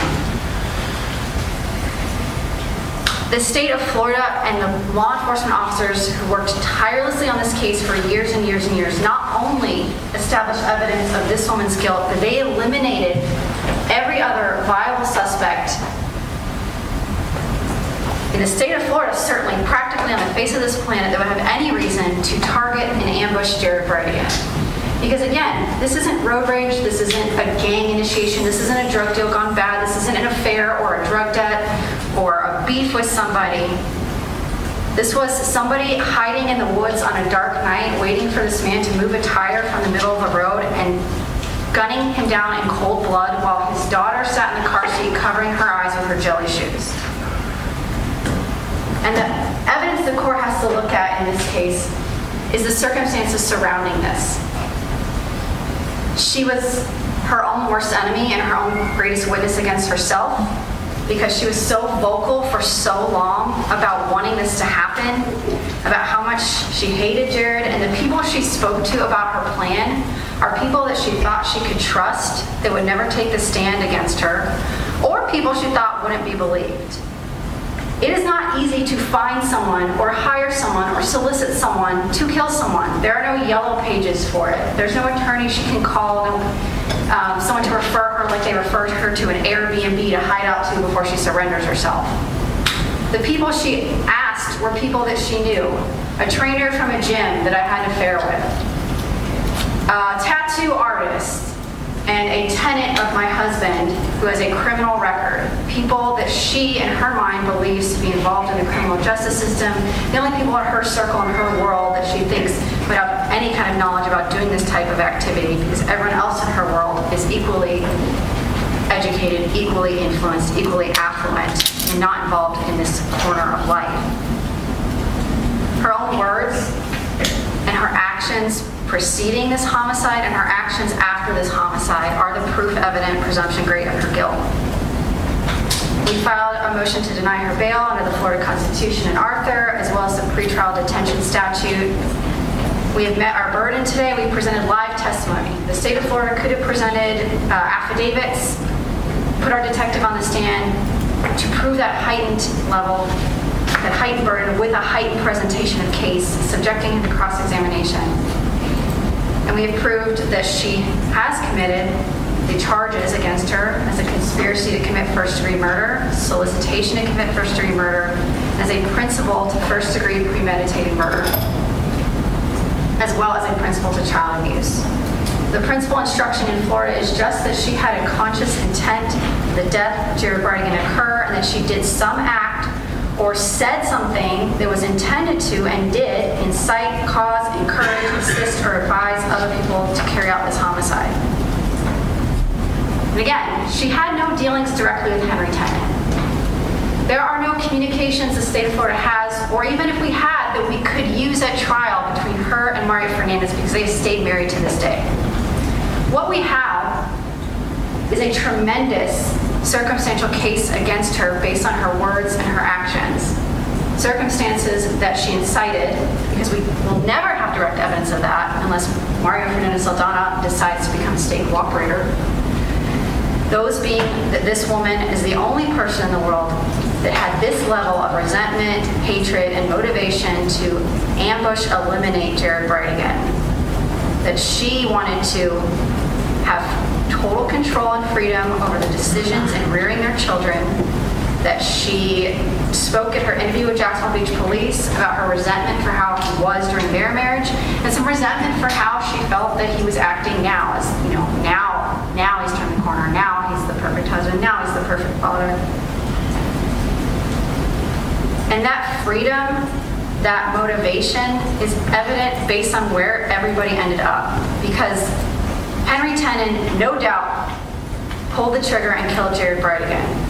He's confessed to it. He says he did it. He says Mario Fernandez solicited him, paid him, provided the firearm, drove him there, was on scene when he murdered Jared Bridegan. There is no motivation for Henry Tenon to do this crime without being incited, encouraged, or assisted by Shanna Gardner and Mario Fernandez. And there is no motive for Mario Fernandez to do this without the encouragement and solicitation and permission of Shanna Gardner.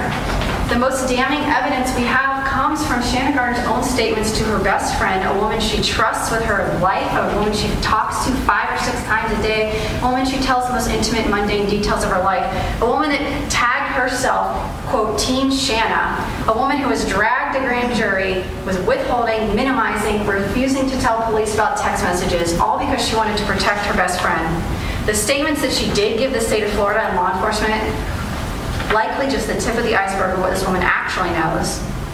And she wasn't bullied, she wasn't threatened, there was no show of force as suggested in defense cross-examination that we put her in a patrol car, put a bunch of posters in front of her face and made her tell us what we wanted to hear. What she told us is in black and white in these text messages. She said it at the grand jury under oath, and she said it again. And she's going to say it on that stand at the trial. That days before Jared Bridegan was ambushed, targeted, murdered with no other suspects and no other motivation, that this woman sat across from Mario Fernandez in Hawaii and he told her, if you really don't want me to do this, you need to tell me now. The evidence that she said yes is so overwhelming because the ultimate result, the consequence, speaks to the action. He would not have done this. He would not have gone to Henry Tenon, given him the gun, and done this action if she hadn't said yes. Because in the end, she got what she wanted. She and Mario Fernandez stayed married, but they went their separate ways. She got control of her trust. She got to move to Washington. She has her children. No one's interfering with her now. She's got even her current husband, ex-husband, Bridegan family, nobody's interfering with her choices regarding her children. She ended up on top. Henry Tenon got $5,000. Mario Fernandez got the proceeds of a sale and got to remain in a marriage and go on his separate way. But the person who benefited in the end was one of the jury instructions we tell jurors to look at. What benefit or favorable treatment, what did they get out of their testimony? It's the same motivation as to why this crime was committed. Who ended up with everything they wanted? Shanna Gardner, and that speaks to her being the one that put this whole thing into action. She has a pecuniary interest in this without Jared Bridegan having any legal entanglements her because he's deceased. She now can control her trust. There are years of incitement, and I anticipate and I understand. Maybe if there were some remote text messages that were joking from 2015, everybody jokes about their ex. I get that. Everybody in this courtroom gets it. There's nobody here who hasn't said something at some point in a joking manner, like these text messages about the insurance for the medicine or the little, I'm not going to say the word, referring to her son. But those people didn't end up dead. They didn't end up dead 10 minutes after leaving her house, less than a mile from leaving her house, shot at the hands of a person who's renting a home from her company that's funded by her trust, implicating her current husband.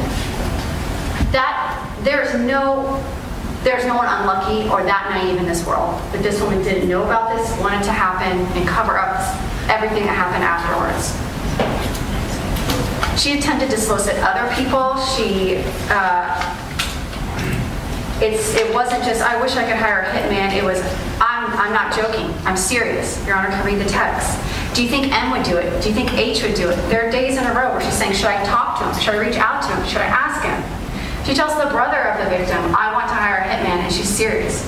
She tells a tattoo artist, because she probably, in her world, thinks a tattoo artist knows hitmen. if he knows anybody. Years and years and years and years go by, and defense counsel brought up a great point, which is this all stopped sometime in 2017. Well, that's when she meets Mario Fernandez Saldana, and he tells her, I've got a military background. By the way, I know 4 guys. We can break into Jared's house, make it look like an accident, no one will ever know. Or make it look like a burglary, no one will ever know. There's no need to solicit a hitman, she married him. The money paid to Henry Tenon to complete this task is drawn from an LLC that she and Mario Fernandez jointly control that is funded by her trust fund. And the $5,000 payment for the murder, he got $2,000, $3,000 for actual legitimate work. He was paid $5,000 for a Kickstarter for a pallet business, which was actually the first down payment on what would be a funneling of funds through him over time to repay him for this hit. And when Your Honor looks back at those wire calls, Shanna Gardner is telling her PR firm and Kim Jensen that, oh, this guy Henry Tenon, they arrested for murder. There's one thing they could twist against me. It's that we gave him $5,000 last year. It is very telling to this court and should show her mind and her knowledge that she only mentioned for a pallet business, which was actually the first down payment on what would be a funneling of funds through him over time to repay him for this hit. And when Your Honor looks back at those wire calls, Shanna Gardner is telling her PR firm and Kim Jensen that, oh, this guy Henry Tenon, they arrested for murder. There's one thing they could twist against me. It's that we gave him $5,000 last year. It is very telling to this court and should show her mind and her knowledge that she only mentioned that $5,000. She didn't mention the $2,000 and the $3,000. Those are for legitimate work. She knows the $5,000 is what they're going to twist because she knows that was the $5,000 earmarked for the hit.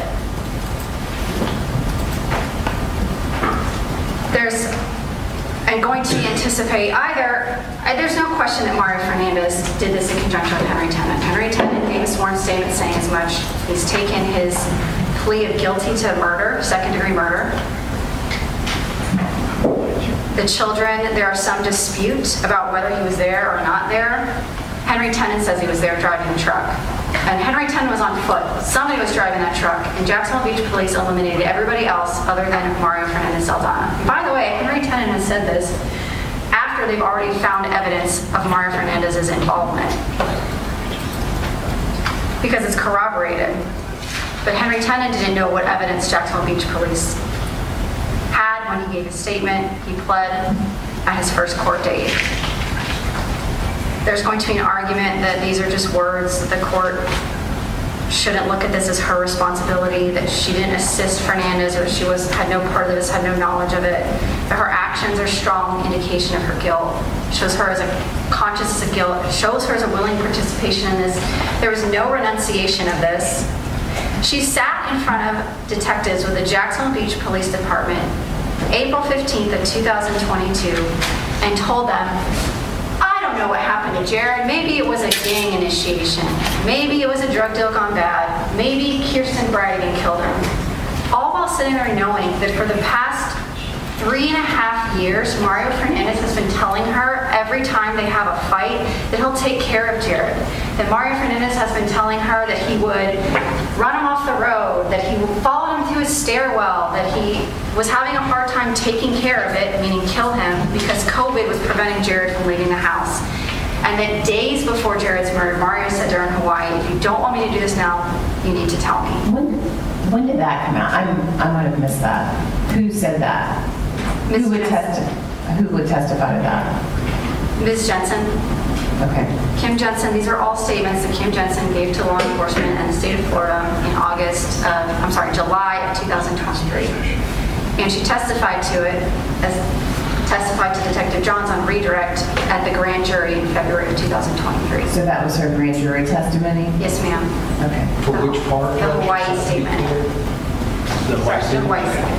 The what? Hawaii statement. The Hawaii statement. That's what I'm going to term it, the Hawaii statement. Okay, I'm sorry to interrupt. She's being interviewed as a witness. She doesn't bring up any of this information, which is extremely germane and extremely of interest to investigators, and in fact, affirmatively sends them down a different path, bringing up these other theories.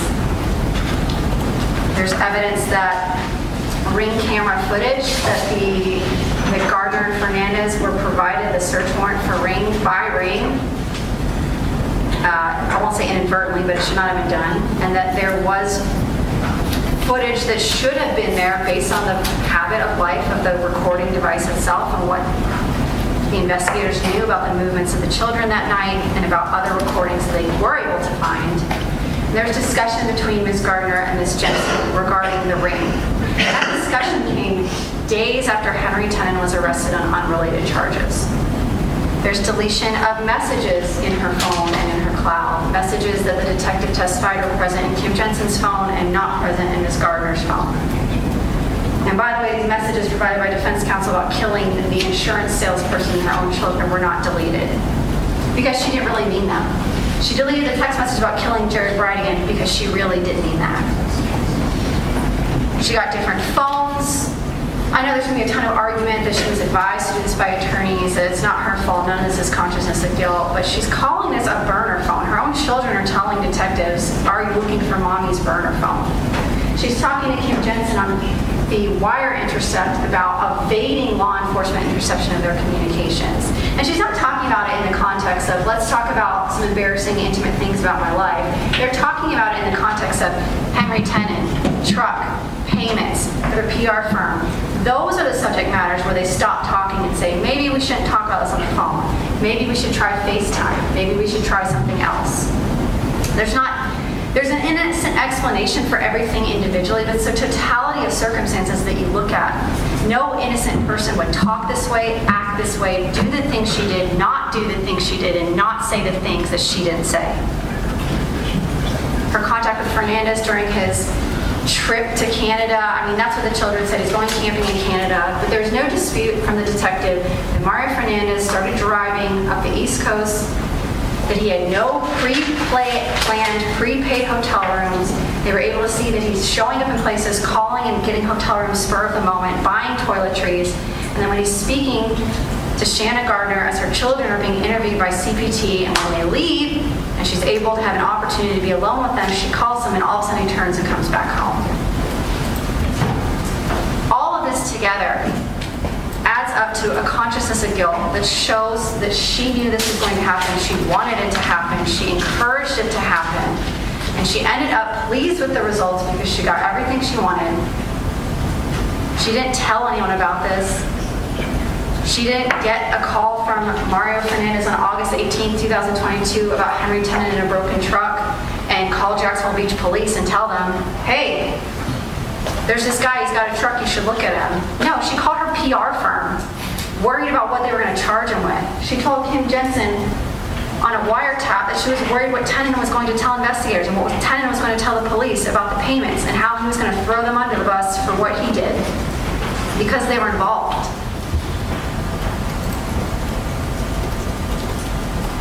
Detective John said that Kim Jensen admitted at grand jury and on that meeting in July of 2023 that Shanna Gardner had disclosed to her she knew about a man named Henry, she had met him before, she knew he had a broke down truck like the one the police were looking for on the news.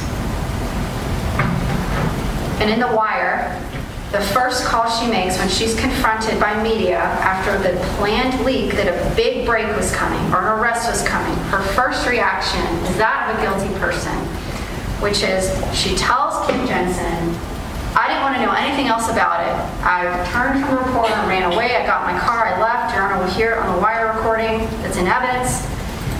Should I give Mario, meaning Fernandez Saldana, a man that she has separated from and hasn't spoken to in months and has no plans to resume her relationship with, should I give Mario a heads up about this big break in the case?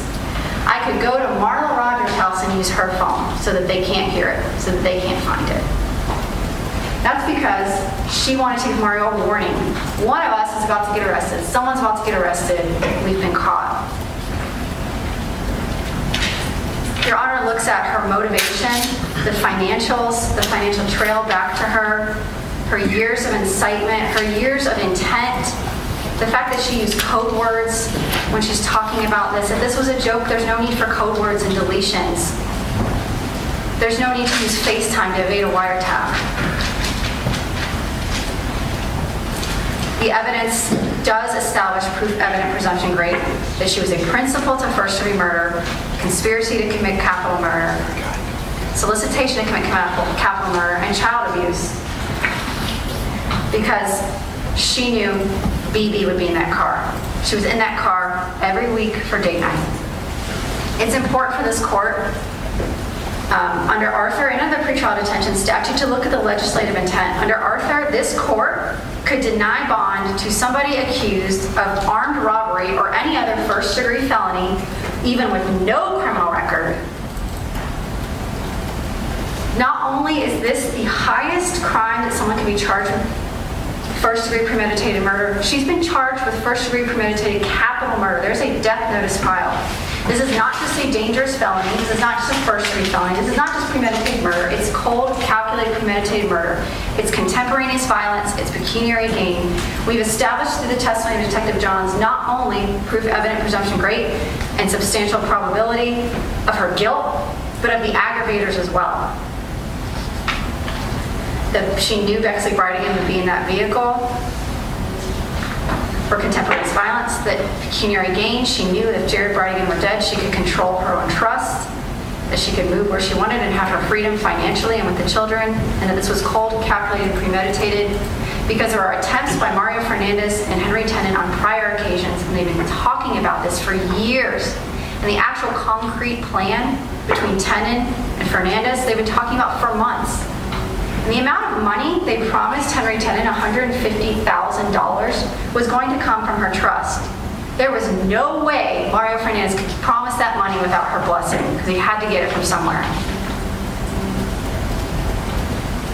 Under Florida Statute 907-041, we talk about the evidence of danger to the community, flight risk, and integrity of the judicial process. I know the defense has elicited testimony and will make argument that she was willing to turn herself in. Her attorney sent an email to the state of Florida saying, let me know, I'll turn her in. And she moved to Washington to be with a friend and live in a nice house. Just because they offered to turn her in doesn't mean that she can move all around the country secretly and then turn around and say, well, you knew where to find me the whole time. Law enforcement had to actively track and seek this woman to find her. It's not like her attorney is emailing us. She's nearby. She's in Tallahassee. She's in Savannah. If you're looking for her, she's not in Washington. She moved across the country to a house purchased for her by her parents through an LLC. That's a lot of steps for law enforcement to find her, to find where she's living.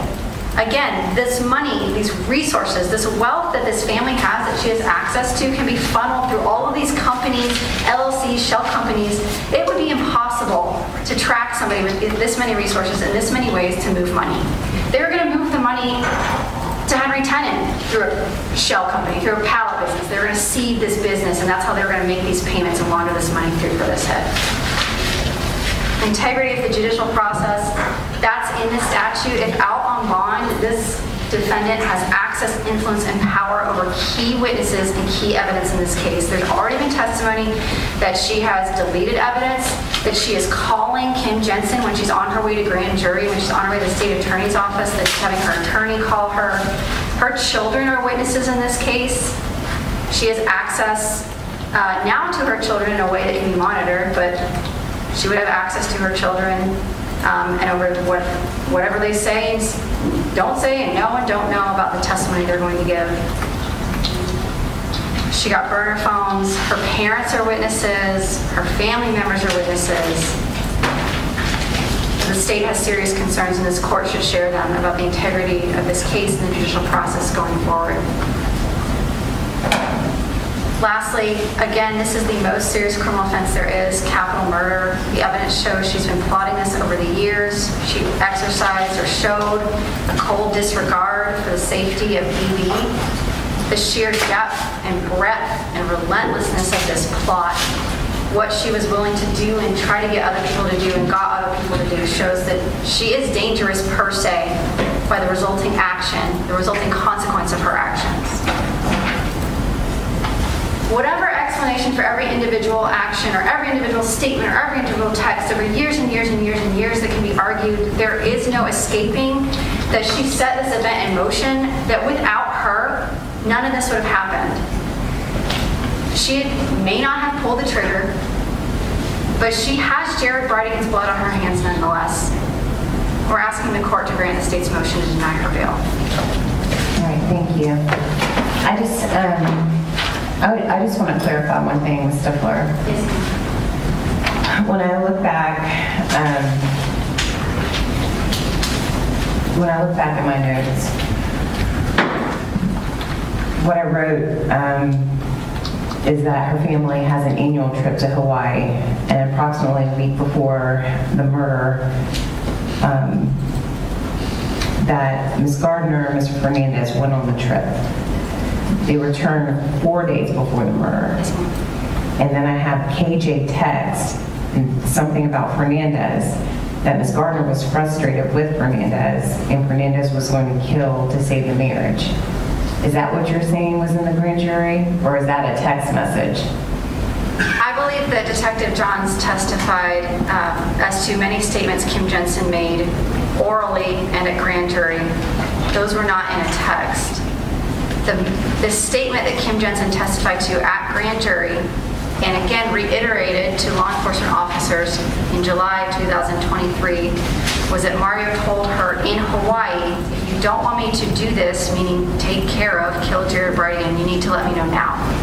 And that was days before he was murdered, and that was a statement she did not disclose to police at her interview. And she got that information from who? From Ms. Gardner. Everything Ms. Jensen testified to at grand jury, told to law enforcement, were disclosures made to her by Shanna Gardner. There was no text? Not for that, no ma'am. The statement about Mario Fernandez saying that he needed to save his marriage and do this to save his marriage, that was an oral statement testified to by Detective Johns from Henry Tenon's sworn statement. Henry Tenon said, Mario Fernandez came to me and said, this needs to happen now, I need to save. I do have that note earlier, but I thought the Hawaii trip, so there was no text message. No text message. That was from grand jury testimony and then her oral statements to law enforcement in July of 2023. All right, thank you. And I'll let the defense comment on that if you see things differently. Yes, sir. Can I have a brief sidebar? Yes.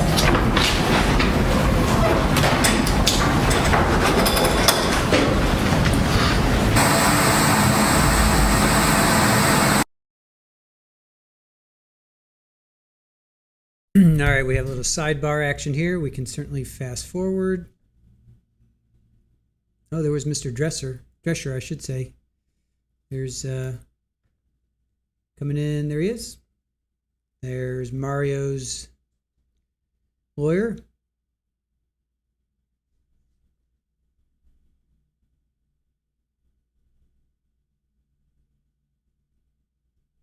Oop, sorry, hold on.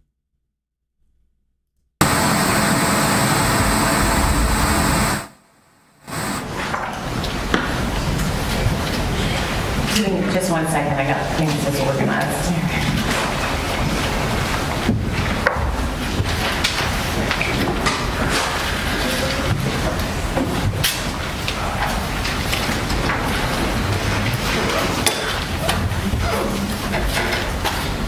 All right, Mr. Crady. Yes, Judge. The state told you that this was a circumstantial evidence case, and we agree.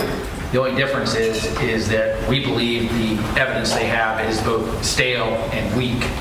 I want to remind the court that Article 1, Section 14 of the Florida Constitution says that the standard for an Arthur hearing is proof of guilt is evidence or the presumption is great. And if the state does not carry that burden, the defendant shall be entitled to release on reasonable conditions. If no conditions of release can reasonably protect the community from risk of physical harm to persons, assure the presence of the accused at trial, or assure the integrity of the judicial process, then the accused may, it's not a shall, it's a may, be detained. The state burden of persuasion here, proof evident or presumption great, is higher than proof beyond a reasonable doubt for the state to obtain a conviction at trial. That's Thorntman versus Junior. 338 Southern 3rd 207, that's the Florida Supreme Court, 2022. And to quote the United States Supreme Court judge, no right is held more sacred or is more carefully guarded by the common law than the right of every individual to the possession and control of her person free from all restraint or interference of others unless by clear and unquestionable authority of the law. And that is Union Pacific Railroad versus Botsford 141 U.S. 250, 1891, and that is routinely cited by Florida appellate courts that are reviewing habeas petitions en banc. Judge, I also want to direct your attention to Rule 3.132, the pretrial detention statute. And that statute says, a final order of pretrial detention shall not be based exclusively on hearsay evidence. And I would say that everything that Ms. Stifler just argued to get over the standard is hearsay. And to be honest, Detective Johns was not credible, and you can't even believe his hearsay. They didn't bring you firsthand evidence, and they could have. They could have called Kim Jensen to the stand for you, Your Honor. They could have admitted Kim Jensen's grand jury testimony. They chose to call a detective who couldn't even get his facts right. You heard that he told this court that Mr. Byrd interpreted that comment by Ms. Gardner back that she made in 2016 or 2015, whatever it was, that meant murder. Well, Mr. Bias showed him the report where Mr. Byrd told the detectives. I didn't take it to mean anything at the time. He told the court that there was no way that Ms. Gardner would have known about the blue truck in January when she made that controlled call that the court asked. Or even in August when she called her PR team. Within an hour after Mr. Tenon is arrested, detectives are at the house on Potomac Avenue that Mr. Fernandez owns, and they're telling the tenant there, Mr. Ordway, hey, your buddy Tenon's blue truck was used in the murder of Bridegan. And that wasn't the first time they were at that house. The detective told you that. And the detective also told you during cross-examination that after that, Mr. Ordway called Mr. Fernandez right away. And that sets up the link that Ms. Gardner now has all this information because the state told you that they live together and they talk. So that is not that Ms. Gardner had this information back in April when she spoke to the police. It's not that she had it back in March when she spoke to the police and she just withheld it. But if you're Ms. Gardner and you have a PR team and you have a lawyer by August of 2022, what do? You reach out to them and listen to the wires because that's indicative of the conversation she has with these people. They never tell her to go to the police. So you can't penalize her, and it doesn't move the needle at all that she's guilty because she follows the advice of professionals. The statements of Kim Jensen that you heard, 100% hearsay other than those text messages. And those text messages are old, and I'll talk about those. The testimony about Liam Bridegan. You saw the video. You'll have it, an hour and 23. I didn't play it, but he repeats himself at an hour and 34 minutes again. Yes, I saw Mario Fernandez in the house. He was playing video games. An hour 23, an hour 34. And Your Honor knows that that is a child protection team interview, that those are trained interviewers. Their purpose there is to ensure that the child is not being coached and that the child is not being manipulated. You heard the state say, well, the child was coached. She coached her kids. There's no evidence of coaching.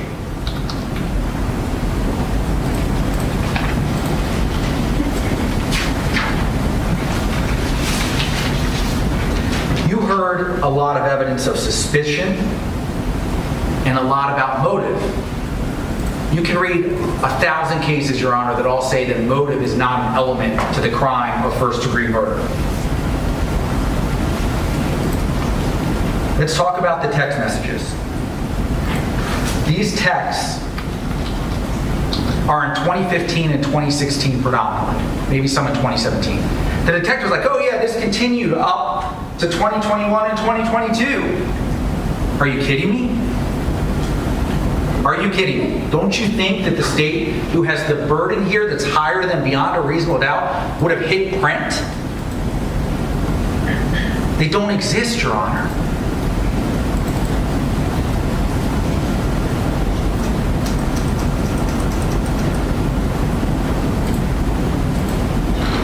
They don't exist. What they show is they show dislike towards Mr. Bridegan. You have a friend venting to another friend over a very difficult co-parenting situation and a contentious divorce. And many adults in similar circumstances say the exact same thing. They're indicators of frustration, but not proof of a murder on February 16th of 2022. In retrospect, those words were clearly poor judgment, but poor judgment does not in any way equate to actual intent and does not prove misconduct in this case, which would be a first-degree murder. There is zero, and I'll talk about this, there is zero evidence that was brought before you today of any act by Miss Gardner that was done with the intent to carry out a plan or directly carry out the murder of Jared Bridegan. Detective Johns testified on direct, it was contentious divorce. They were in and out of court. They talked about child custody. He hadn't even read the court filings. He told you that after on cross-examination when Mr. Byers brought it up. And what did Mr. Byers tease out? Mr. Byers brought up that it was about money. It was about money for Jared Bridegan. And what did Jared Bridegan get from Miss Gardner? Because money is important in this case, according to the state. Jared Bridegan stopped paying child support so the kids could go to because Miss Gardner wanted the kids to go to the Discovery School. He fought tooth and nail. And then Miss Gardner said, I'll waive the child support. Why? Because in reality, she didn't need it. And this is not a murder so that she can be trustee of her own trust. You heard that Mr. Fernandez was the one writing the checks to the Discovery School. He was transferring the money. He was doing everything with the finances. It didn't matter to Miss Gardner. She had all the money in the world. All she had to do was ask Mr. Fernandez, the trustee. And Your Honor heard the reason for that.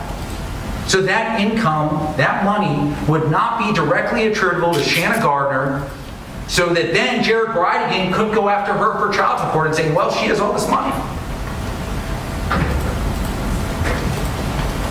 But that's not a motive because there's no evidence that Shanna Gardner financially benefited whatsoever from the death of Jared Bridegan. There's this fallacy that Shanna Gardner, was free to do whatever she wanted. I think that's what Ms. Stifler said, that she could move to Washington. That is a false narrative, Judge. You heard from Megan White that Shanna was run out of town and cried when she left Florida. You heard from Marla Rogers specifically about how it came about to where Shanna Gardner moved to Washington State. You heard that she lost her business as a result of the social media smear campaign. You heard that her children felt threatened, that she felt threatened. And that is all corroborated. Why? Because, Your Honor, you have it as a defense exhibit that the Gardner family spent millions of dollars on a home in Jacksonville Beach, and that home was bought, I think, 2 weeks after. I think they closed 2 weeks after Jared Bridegan was killed. Why? So the Gardners had a place as a family to stay when they could come visit Florida. And that type of investment shows that Miss Gardner never intended to leave Florida. And it shows that Jared Bridegan was never killed so that Miss Gardner could have this miraculous freedom. There's the fallacy of the baptism, right? That Shanna killed Jared Bridegan over religion. Well, first of all, you heard that in the consent final judgment that she agreed that the kids were going to be raised in one church. You heard that Shanna may have been upset at first that the child wanted to be baptized in the church, but she did not obstruct it. In fact, she facilitated it. You heard that from Bishop Curry. And you heard that it was a coordinated effort. And the reality is, and you heard this from many witnesses, that Miss Gardner was not anti-church. She's still associated with them. Her family was still members of the church. She was not anti her daughter being baptized. That is not a motive. That is not a reason in this case. It's a false narrative. There's this idea that Miss Gardner was going to pay for Mr. Tenon, right? And how could she have not been aware of this $5,000? Mr. Fernandez was the trustee. He handled all finances. The trust is clear that Miss Gardner played no role in the finances. The bank records that you were given are clear, and the detective said it, that Mr. Fernandez wrote all the checks on that account that was used to write the checks to Henry Tenon. Miss Gardner played no role in that account or that business, though her name is on the LLC. Those homes were Mr. Fernandez's homes before they got married. Those checks that they admitted, those are all written by Mr. Fernandez.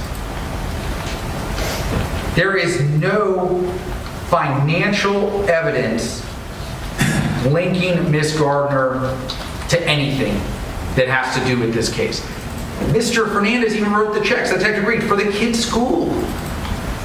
I mean, the one thing that you think Miss Gardner, if she was going to write checks for, would be the kids' school. She didn't even do that. There is no physical evidence, no video evidence, nothing linking Miss Gardner to the killing. In fact, I think everyone agrees that she's at Walmart up until minutes before the kids get home that night on February 16th before date night. And the detective stubbornly agreed, but anything could have happened on that way home from Walmart, a crash could have occurred, traffic, and Miss Gardner wouldn't have been there for the kids to be dropped off. Why would Miss Gardner cut it so close, Your Honor? Well, because she believed Mr. Fernandez would be there, which is what Liam Bridegan says in the CPT hearing.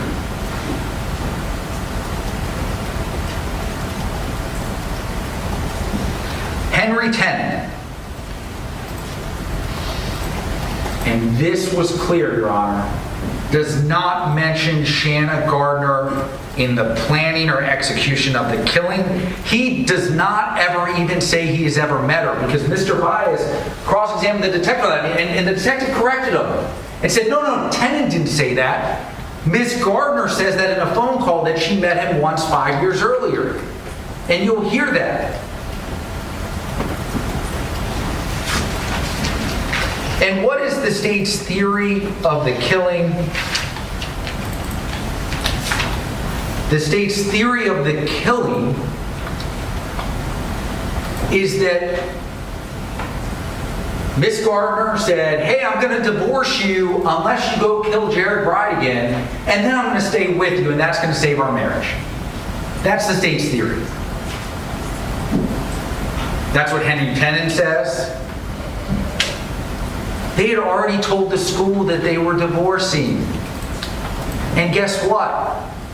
They all but divorced.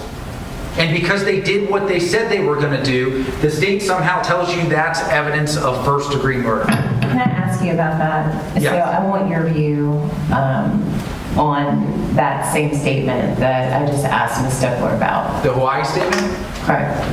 Well, what Ms. Stifler left out, I think the detective said it, was Shanna Gardner's response, according to Ms. Jensen, was absolutely not. Okay. And that came not through a text message. That came not through a text message, but grand jury testimony. Is that your understanding? That's my understanding. But I believe the detective said this because I think Ms. Tiffler brought it out on direct, that Ms. Jensen's testimony was that Ms. Gardner said absolutely not. I don't want that. And this was delivered when she got back from Hawaii. This was from Ms. Gardner, supposedly, to Ms. Jensen. KJ after the Hawaii trip. After the Hawaii trip, or during, or maybe it was a phone call from Hawaii. Okay. And so even if you believe Ms. Jensen, and Judge, I want to harp on this, right? The state didn't bring Ms. Jensen in here. Okay, and that's an issue for them because we believe that there are credibility issues with that statement. But it's hard to get it when you're talking about double hearsay because Detective Johns wasn't even at the grand jury. And so that goes against the state that they didn't bring Ms. Jensen in here. If they are saying she's essentially the link to all of this, and you have hearsay. And at best, well, hearsay is admissible. I don't but it can't all be based on hearsay. I don't disagree with you, Judge, but the problem that this court should have with that is that the connections here, and they're trying to connect several dots, that the weight the court should give to the testimony of Detective Johns should not be given significant weight, especially with respect to Ms. Jensen. Because here's the problem with Ms. Jensen, is she wasn't brought in here, and then what are probably the most incriminating testimony for Ms. Jensen is not in the grand jury, it's when they pull her over and basically arrest her and transport her to the state attorney's office, and then try and freeze her out by leaving her isolated in a room, making her think she herself is a murderer. And then she apparently makes these statements that incriminate my client, Ms. Gardner, but despite technology in 2023, no one decides to take a recorded statement for her. They don't say right after that, Your Honor, we're going to take a sworn. They don't write a report on it. And the first time that anyone on this side of the room hears about these statements is during this hearing. Because he told you there's no report, it's not even in my case file. He said that. I didn't pick that up. He said there's no report, it's not in the file. Okay.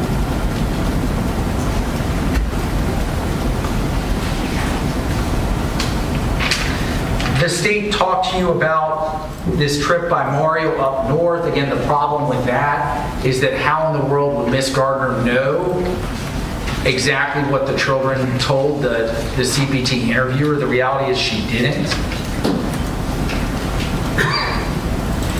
There's this idea that she can hide behind LLCs and other things. Judge, look at the beach house property that I gave you. That was bought with an LLC. That's what her parents do. They buy homes in LLCs.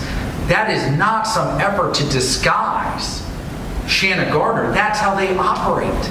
And that's how they bought that beach house in Jacksonville, Florida in March 2022, when Detective Johns told you that Shanna Gardner wasn't even considered a suspect at that time.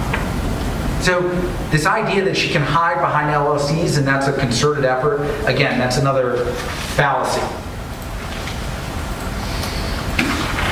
This idea that Miss Gardner came up with these other theories about the killing, the timeline's important because that's early on in the case. She doesn't know anything. And does that change after Henry Tenon is arrested, after Henry Tenon's roommate, Mr. Ordway, is told that the blue truck is involved in the murder, after Ordway tells Fernandez, after Fernandez may have had a conversation with Gardner? Yeah, her knowledge admittedly changes. Okay? We don't dispute that. At best, she relied on the professional advice of others. I mean, at worst, Your Honor.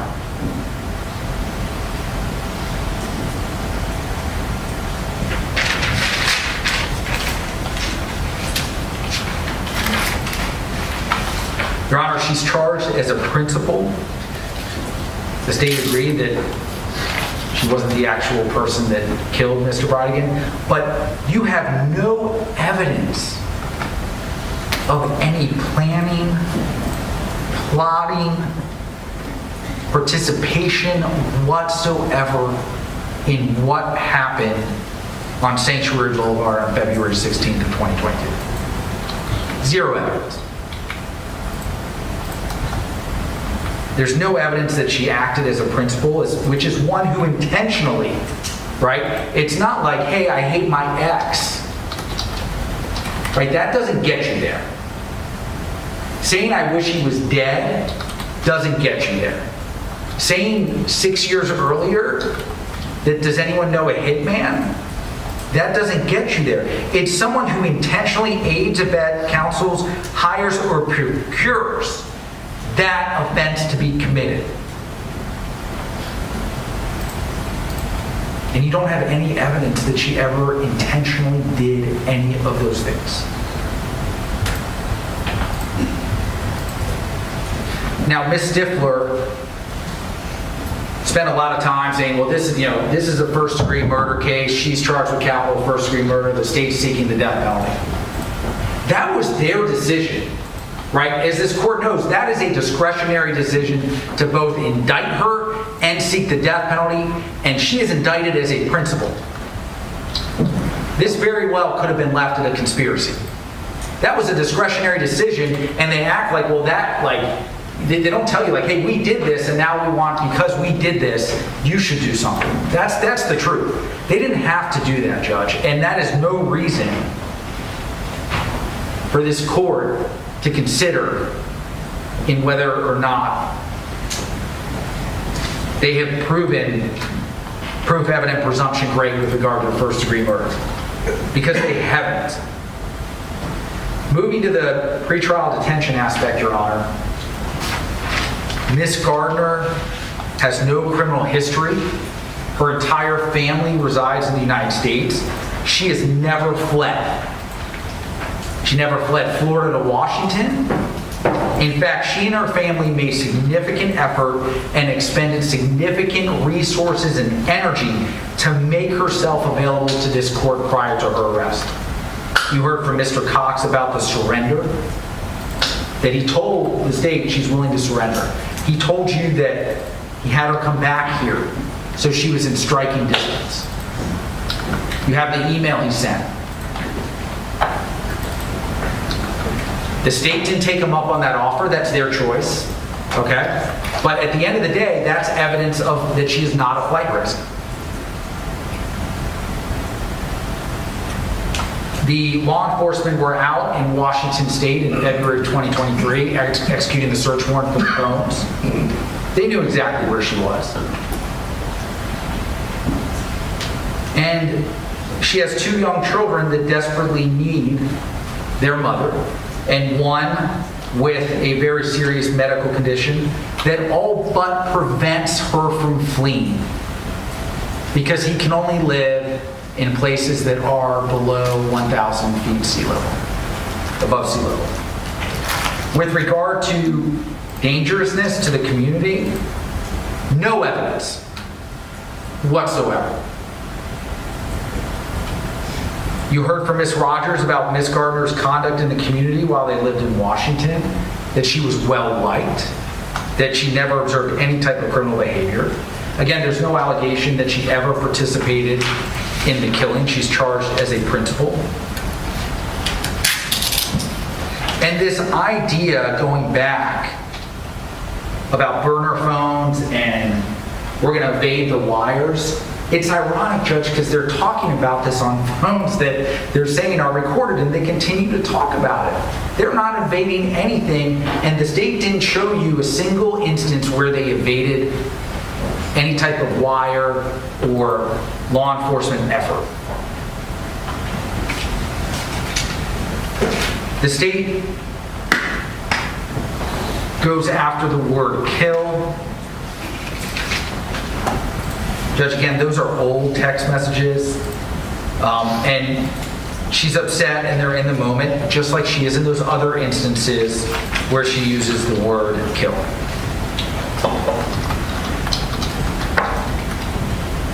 So the state has not met their evidentiary burden of proof evident presumption great. They have not carried its burden to prove, and this is clear from 3.132, their burden of proof is beyond a reasonable doubt that Ms. Gardner would be a danger to the community if released. They've not proven that. And there are certainly conditions of release that can assure her presence at trial. I know that the state also mentioned the integrity of the judicial process and the family, but what did Ms. White tell you? She told you like, hey, we were told not to discuss the case. We're not going to discuss the case. We haven't discussed the case. And she was pressed by Ms. Stifler like 10 different times. So the idea that because Shanna could have contact with her family, that would threaten the integrity of the judicial process, Judge, there's no evidence that supports that. None. In fact, you have evidence to the contrary. So going back to where we started, which is the Florida Constitution, that uses the term reasonable conditions. And that includes both monetary and non-monetary conditions. And we ask that the court not take into consideration the resources of the Gardner parents in setting that bond, because the reality is that Ms. Gardner herself is not a wealthy person. Any bond would likely be put up by the family, but the monetary amount should not be the focus. The focus should be non-monetary conditions, because this family has already demonstrated that they are going to spend money, time, and effort to make sure that their daughter is here before the court.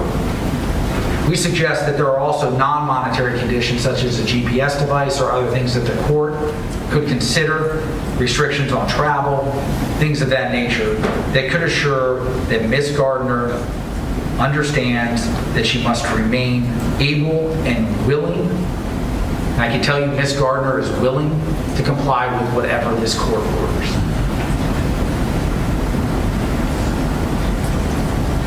And so, Your Honor, if Ms. Gardner is detained, it's got to be under the authority of the law. It has to be based on the evidence that happened in this courtroom today, and not on speculation, not on assumptions, not on unreliable hearsay. And Your Honor, we ask that you grant Ms. Gardner a bond with reasonable conditions. All right, thank you. I'm going to take this matter under advisement. Your Honor, can I make one more statement? It's a legal argument, it's not a factual one. Based on something the court asked defense attorneys? Yes. Okay, I just wanted to clarify the concept of whether hearsay alone is sufficient. And under State v. Arthur it is. I'm quoting State v. Arthur. And it says, because Arthur actually was about whether or not the indictment was enough in and of itself. Because here we have, this case has already been presented to a grand jury and they have indicted. But State v. Arthur says that the indictment is insufficient in and of itself.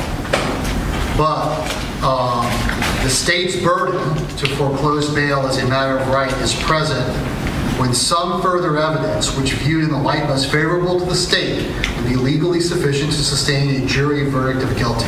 The state can probably carry this burden by presenting the evidence relied upon by the grand jury or the state attorney in charge of the crime. This evidence may be presented in the form of transcripts or affidavits, which could be totally hearsay.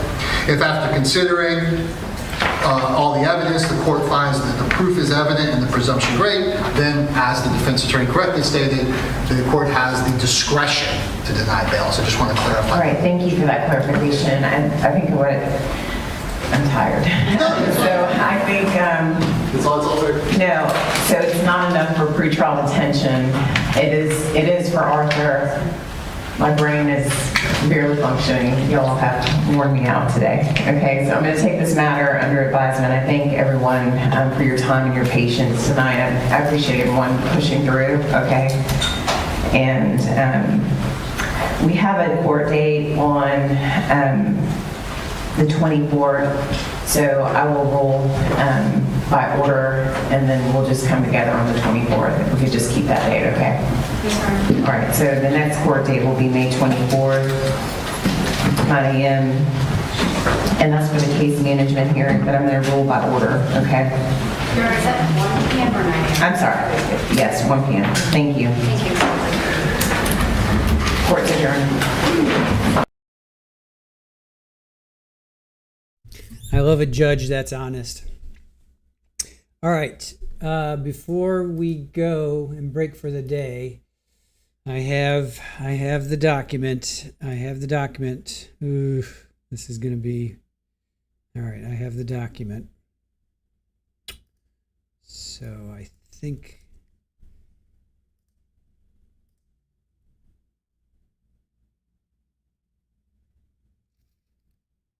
Okay, hold on a sec.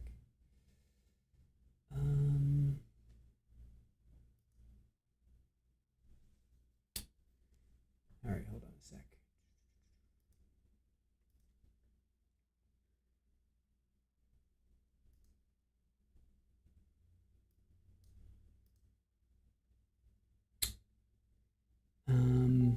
I used to know how to do this.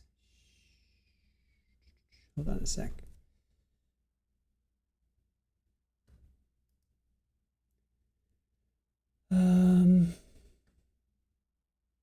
It's been a while since I've done this. Just give me a minute.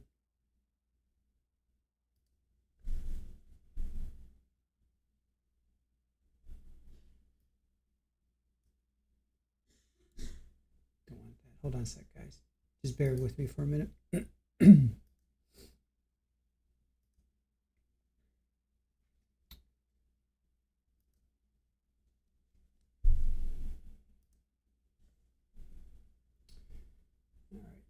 I have the document. I even have to read a disclaimer before we go through this. It's that bad. It's that bad. It's as bad as you think it is. It's bad. All right. All right. Before we start this, before we continue, a content warning. We are about to discuss newly filed criminal charges against Mario Fernandez Saldana involving allegations of SA of a minor.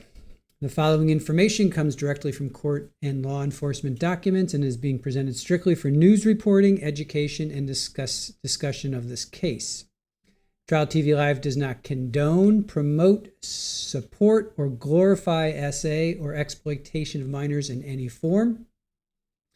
The conduct we are about to discuss consists of allegations, and Mario Fernandez Saldana is presumed innocent of these new charges unless and until proven guilty in a court of law. Some of the allegations contain descriptions of contact involving a child and may be disturbing or inappropriate for younger viewers. We will not identify the alleged victim. Viewer discretion is strongly advised. All right. Super Bowl.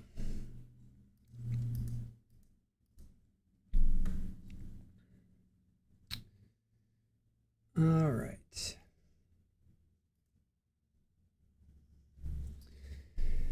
So the year was 2025. Instant location is redacted.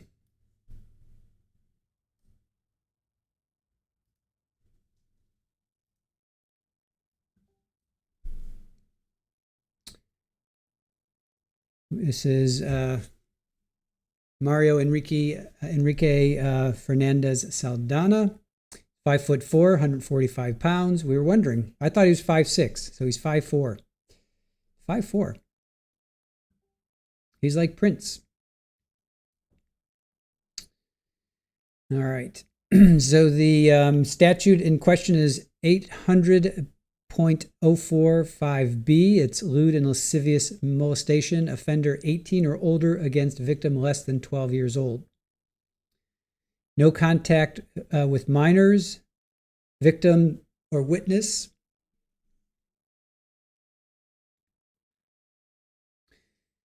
The arresting officer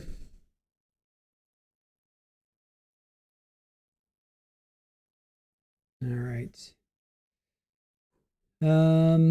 So there is the no contact with victim, no contact with witnesses or co-defendants. This was August 26th. Receiving the arrest warrant August 25th. So he was found guilty yesterday. So they arrested him. All right.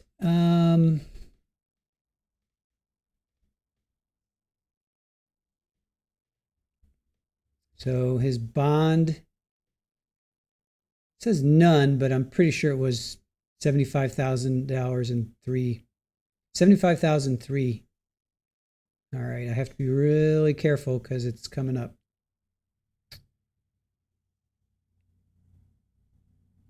All right. All right. Mario Fernandez stated that the victim stated that starting when she was approximately 8 years old, he would enter her bedroom.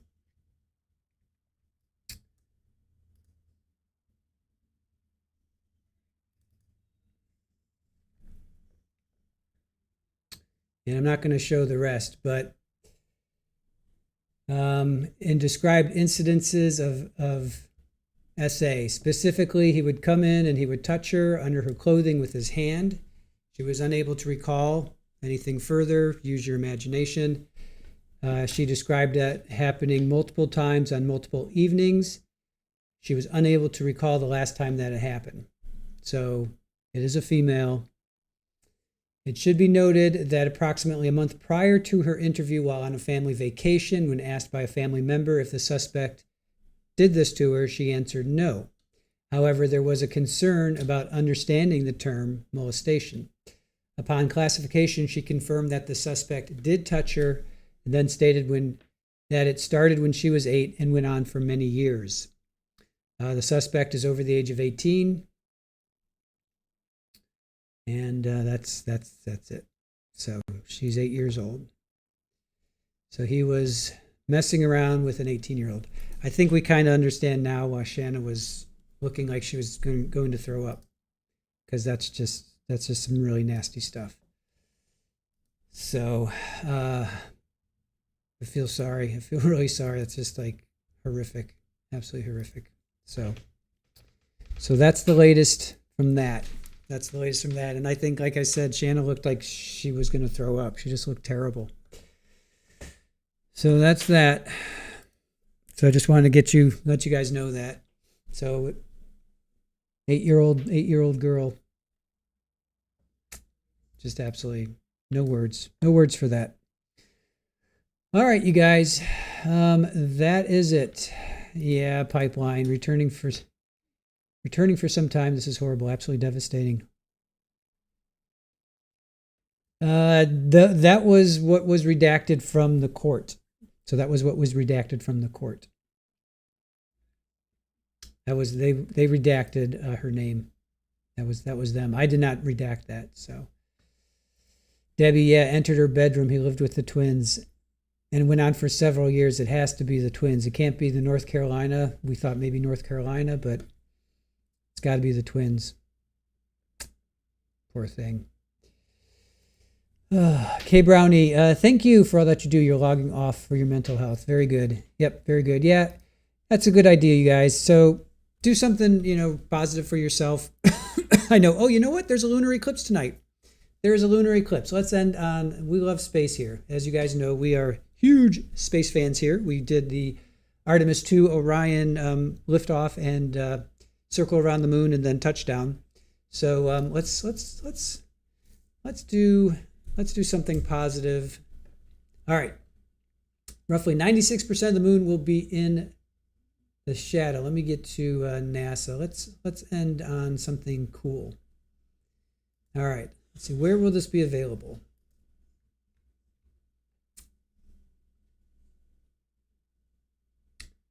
Well, you know what? Maybe I can go to NASA. Let me go over here. Let's end on something positive. Super Bowl, you're not helping.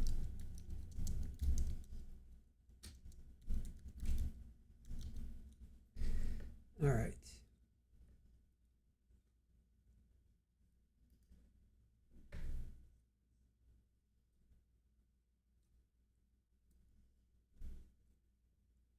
Let me see if I can pull up some news.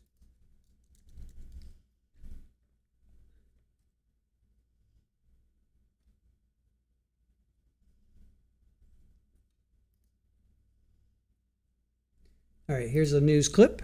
Let's check this out.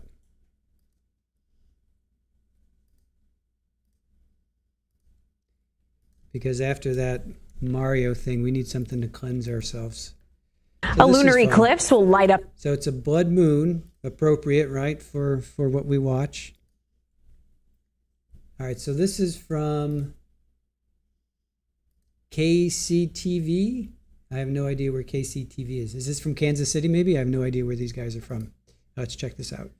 The night sky tomorrow into early Friday morning, and it's the most dramatic lunar eclipse we've seen in nearly 2 years. During the eclipse, up to 96% of the moon will plunge into Earth's darkest shadow. First One 5 meteorologist Corey Kowitz is here with more. Corey, the question is, will we be able to see it here in the metro? Yeah, hey, we're going to have that going on here in the sky. Where the question is, will the weather hold up? I'll talk about that in just a bit. But yeah, much of the Western Hemisphere in the Americas will have the full experience of the eclipse, including us here in the central part of the U.S. in KC. So let's now go with the timeline here. We'll start to see that partial eclipse. It'll start to turn red right on 9:30 here tomorrow, Thursday night. Max eclipse, right, like you just said, 96% coverage. Most of it will be red. It'll be really cool just after 11 p.m. The partial eclipse will end just before 1 a.m. The question is, will you be able to see it? Here's the cloud cover and the coverage in the sky. It looks good here at the start. Once we get to the peak, that's most important, it still looks good. Maybe people in western Kansas will have to deal with some cloud cover and shower activity. Likely looks fine with that cloud cover staying off to our west through that time. Temperatures also look great in the 70s and upper 60s with low humidity tomorrow night. That looks great. So why does it get that red appearance? Well, the sun hits the earth. Most of the light that's scattered is blue because, right, when you see that here with the atmosphere here, so left in its wake in the earth's shadow is mainly red. And when the moon gets into the earth's shadow with that mainly red light remaining, it's also darker. That's why it looks red. Not too dissimilar to what happens at sunset, right? It's going through more atmosphere going along the Earth's surface, and a lot of the light is blue. That scatters, so what remains is orange and red, and that's what happens. That's what's reflected there on the moon. It gives it a blood red color, and we should be able to see it once we get to just after 11 p.m., the peak tomorrow night. Cloud cover should be at a minimum. Temperatures will be. All right. I was going on to where did he say who's going to see it? The coverage in the sky. It looks good here at the start. All right, here, let me. It looks like here's.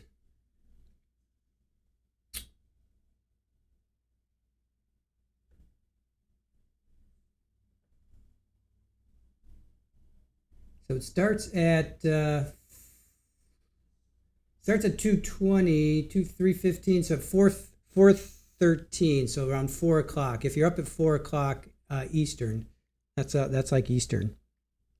That's all Eastern. See if I can find anything else. Let's see what else.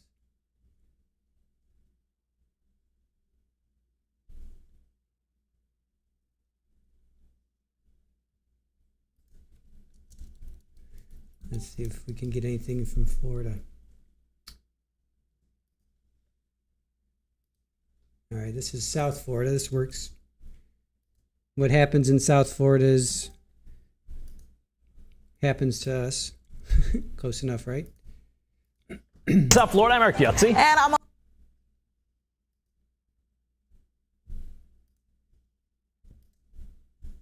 Alexis Frazier, thanks for joining us on this Thursday.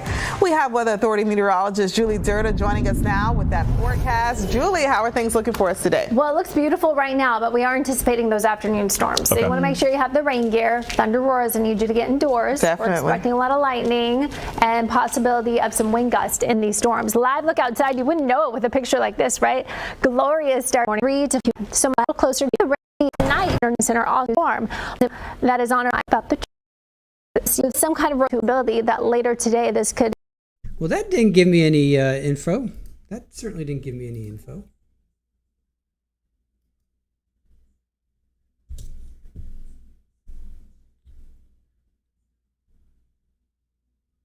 All right. Well, it seems like.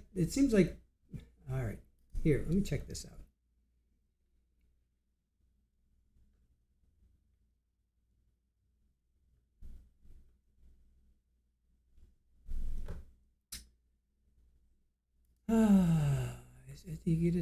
Okay, everybody's just talking about.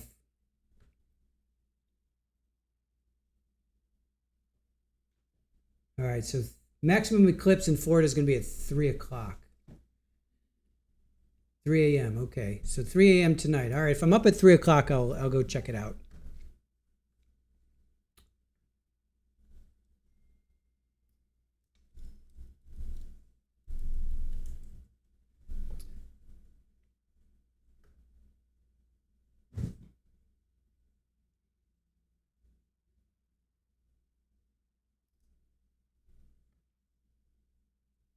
All right, okay, here, this might show. Okay. This will show which part of the country will get it. This is what I was trying to show. A partial lunar eclipse will light up the night sky on Thursday, August 27th into the early morning hours of August 28th, and it's the most dramatic lunar eclipse that we've seen in nearly 2 years. During the eclipse, up to 96% of the moon will plunge into the Earth's darkest shadow, known as the umbra, so deep that most of the lunar disk will glow a coppery reddish red, which comes from the sunlight bending through the Earth's atmosphere. Essentially, every sunrise and sunset happening around the globe at that moment gets projected onto the moon's surface. Now, it's not quite a total eclipse. A small rim of the moon will stay lit, but astronomers say it will look strikingly similar to one. Here's when you need to watch. The eclipse begins at 8:24 Central Time as the moon enters into the outer, fainter part of the Earth's shadow. This part will be subtle and easy to miss. Things get more dramatic starting around 9:34 p.m. when the moon begins to enter the darker umbra and a visible bite starts to creep across its face. Maximum eclipse hits at 11:13 p.m. That's your best moment to look up when the moon is its darkest and reddest. The shadow will then retreat, and the partial phase comes to an end around 1 a.m. The eclipse will be visible across nearly the entire Western Hemisphere, and experts estimate that roughly 1.3 billion people worldwide will be able to see the entire partial phase. So that's what I wanted to see. So if you're basically the Rocky Mountains, if you're east of the Rocky Mountains, pretty much all of South America. So anybody, from, looks like pretty much Denver all the way east will be able to see it. So sorry, West Coasters, you might not be able to see much. It won't be so good, but all right. So that'd be cool. All right, so with that, we will say goodbye, good night. Thank you guys for watching. Really appreciate you spending your day with us. I know that ending was really just gross with Mario, but anyway, really we do appreciate you watching. We look at everything. I mean, it's not pretty. I mean, nobody said watching criminal trials was pretty. So anyway, we just we want to get justice for people. So with that, I will leave you with Super Ball here. Super Ball, hanging out. See if I can. Meow, meow, meow, meow, meow. Hi. Look up here. Oh, Super Ball. Yeah. Come over here. Yeah, it's a good girl. Come say hello to the good people. Say hello to the good people out there. Hi. Yeah, it's a good girl. Yeah, it's a good girl. All right. Little palate cleanser for Super Ball, from Super Ball. Yeah, that's a good girl. Yeah. Can you say hello? Can you say hello?